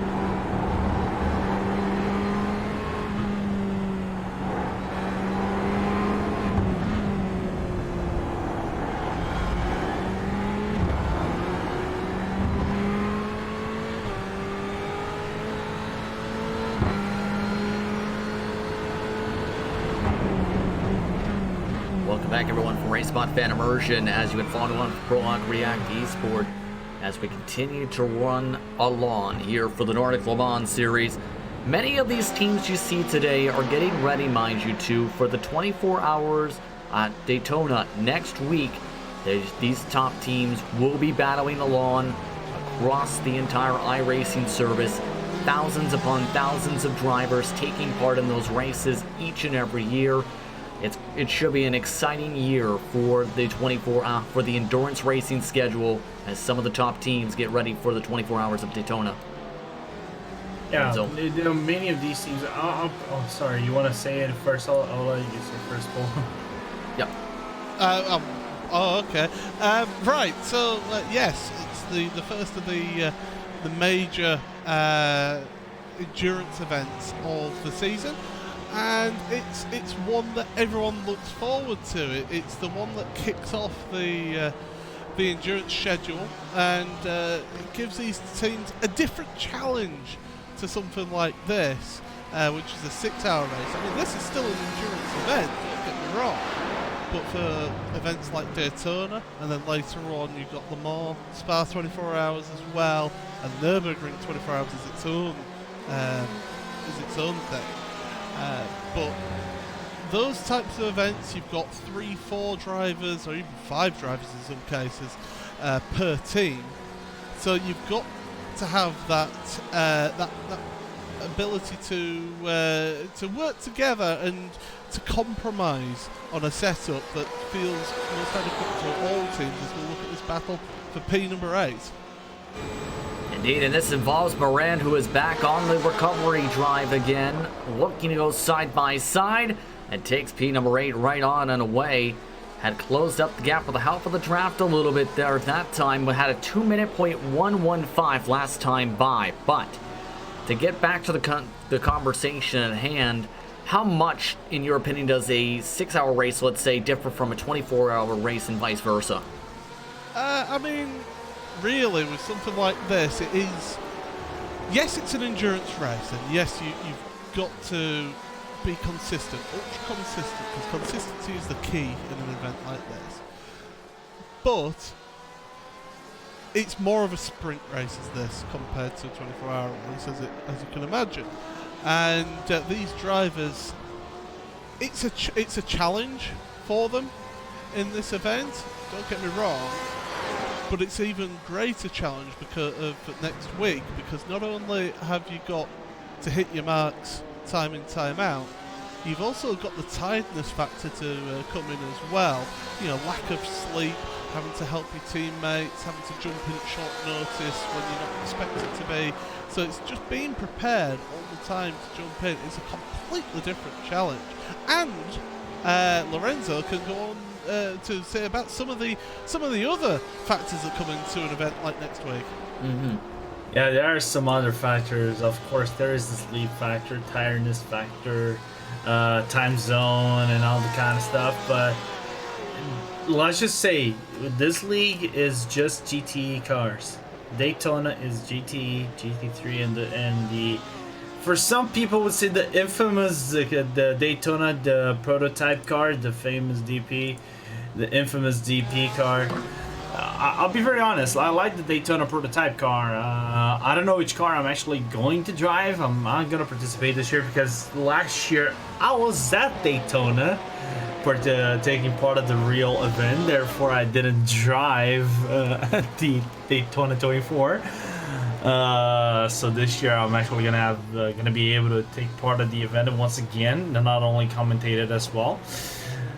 But the multi-class offers a real different aspect of racing, because not only you're driving against cars that are faster than you in some part of the track and will be slower than yours in other parts. For example, GT3 cars, believe it or not, they are just as fast as the GTEs in a straight line. If we go in Daytona, they can match their speed, but if we go on turns, it is GTE all day, and you need to be able to hit your marks while overtaking that traffic. And the DPs will beat you anywhere in the track, despite not being the most advanced cars. Right now we have the DPIs instead of the DPs in the IMSA, but still it is a challenge nevertheless. So you need to be able to work with the traffic and grab the traffic in the right spot in the right places, and also manage the day to night transition, which changes a little bit the how you strategize your stints during the race. Absolutely, and of course, as mentioned by Paul, it's the first of the majors on the schedule. There is a lot of events as the season progresses here. Who do you see as the best teams aligned to be contenders in this year's edition of for the major, for the big time staple events on the schedule? Paul.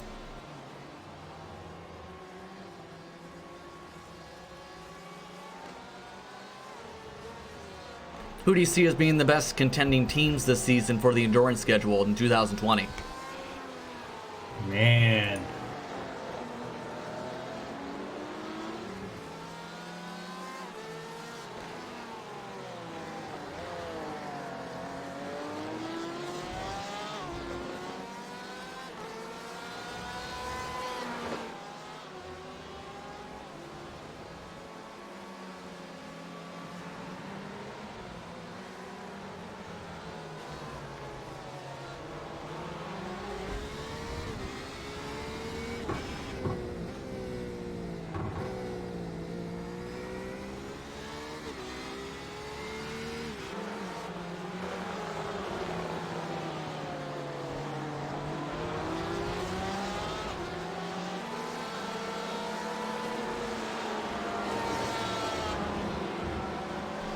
Lorenzo, anyone you want to add involved in that conversation?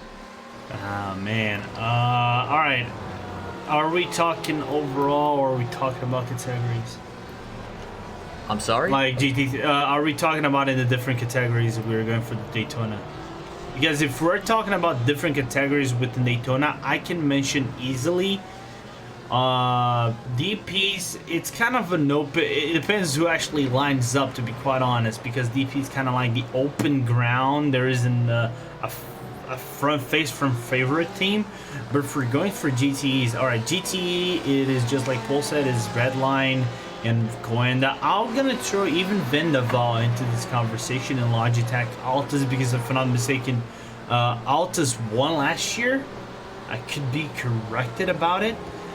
And if I'm not mistaken, on the GT3s, I'm probably gonna hand it out to Logitech, because their GT3 drivers lineup always is really strong on GT3s. I barely see them coming out like anything but first or second in those things. Of course, I think Coenda and maybe Redline will line up a GT3 team, but still, I would give the advantage out to Logitech Altas.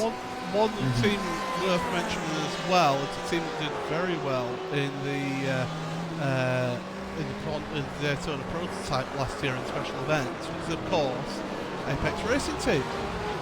They did particularly well in the Daytona prototype at Sebring for one, so that they're competitive in that car and can compete as well. So definitely you would have to give them a mention in this in the running here as well. That's if, of course, they do enter a team.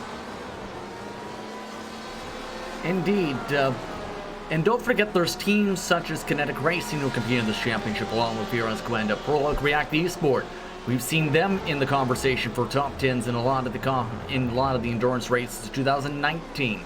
And we forgot one team. We forgot one team, obviously Williams, because Williams is always on the front lines. I forgot about that.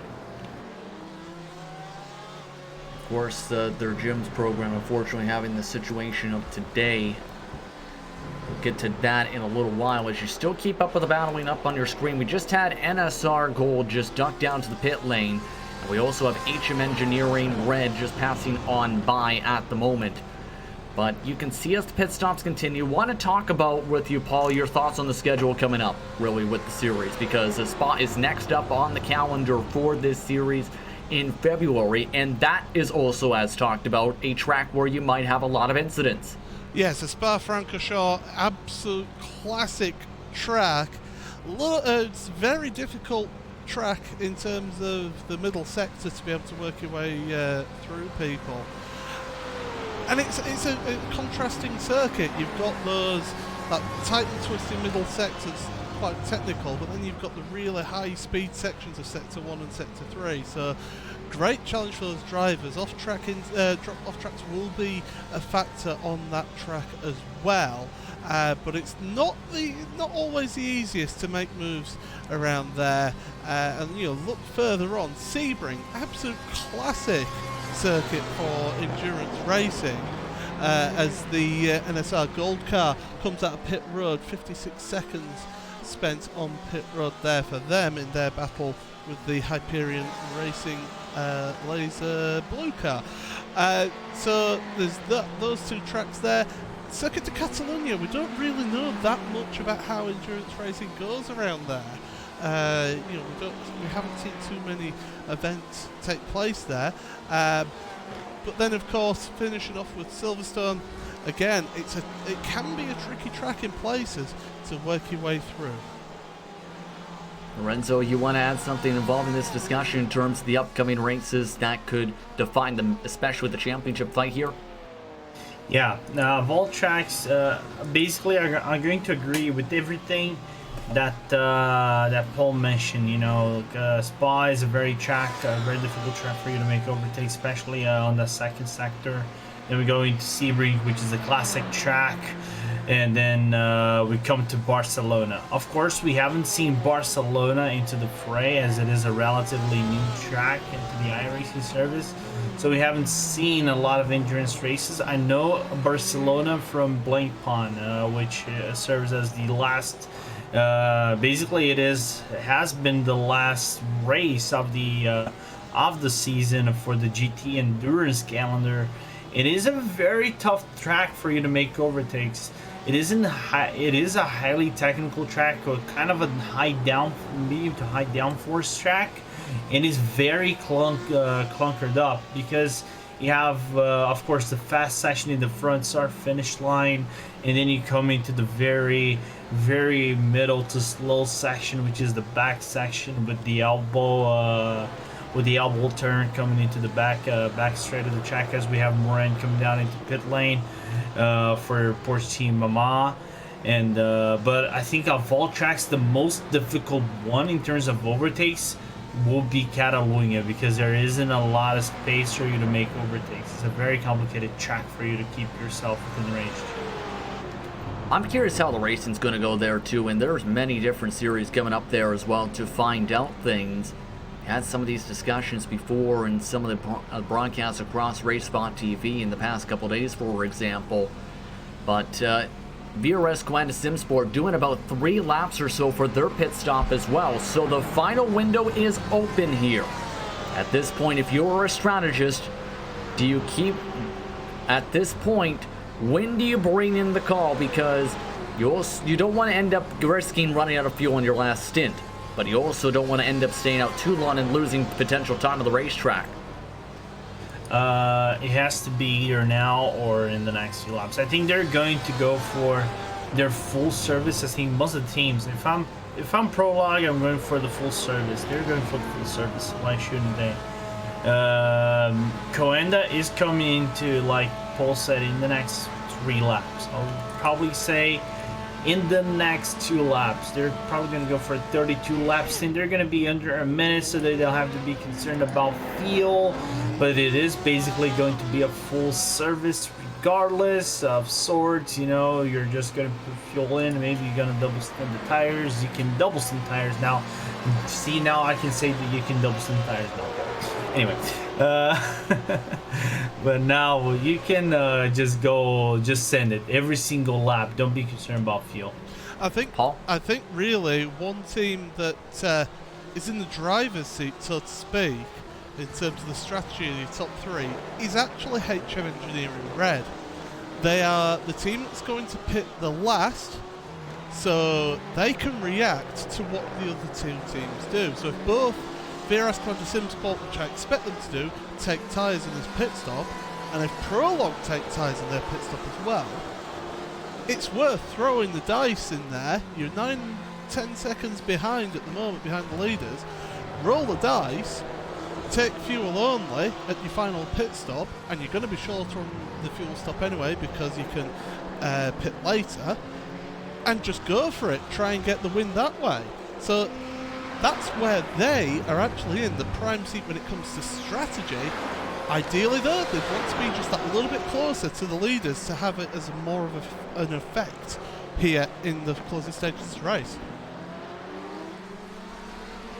Indeed, it's going to be curious to see how this will all work out. Because VRS Quanta Simsport has balanced out the amount of time lost. They've been, for the most part, really good. It's just the matter of when traffic management has been happening. We've already had PSR end up rolling the dice a little bit. They took a 52-second pit stop here, Paul, for their last stop. Which team is that? Sorry, because some of my my times are a bit mixed up on my live timing, I'm afraid. Positive Sim Racing. Yes. Yeah, they took well, they're on lap 14 of their stint right now. Yeah. So they are going to be due a final pit stop, but it's only going to be a shorter pit stop in this last hour of the race. So it'll be interesting to see how they get on here with this one. I mean, they're currently behind Kinetic Racing, who are due a pit stop in the next lap or two. So they're going to have a nice clear track in front of them. And I would think, of all the teams right now, I mean, I'm looking at the times, they're about 25 seconds behind HM Engineering with Jordan Weeks. I don't think it'd be worth not taking tyres, because that HM Engineering car, if it does take, the number 10 car, I mean, that's in 4th place, if that HM Engineering car does take tyres, I think they'd get swamped. I think potentially as well. And they are in a little bit of a potential scrap, mind you, because Kinetic Racing is right up in front of them a little bit. Pit stop for VOS Quanta Simsport just now as they come in for their final stop of the race. This will be a 29 lap stint to get to the checker flag for VOS Quanta.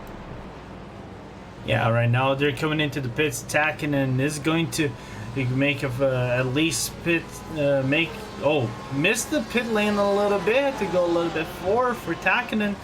The key is full pit service, not full pit, but full fuel service for Takinen, or do you save at least one lap of fuel and try to maximize every single lap? Let's see. The pit service has been going for around 44 to 43 seconds for the GTs just for fuel. I think for the no tires. There you go. Oh. They're going without tires, so that is fuel only, and that is the roll of the dice that I was on about. If you're Prolog now, the question is, do you take tires on your next pit stop and have to overtake Quanta Simsport, or do you just take fuel? Major question. They said everything was in the conversation before when we talked to their co-driver. Now it will definitely have to be in the conversation here. Right now, 58 seconds back for VOS Quanta Simsport on the double stint. They were running about the same pace, give or take, as the Prolock Reactor Esport machine. We're about to find out how things will cycle through. Now it's going to be, when does the 74 decide to pit? That will determine a lot of things here for this too. Yeah, and now the thing is how Takinen can fare with that tire. We know we can double stint. It is within the condition that you can double stint tires at 25 degrees Celsius on the track. But the thing is, can Takinen still be consistent and fast with the car that he's actually is being handed at this time of the race? You know, it is a final hour. You're going for it all. You're gambling for a win. he can do you wonders, but then again, it comes down to how technical can be and how fast he can clear off traffic, and also if he's going to find himself in battles with other people. Getting word from Prologue React Esport, they still have about 10 or so laps of fuel in the tank. That is about 20 minutes until they come in, so this is going to be massive in terms of how this could work out here with this double stint. This is a major situation to determine how this could go out, and VRS Coanda still has to, mind you, if that's the same case, remember, for a majority of the teams, which is looking like it absolutely is, because of how the strategies worked out for them, they're going to have to try and burn through at least one car for a position here. Yeah, and that car will be that positive sim racing team, as you just mentioned, and knowing knowing Kobe, he knows he is a smart driver.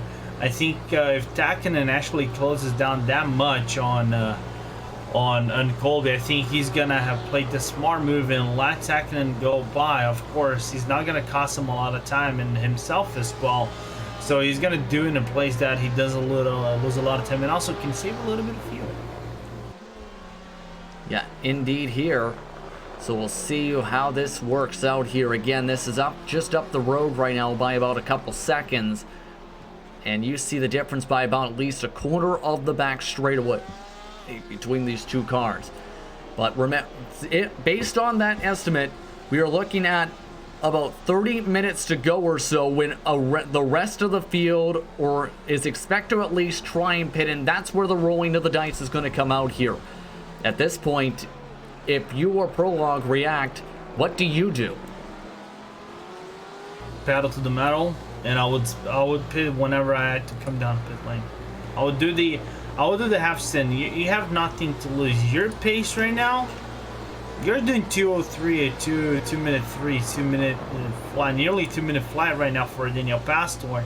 So why would you go into pit lane this early? Yeah, I agree. You're feeling confident. Yeah. At the moment, you have for them, they have to go as long as they dare. HM Engineering Red, however, they're 2 laps. They've got 2 laps longer on their last stop, so they picked 2 laps later than the Prologue car. I think for them, it's a case of as soon as the Prologue car goes in, come in the next lap, because you're not really gonna lose much, but you'll have a quicker pit stop by, say, a second or 2, because of the fact that you're putting out a little bit less fuel in compared to the Prologue car. I'm gonna actually ask a question about this. Is your for HM Engineering, the red car, is your battle with Pastor or you're battling against Takinen? In a realistic point of view, of course. I would say at the moment their battle is with Takinen. That's where I'd say that their battle is, and they've only got 48 seconds between the 2 of them. Roughly. Yeah, give or take right now, yeah. So I mean, you take that into account. That's where you need the Positive Sim Racing car to get involved with the Coanda car. But at the moment, the Positive Sim Racing car is just ever so slightly pulling away from that VRS Coanda Sim Sport car. But as we know, that Positive Sim Racing car has yet to make its final pit stop. So it's a little bit lighter than that VRS Coanda Sim Sport car, so you would imagine that that's why they're pulling away at the moment. So HM Engineering Red, they need to be lapping quicker, and they are at the moment compared to the VRS Coanda Sim Sport car. I mean, their last lap was a 2-minute point 2. Compare that to VRS Coanda Sim Sport's last lap, which was a 2-minute point 6. So in 0.4 of a second, carry on doing that. You're just going to eke out those little gaps here, and so when it comes to the final pit stop, get that service done, get out there, and just go for it. Go for it indeed. Estimated. Oh dear. Well, if we're going to talk about HM Engineering, that does help them a little bit. Liner just had a massive spin coming into turn 11. Let's take a look at this on the Race Spot TV replay, and you can see this. End up losing a lot of time as it looked like a massive lock or something. He's locked the Yeah, rears. that was. He's locked the rears on the change down. What a time for that type of mistake here, Paul. I mean, the pressure's on. Don't get me wrong, the pressure is really on Norbert Littner right now, but Littner, he's got to just get himself... He'll be flustered right now, and he needs to just get himself sort of calm down. His teammates will be like, right, forget about that. Focus on your lines, focus on your braking points, just hit your marks. You've been doing it all race, just keep it up. But right now he'll be that little bit flustered, and it might take him a lap or two just to get back into the rhythm of it. Yeah, he's right now 14 seconds back of the race leader for reference sake. Did lose a little bit of time. The time coming in, a 2:03.3. That is 3 seconds total lost because of that side spin, Lorenzo. Yeah, and that is probably that will cost him maybe P2 in this race. That might allow VR Coenda, when they come down into the pit lane, to snatch that P2 out of HM Engineering Red. That might cost them quite a lot. That you might say, oh, I spun, lost a few seconds, but in the perspective of the race, you're trying to gambling for something into this race. I think Coenda just has been handed the P2 whenever the 14 car is done with their pit service. Yeah, that could be absolutely huge in terms of that windowing. That was one of the teams discussed a little bit before. So now they're going to have to try and drive on back. They did gain about a second or so since on the recovery drive from the side spin, but you have to wonder how the tires are going to be, and that might take potentially the double stint out of the conversation, or is that still in the realm of possibility? It's going to be one thing. No, they've got to do the double stint. If they do, if you were going to take tyres on this final pit stop, you would have done the pit stop by now. Yeah, because you want to get as much time on those fresher tyres as possible to give yourself that advantage for as long as possible. Right now, you're 47.5 minutes away from the end of the race. You've got to do that. You've committed to that double stint now, and you've got to just keep on pushing on. Yep, go ahead, Lorenzo. No, I fully agree with Paul. If you wanted to go for a fresh rubber, you had to be now, so you can build up the heat. Make sure you have full advantage on those tires and be quick with it. Going for a pit stop like at the 30-minute mark of the lap in this race is just a waste of time. You're just wasting like maybe the 40 minutes within the pit lane that should be like 40 seconds total in the pit lane that you really don't want to waste. We do have a pit stop. Chris Yardley in a Hyperion Racing Laser Blue is just ducked down. They have been off sequence since they got that wing damage before from slamming in before that incident in turn number 12. So they're in for their final pit stop. So that smiley helmeted driver looks to try and complete their service. We'll see what they elect to do here. Good on them for keeping on rolling here, Lorenzo. They were in 13th, 14th position before the pit stop.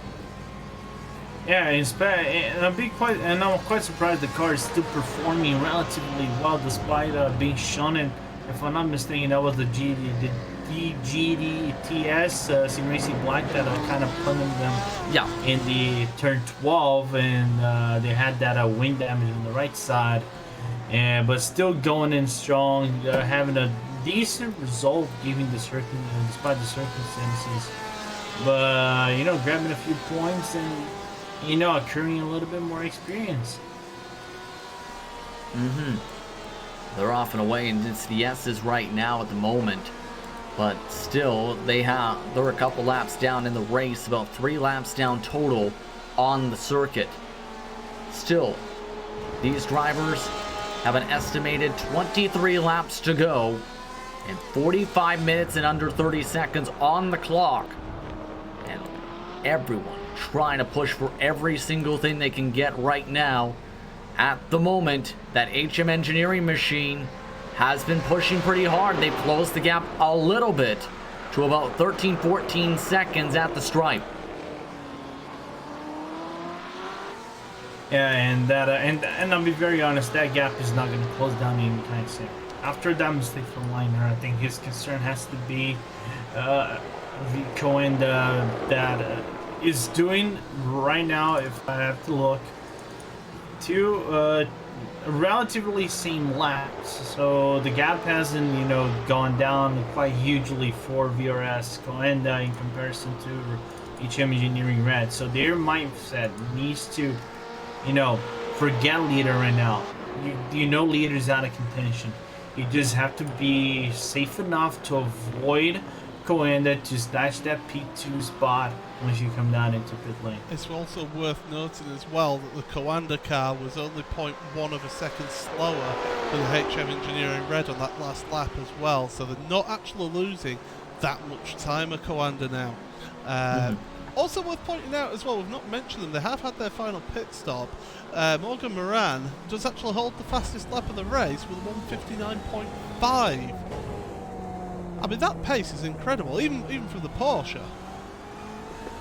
Yeah, he's still in the 159s, but he's all the way back in 9th position. It's a race of what could have been, I think, for that team, because they were nearly in the conversation to come back into the lead by hour number 4 to go. But ended up having the rough middle stints of the day, and now it's about getting the best points they can at this point, because they're still ways behind drivers like Kinetic Racing and so forth on the racetrack. They're the only driver, in fact, here, Lorenzo, one lap down that team. Yeah, I think right now for Morgan Moran, if you are to look where they should finish, they should be finishing at least P7, P8, because the only driver they can overtake realistically would be Heike when they come down into pit lane. I think Singularity, once they come down in pit lane, is out of reach. It is too far for them to catch up. So right now, that's the race scenario that Moran is going for right now. Just out of curiosity, I might be curious because I haven't had a lot of time, but do you get points for fastest lap? That's actually a good question, but I believe the answer is no. Alright, because if it was a showcase of going for fastest lap, I think Moran would have the advantage over the entire field. Here's the thing when it comes to points, as you see the positive sim racing car into the pit lane. To be able to receive an invitation for next season, you must finish in the top 10 of the points. That's why some of the major troubles earlier on in the race today for, say, Ronin Simsport or Danish Bacon or NSR Silver might come into play by the end of the season, because there's pressure to make sure you punch your ticket to the next season of the Nordic Le Mans Series. I know it's early to talk about that, but it could be a difficult slope to try and close up, because Prolock React Esport is also in that situation since they didn't receive any points in the first round. Yeah, but we have to take account that Prologue was hit by an unfortunate shock. Yes. Of bad luck into the first race. That's why they haven't got any points. So for Prologue, I wouldn't be too concerned. For some other teams, I have to take a quick look over here. Like if PCDC or maybe Phoenix come back, or even Heike, then it can become a little bit more problematic, because you probably want to be further up in the grid spots so you can get better points. But still, right now it isn't a point of major concern. If you get one more DNF though, then you can start, gulping a little bit down your throat, and we need to get some points like now. Indeed, here we're at about 40 minutes to go, about 10 minutes away from the estimated pit stop window. And even with this strategy here, one thing to note, Prologue React Esport has still been technically turning faster times by now a half a second quicker than VRS Coenda Simsport. Yes, you heard that right. VRS Coenda Simsport is now 1 minute and 1 second behind the race leader, so they are starting to fall back a little bit compared to the on-track position of Prologue.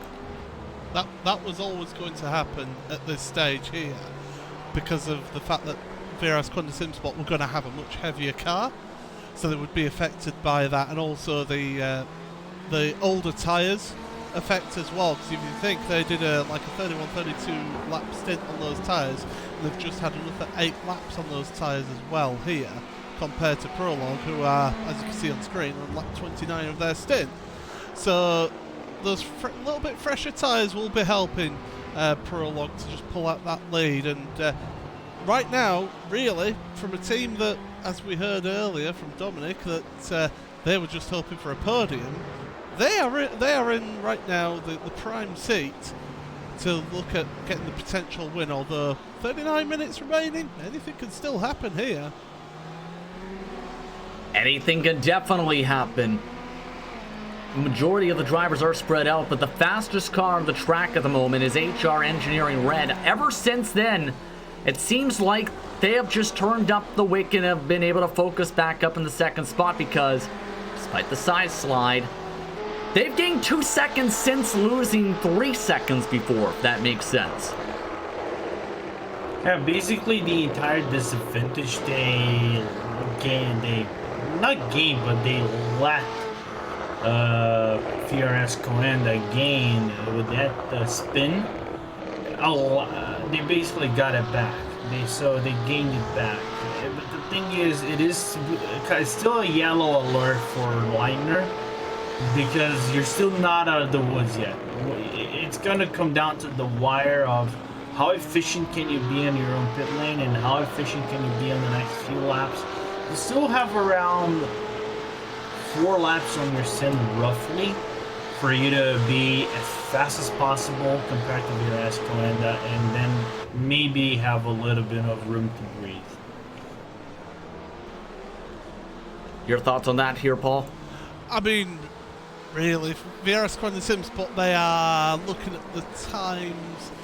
They're around about, what's that, about 47 seconds behind the HM Engineering Red car. We just saw with the Positive Sim Racing car, they were on pit road and they stopped for 24 seconds on the actual pit stall. Their time cone to come was 48.7 seconds. So HM Engineering Red are going to be quicker than that on pit road, because they'll be taking less fuel. Question is, can they then, with fresher tyres, get up to speed and either keep ahead of Joni Takkonen or make the move past Joni? That's going to definitely be very key at this point. But we are an estimated 7 minutes away from the pit stops here. 37 minutes are up on the clock. And the sun is starting to come down. There is the lights on for all the race cars now, so the high beams are on. So this is going to, from the looks of it, still stay pretty bright out, but it is dark enough to trigger those lights, Lorenzo. Yeah, like I mentioned, sundown comes down around 6 o'clock in Austin, if I recall correctly. So full sunset. I think it starts to become light around 8:30 to 9 p.m. So right now, it isn't surprising we start seeing the lights taking a little bit of not an effect, but show up more than usual here on track.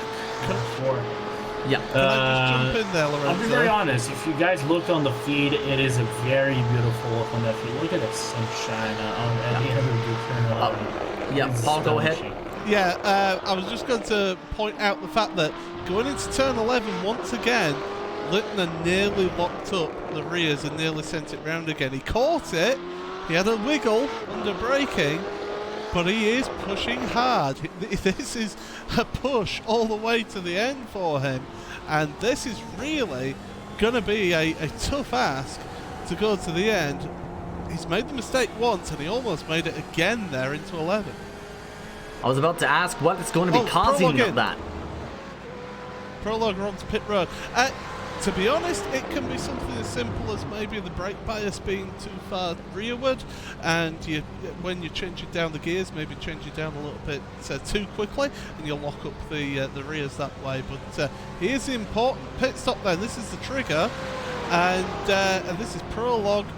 It's about on target, really, for their pit stop, because they were on lap 31 of their stint.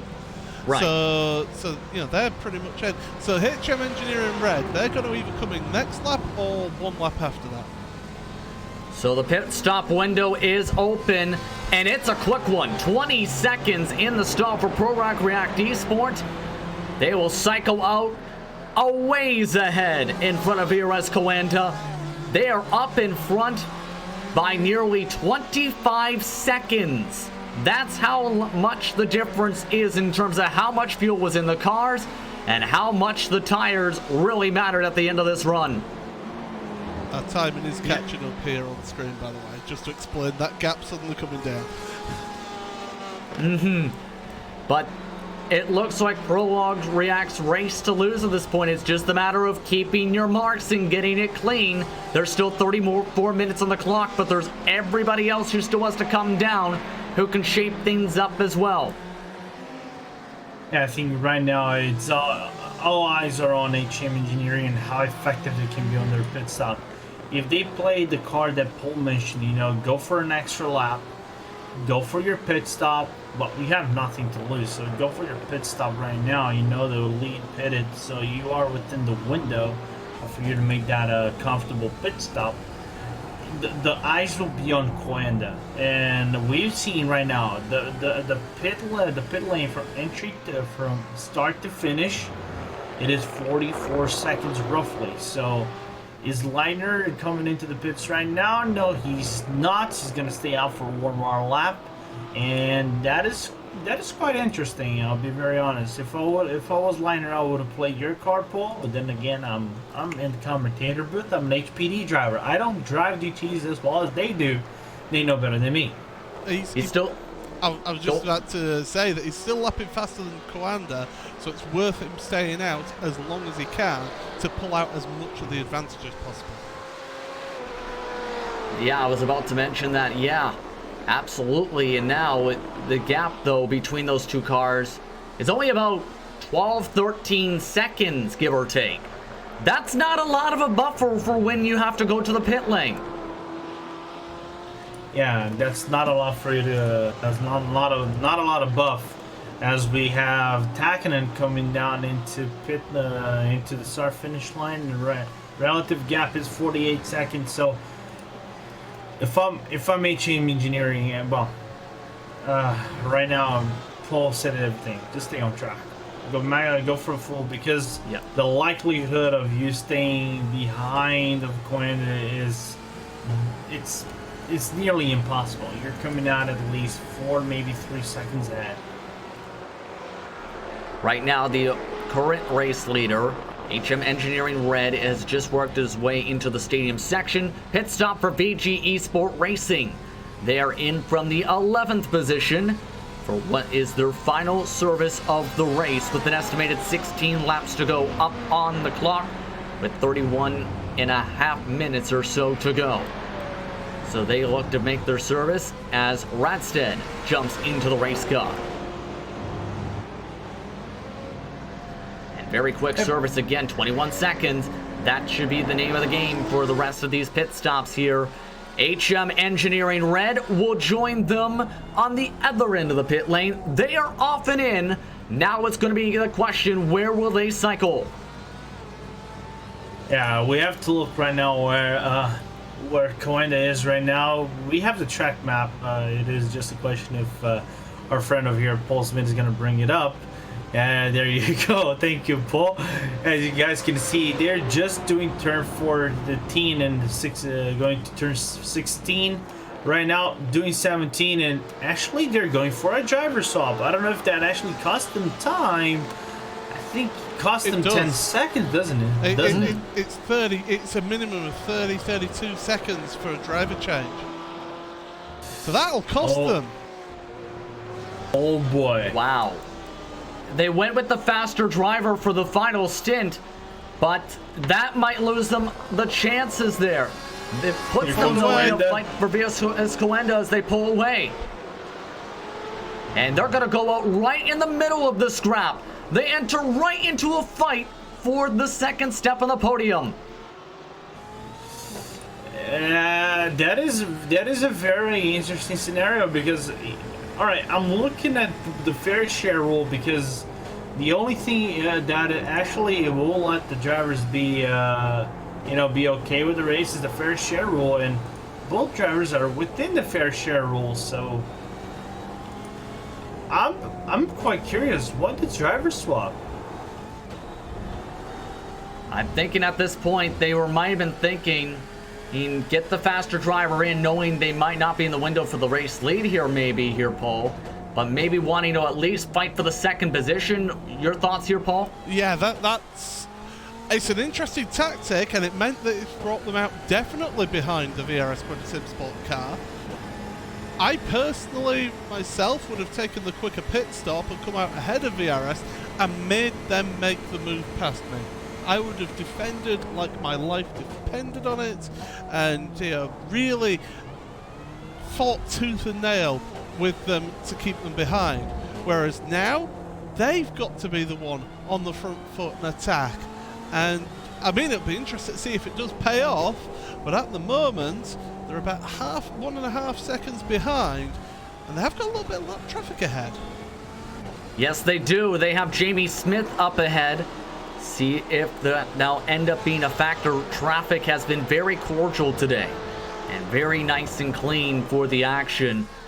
It is giving a bit of slipstream and some aero push, though, to VRS Coanda Sim Sport. So they have to deal with the aero a little bit, same as Harrison has to deal from VRS Coanda at the moment.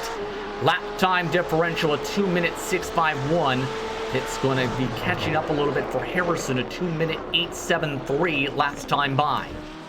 Yeah, now let's see if that Hyperion Porsche is gonna let Coanda go by. The number 52 just let's go by. But the problem, HM Engineer is gonna catch them at the end of the S. They're gonna lose a little bit of time as they are on the apex. There you go, 52 backing away, giving the apex to the number 14. Well done by the 52.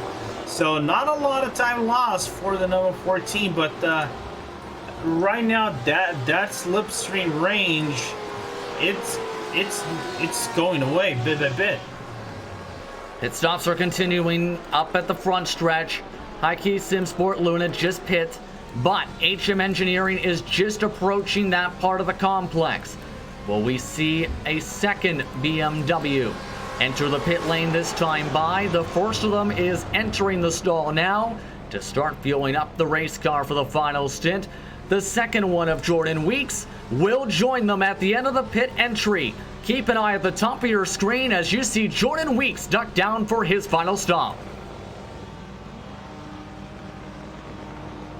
Off and away goes the Luna car with an 18-second pit stop here, Lorenzo.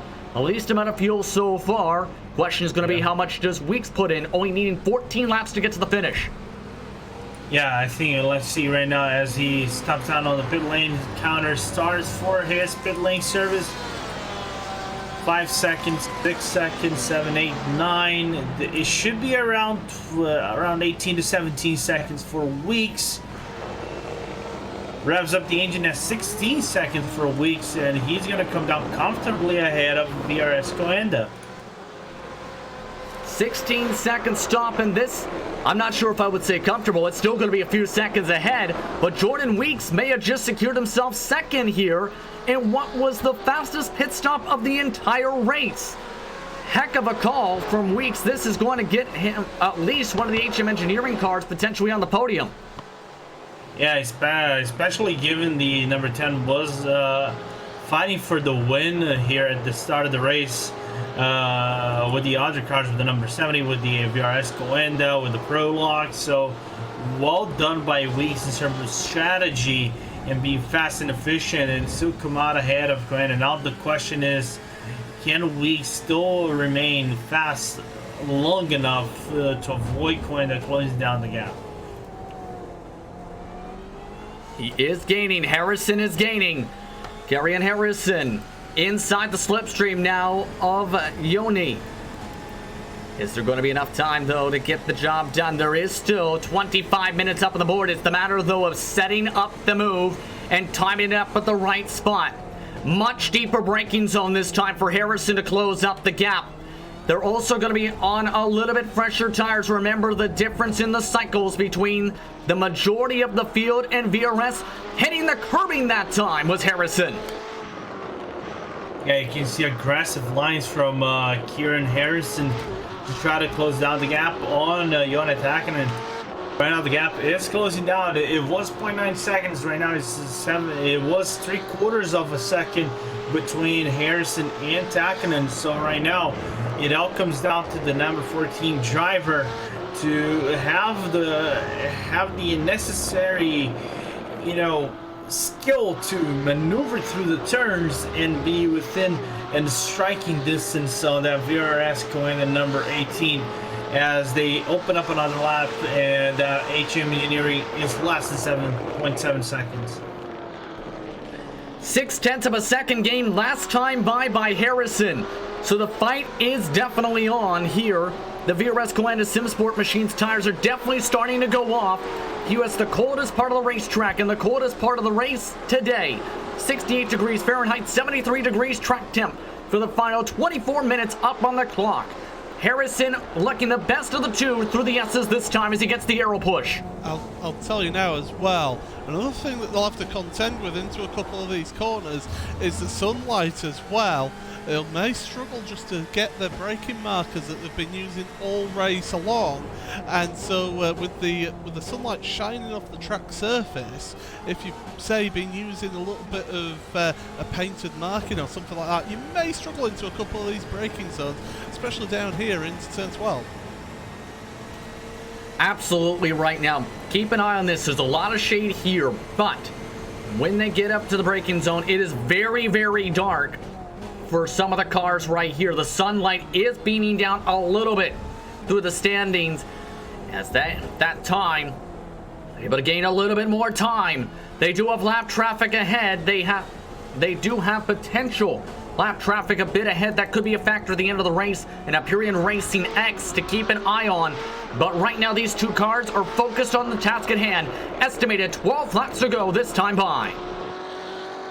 And we have to, and not only they have 12 laps to go, and the question is, Harrison is closing down, but where he's gonna make that overtake tempo. Massive, a little bit of oversteer over Harrison coming into turn 18. Turn 19, it is kind of close, but he still does it anyway. And the gap right now, it kind of dwindled away. It was half a second right now. It's 10th of a second, but late braking once again for that number 14 car. Off the corner once again, down the hillside, off from the highest point of the racetrack towards the middle portion of the circuit. This has been where Harrison has been so good. This first part of the S's, turn 3, 4, 5, up and towards turn number 6. But it has been the part of the track right here in turn 7 where he's been a little bit more slidey than the car up in front. So, he's still trying to get the slipstream, but the start of the second sector has been a struggle point with the aero push. Yeah, and you saw he was trying to work the aero push, trying to go aggressively on some of those curbs, riding heavily the turtle curbs, and basically making the car go offset in terms of balance as the car bounces around the track, and that doesn't do him any favors. And here he comes again, late braking into turn 12. The late braking closes it up once again to about the same distance. They're actually just staying stabilized too with Jordan Weeks, who is up in front as well in terms of lap times. So there is that potential too. If Weeks makes a mistake, it could become a 3-car scrap. So the pressure still on for both the cars. A dive from Harrison.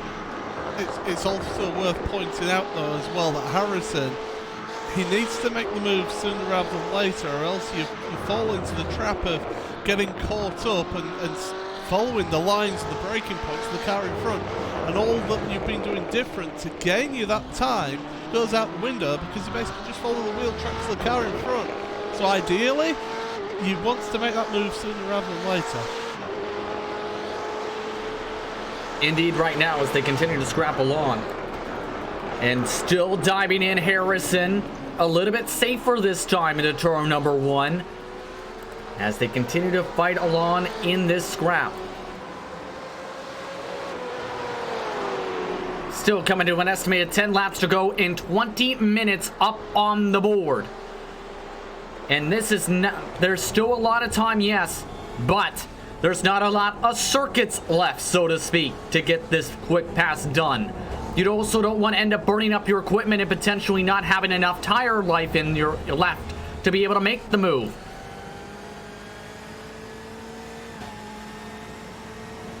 Yeah, now the thing is, let's see, the problem with Harrison, he's fighting so much that car, and that, of course the rubber is not much of an effect. They're basically on equal rubber, despite, you know, VRS being another one. But the thing is overdriving your car is the way to go for you to, you know, go for an overtake. I know you want to grab a podium spot, you're going for it, sending all turns, just fully send it, but don't you want to be patient a little bit? Just work your lines properly. Don't be under stress effect of I need to overtake him like right now. Just be patient, work your lines. Eventually, you know you kind of have a better pace. Eventually, that gap is going to come in, then you can make an overtake. You still got to remember, though, it's a 13 lap difference on the tires, so it would take a lot of effort to get those tires equalized in terms of pushing them and pushing what's on their rubber wise, unless, this is key, pardon me, VRS going to SimSport trying to save a little bit. They're still about 24 seconds behind the race leader Pro React Esports. For those wondering, here with an estimated 10 laps to go, they actually lost time this time by 0.2 of a second. Yeah, so right now the gap battle is quite interesting, to be very honest, between all teams, as you were mentioning. Weeks has gained is slowly gaining on Takkanen, so far Takkanen still has a shot, but he has to be faster. But I don't think that tire will give him a little bit of an advantage. I think for Takkanen, he's probably going to go on a defensive mode every single lap, but still trying to be consistently fast against Harrison, who's going to get for a deep late braking and set himself up for a run here at the back straight, and then going to turn 12. He's not going to be able to make an overtake, but he's going to be able to close down the gap.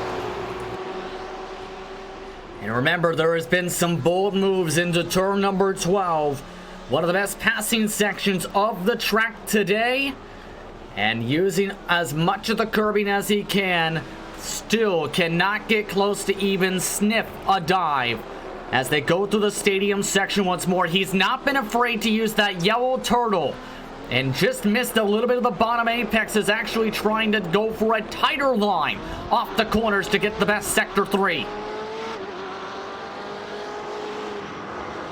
Yeah, Sector 3 right now it's probably one of the best for Kieran Harrison right now, for him to work against Takkanen. And I think Takkanen is slowly feeling the loss of rubber again. Harrison with that oversteer due to the arrow push, but still managed to keep the car on track just as well.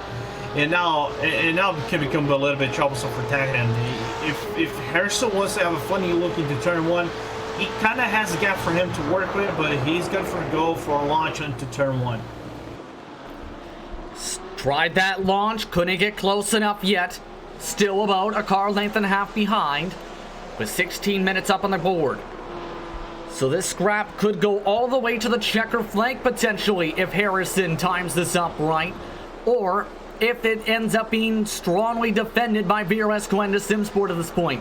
They are not allowing any mistakes at this point. It's going to require at least a tiny slip up or one bad corner for Harrison to set things up.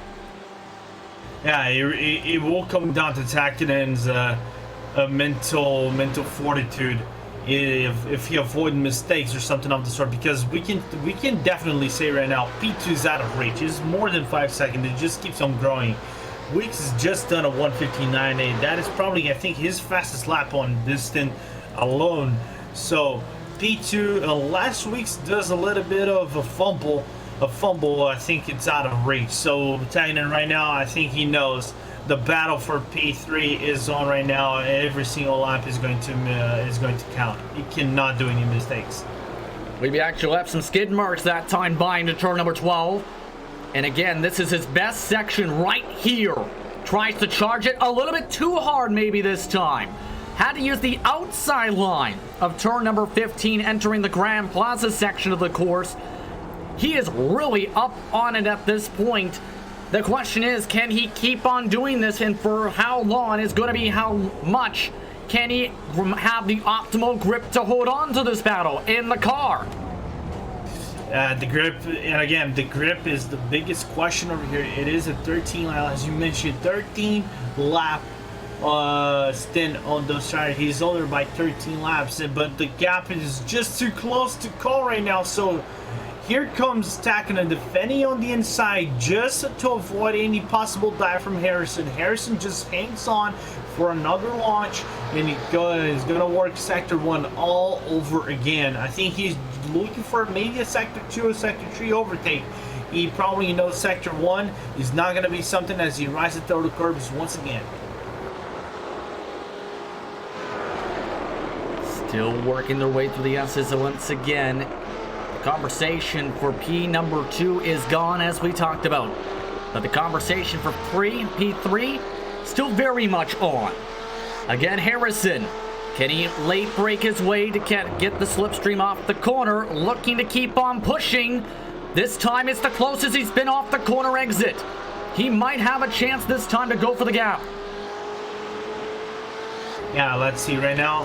It is around 3/10 of a second between both drivers. Harrison gives a look on the inside.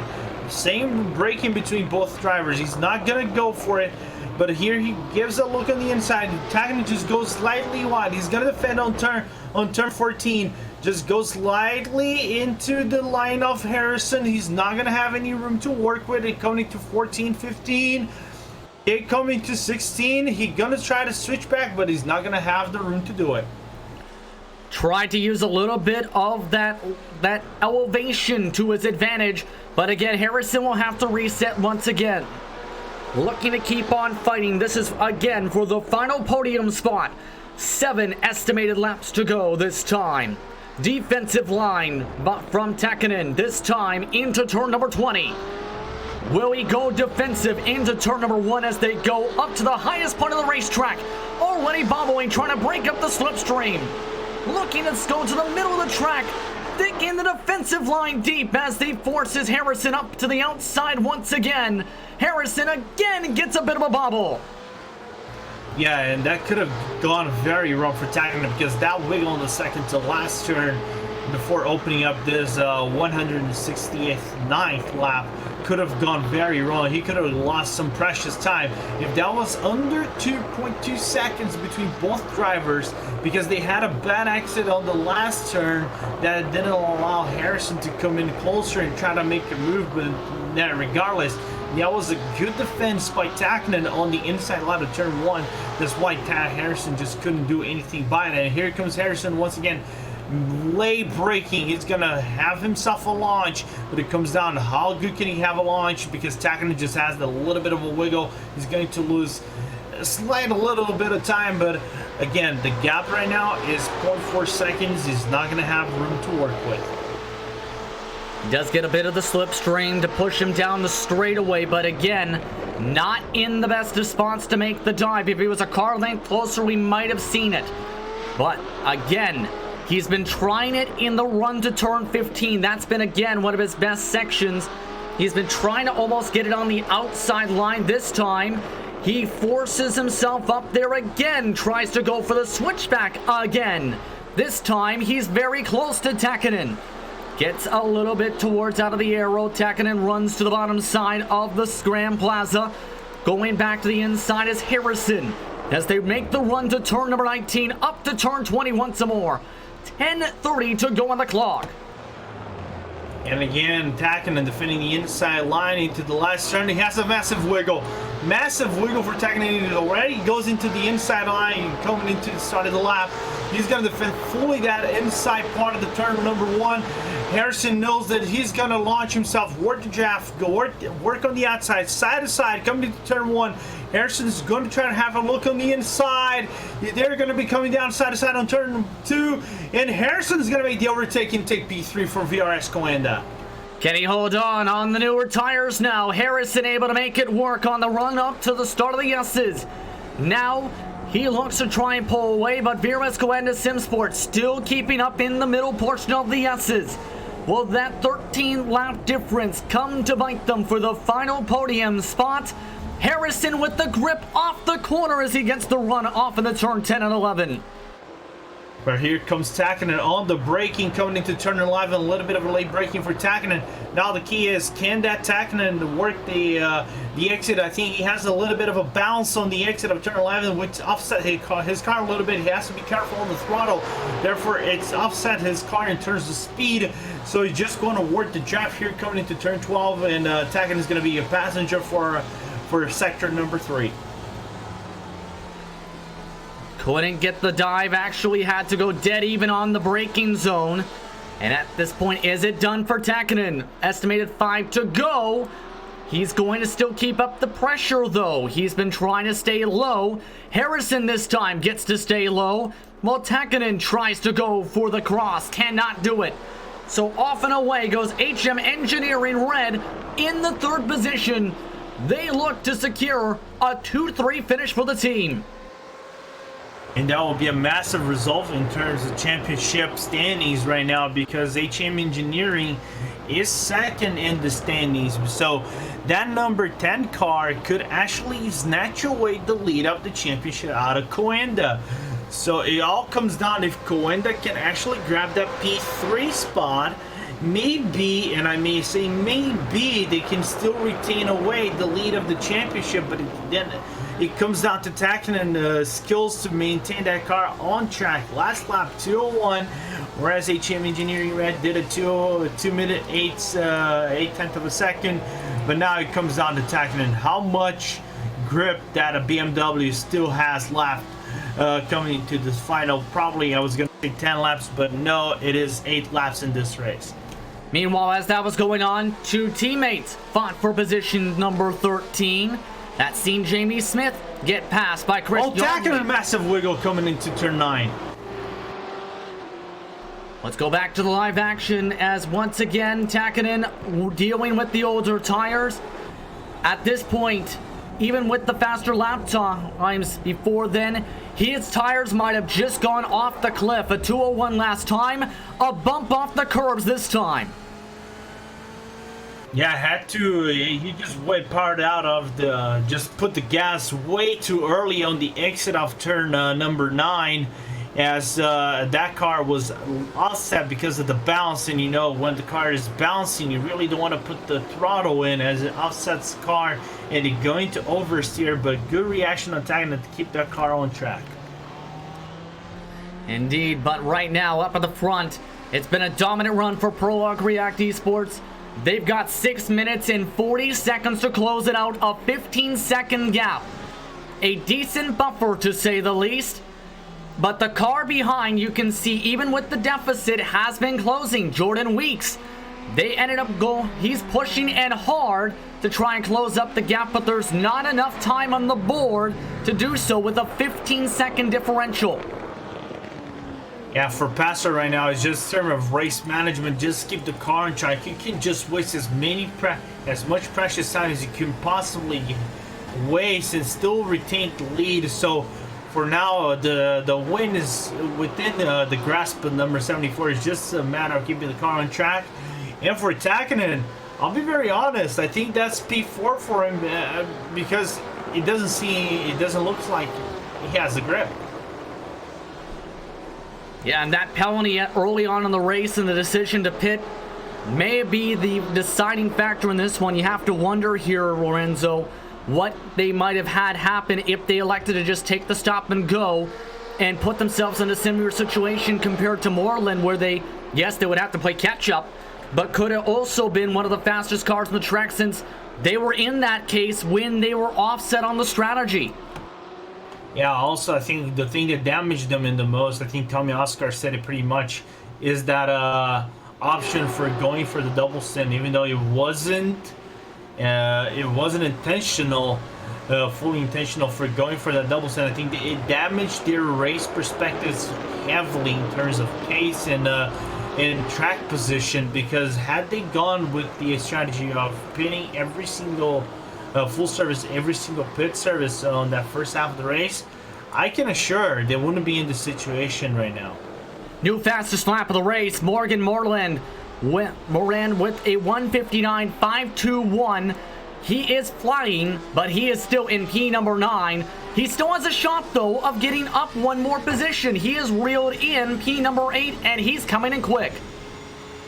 Okay, he's coming in quick, but gap, it's quite of a lengthy gap. It is 3 seconds. It's still doable, given the nature of the track, because Simon Avital is just is doing 2 minutes regularly, but it comes down to Moran to maximize the track efficiency, but he's using a lot of off track, so it comes down to does he have any more off tracks or incident points left to waste in this race. I'll be very honest, I haven't looked at it, but I'm doing my calculations. You might have 2 more to waste.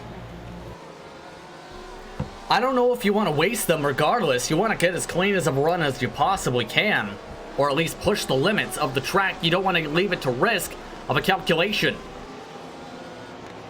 Yeah, so it is a very interesting scenario for Moran right now. If he can close down the gap on the driver right ahead of him and still be within that less than 40 incident range. So we have to pay attention in the next few laps if the number 70 driver is going to be able to do the overtake and still be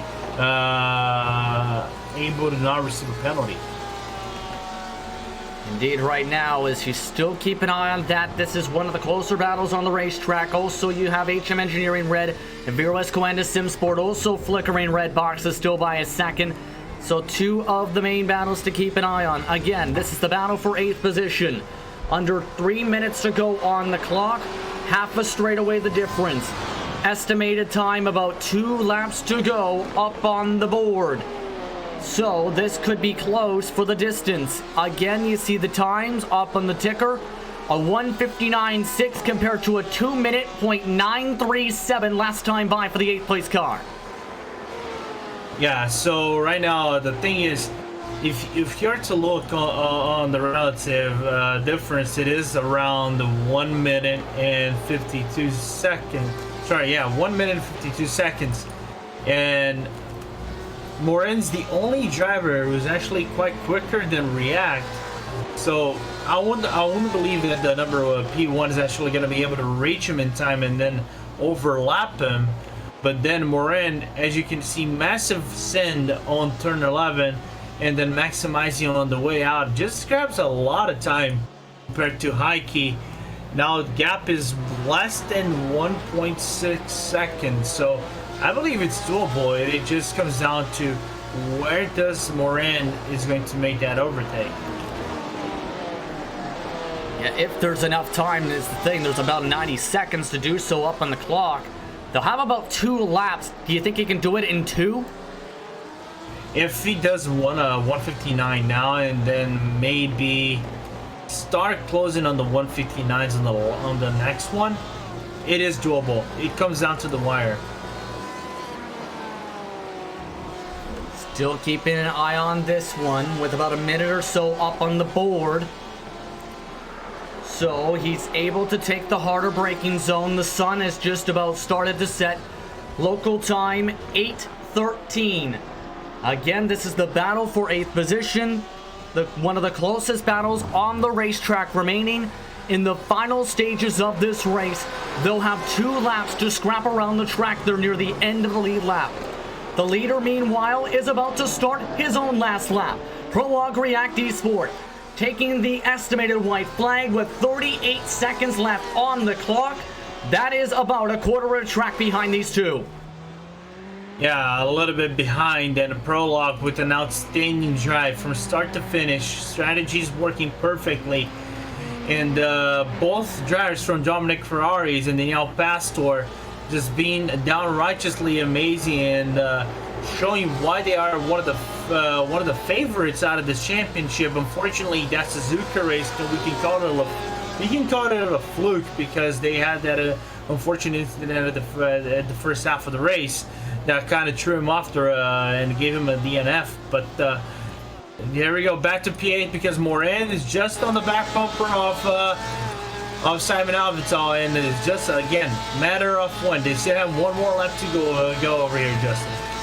These are the last cars on the lead lap, about a full straightaway up the road.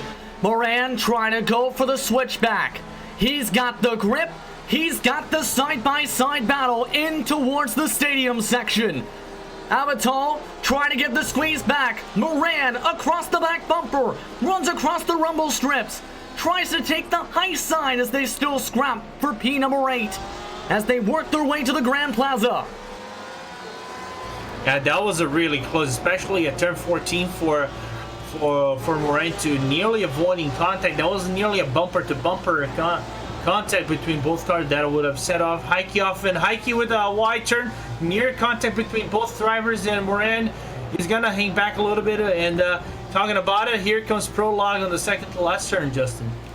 Yes, indeed, this is just behind the scrap, but for Prologue React Esport, it's a stellar drive for them.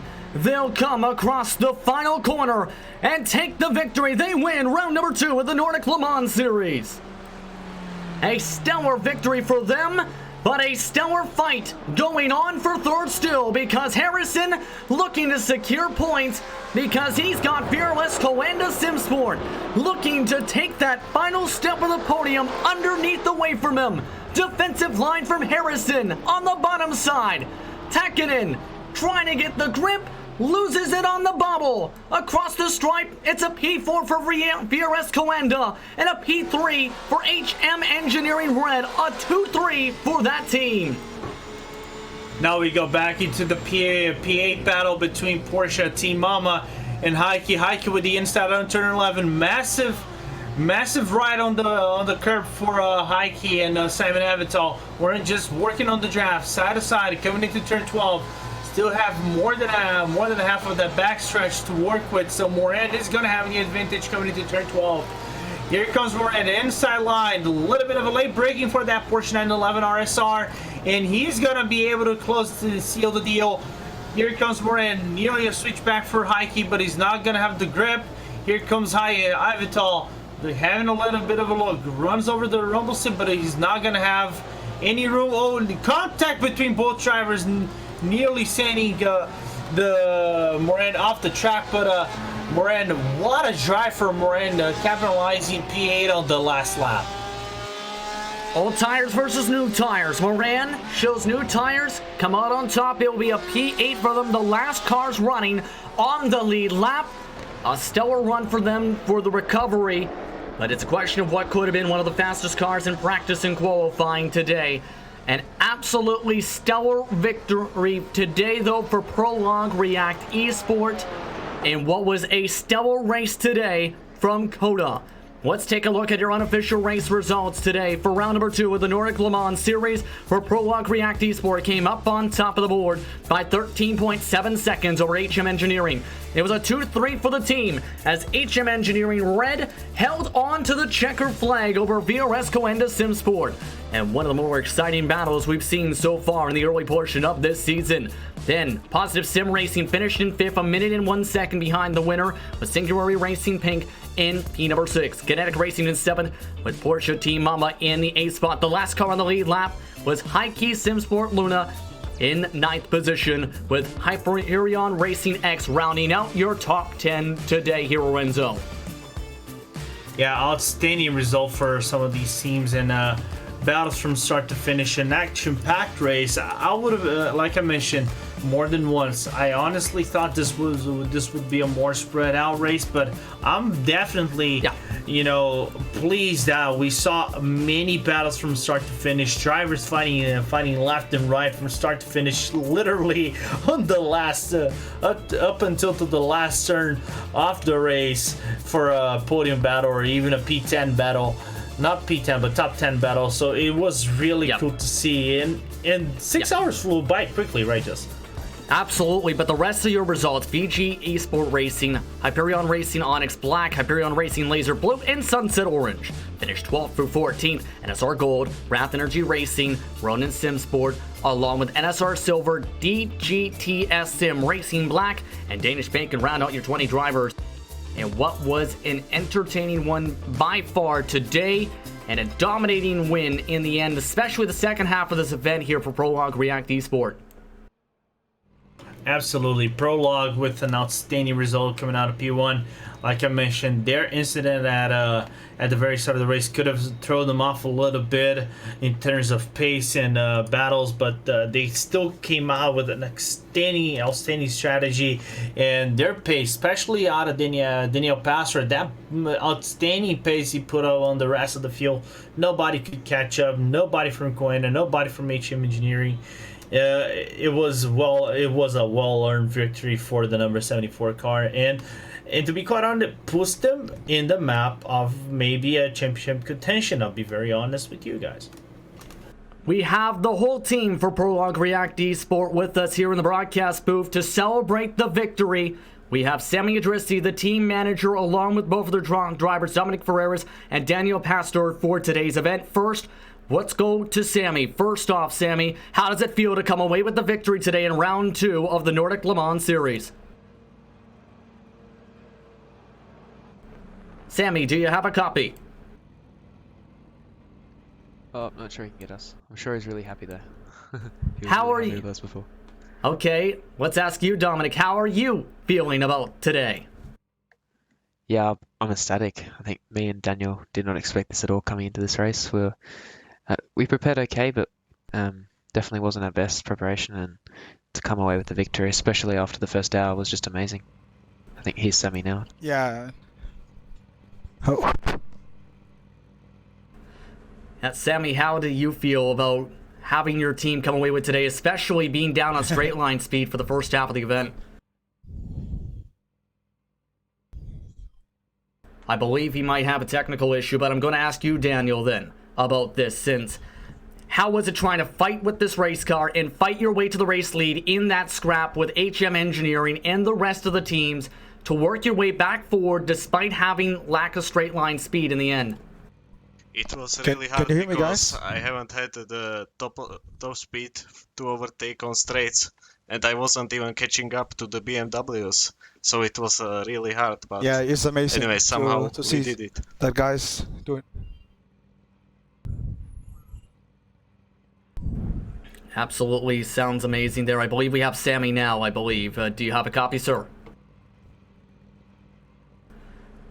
Appears to be having a technical issue again. We apologize here for that. But Dominic, let me ask you this on this.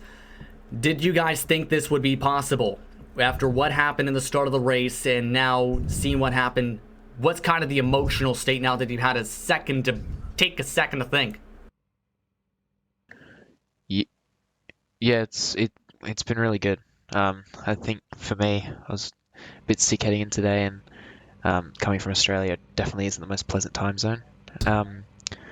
We're currently, I think it's currently like 4 AM for me, and I've got to back it up in another few hours for another race, and I'm just really happy. I hope we can sort of carry this momentum into the next few rounds, especially after a disappointing round 1 at Suzuka. Indeed. Now, the next round, let me ask you this about Daniel. Next round, we go to Spa.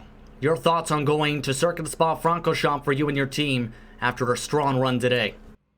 I think we could be really strong at Spa, especially for me. I really like the Spa, it's one of my favorite tracks, so I hope that we can fight with those top teams. Anyone you guys want to thank here? I'll ask you, Dominic, about this. Anyone you want to thank or anything you want to add before you let you get back going towards you in your celebration? Yeah, obviously I want to thank all the guys over at Prologue. A lot of effort has gone in the past few months, and it's really amazing to see some results coming out. Our partners, Cube Controls, and Alexander Luritz Coaching, and mainly I want to thank Daniel for today. Definitely it wouldn't have been a race win without him, and he pulled out everything he had, and he did really, really well. So yeah, congrats. Congratulations on the victory, guys. A stellar win today. That was Prologue React Esports' team of Sammy Idrissi, Daniel Pastor, and Dominic Ferreras joining us in the broadcast booth. But, Renzo, your quick final thoughts first off before we say goodbye. An outstanding race from start to finish. Of course, that first hour of the race, it was more scrappy than usual. You know, people can say a few incidents here, left and right, but that's the nature of racing when you're racing hard. You really want to make moves up and down the field, so it is the nature of racing. It isn't just sim racing, it is racing in general, let me just mention. So fortunately, we had a really good race, and those battles coming down to the wire between the TRSCO and HM Engineering, Prologue, Porsche Team Mama, teams still keeping it safe and getting good results like Positive Sim Racing, Singularity, Pink. So, and still teams finishing the full Hyperion lineup, finishing up the race, every single car getting good spots, especially Hyperion X getting a top 10. So good results all around, good racing all around. I can't wait for the Spa round, which I promise will be, I think, more action-packed than this one, in my opinion. Anything you'd like to add here, Paul, before we say goodbye? Yeah, it shows that you don't have to have a completely filled grid to have a great race, and I think what we saw right here was a great race.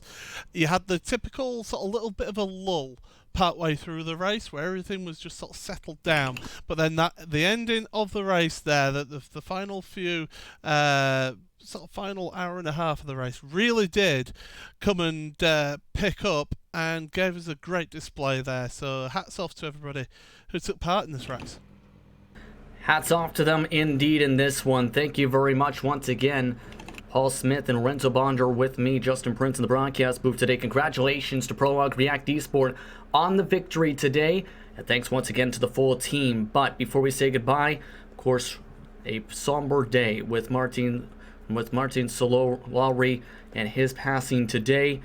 P9 in the 2017 BGT World Championship Series, had cancer for 4 years. His wife reached out to thank both the team and sim community as a whole from Williams Gym Esports. He leaves a daughter, Martina, and his wife. He was 42.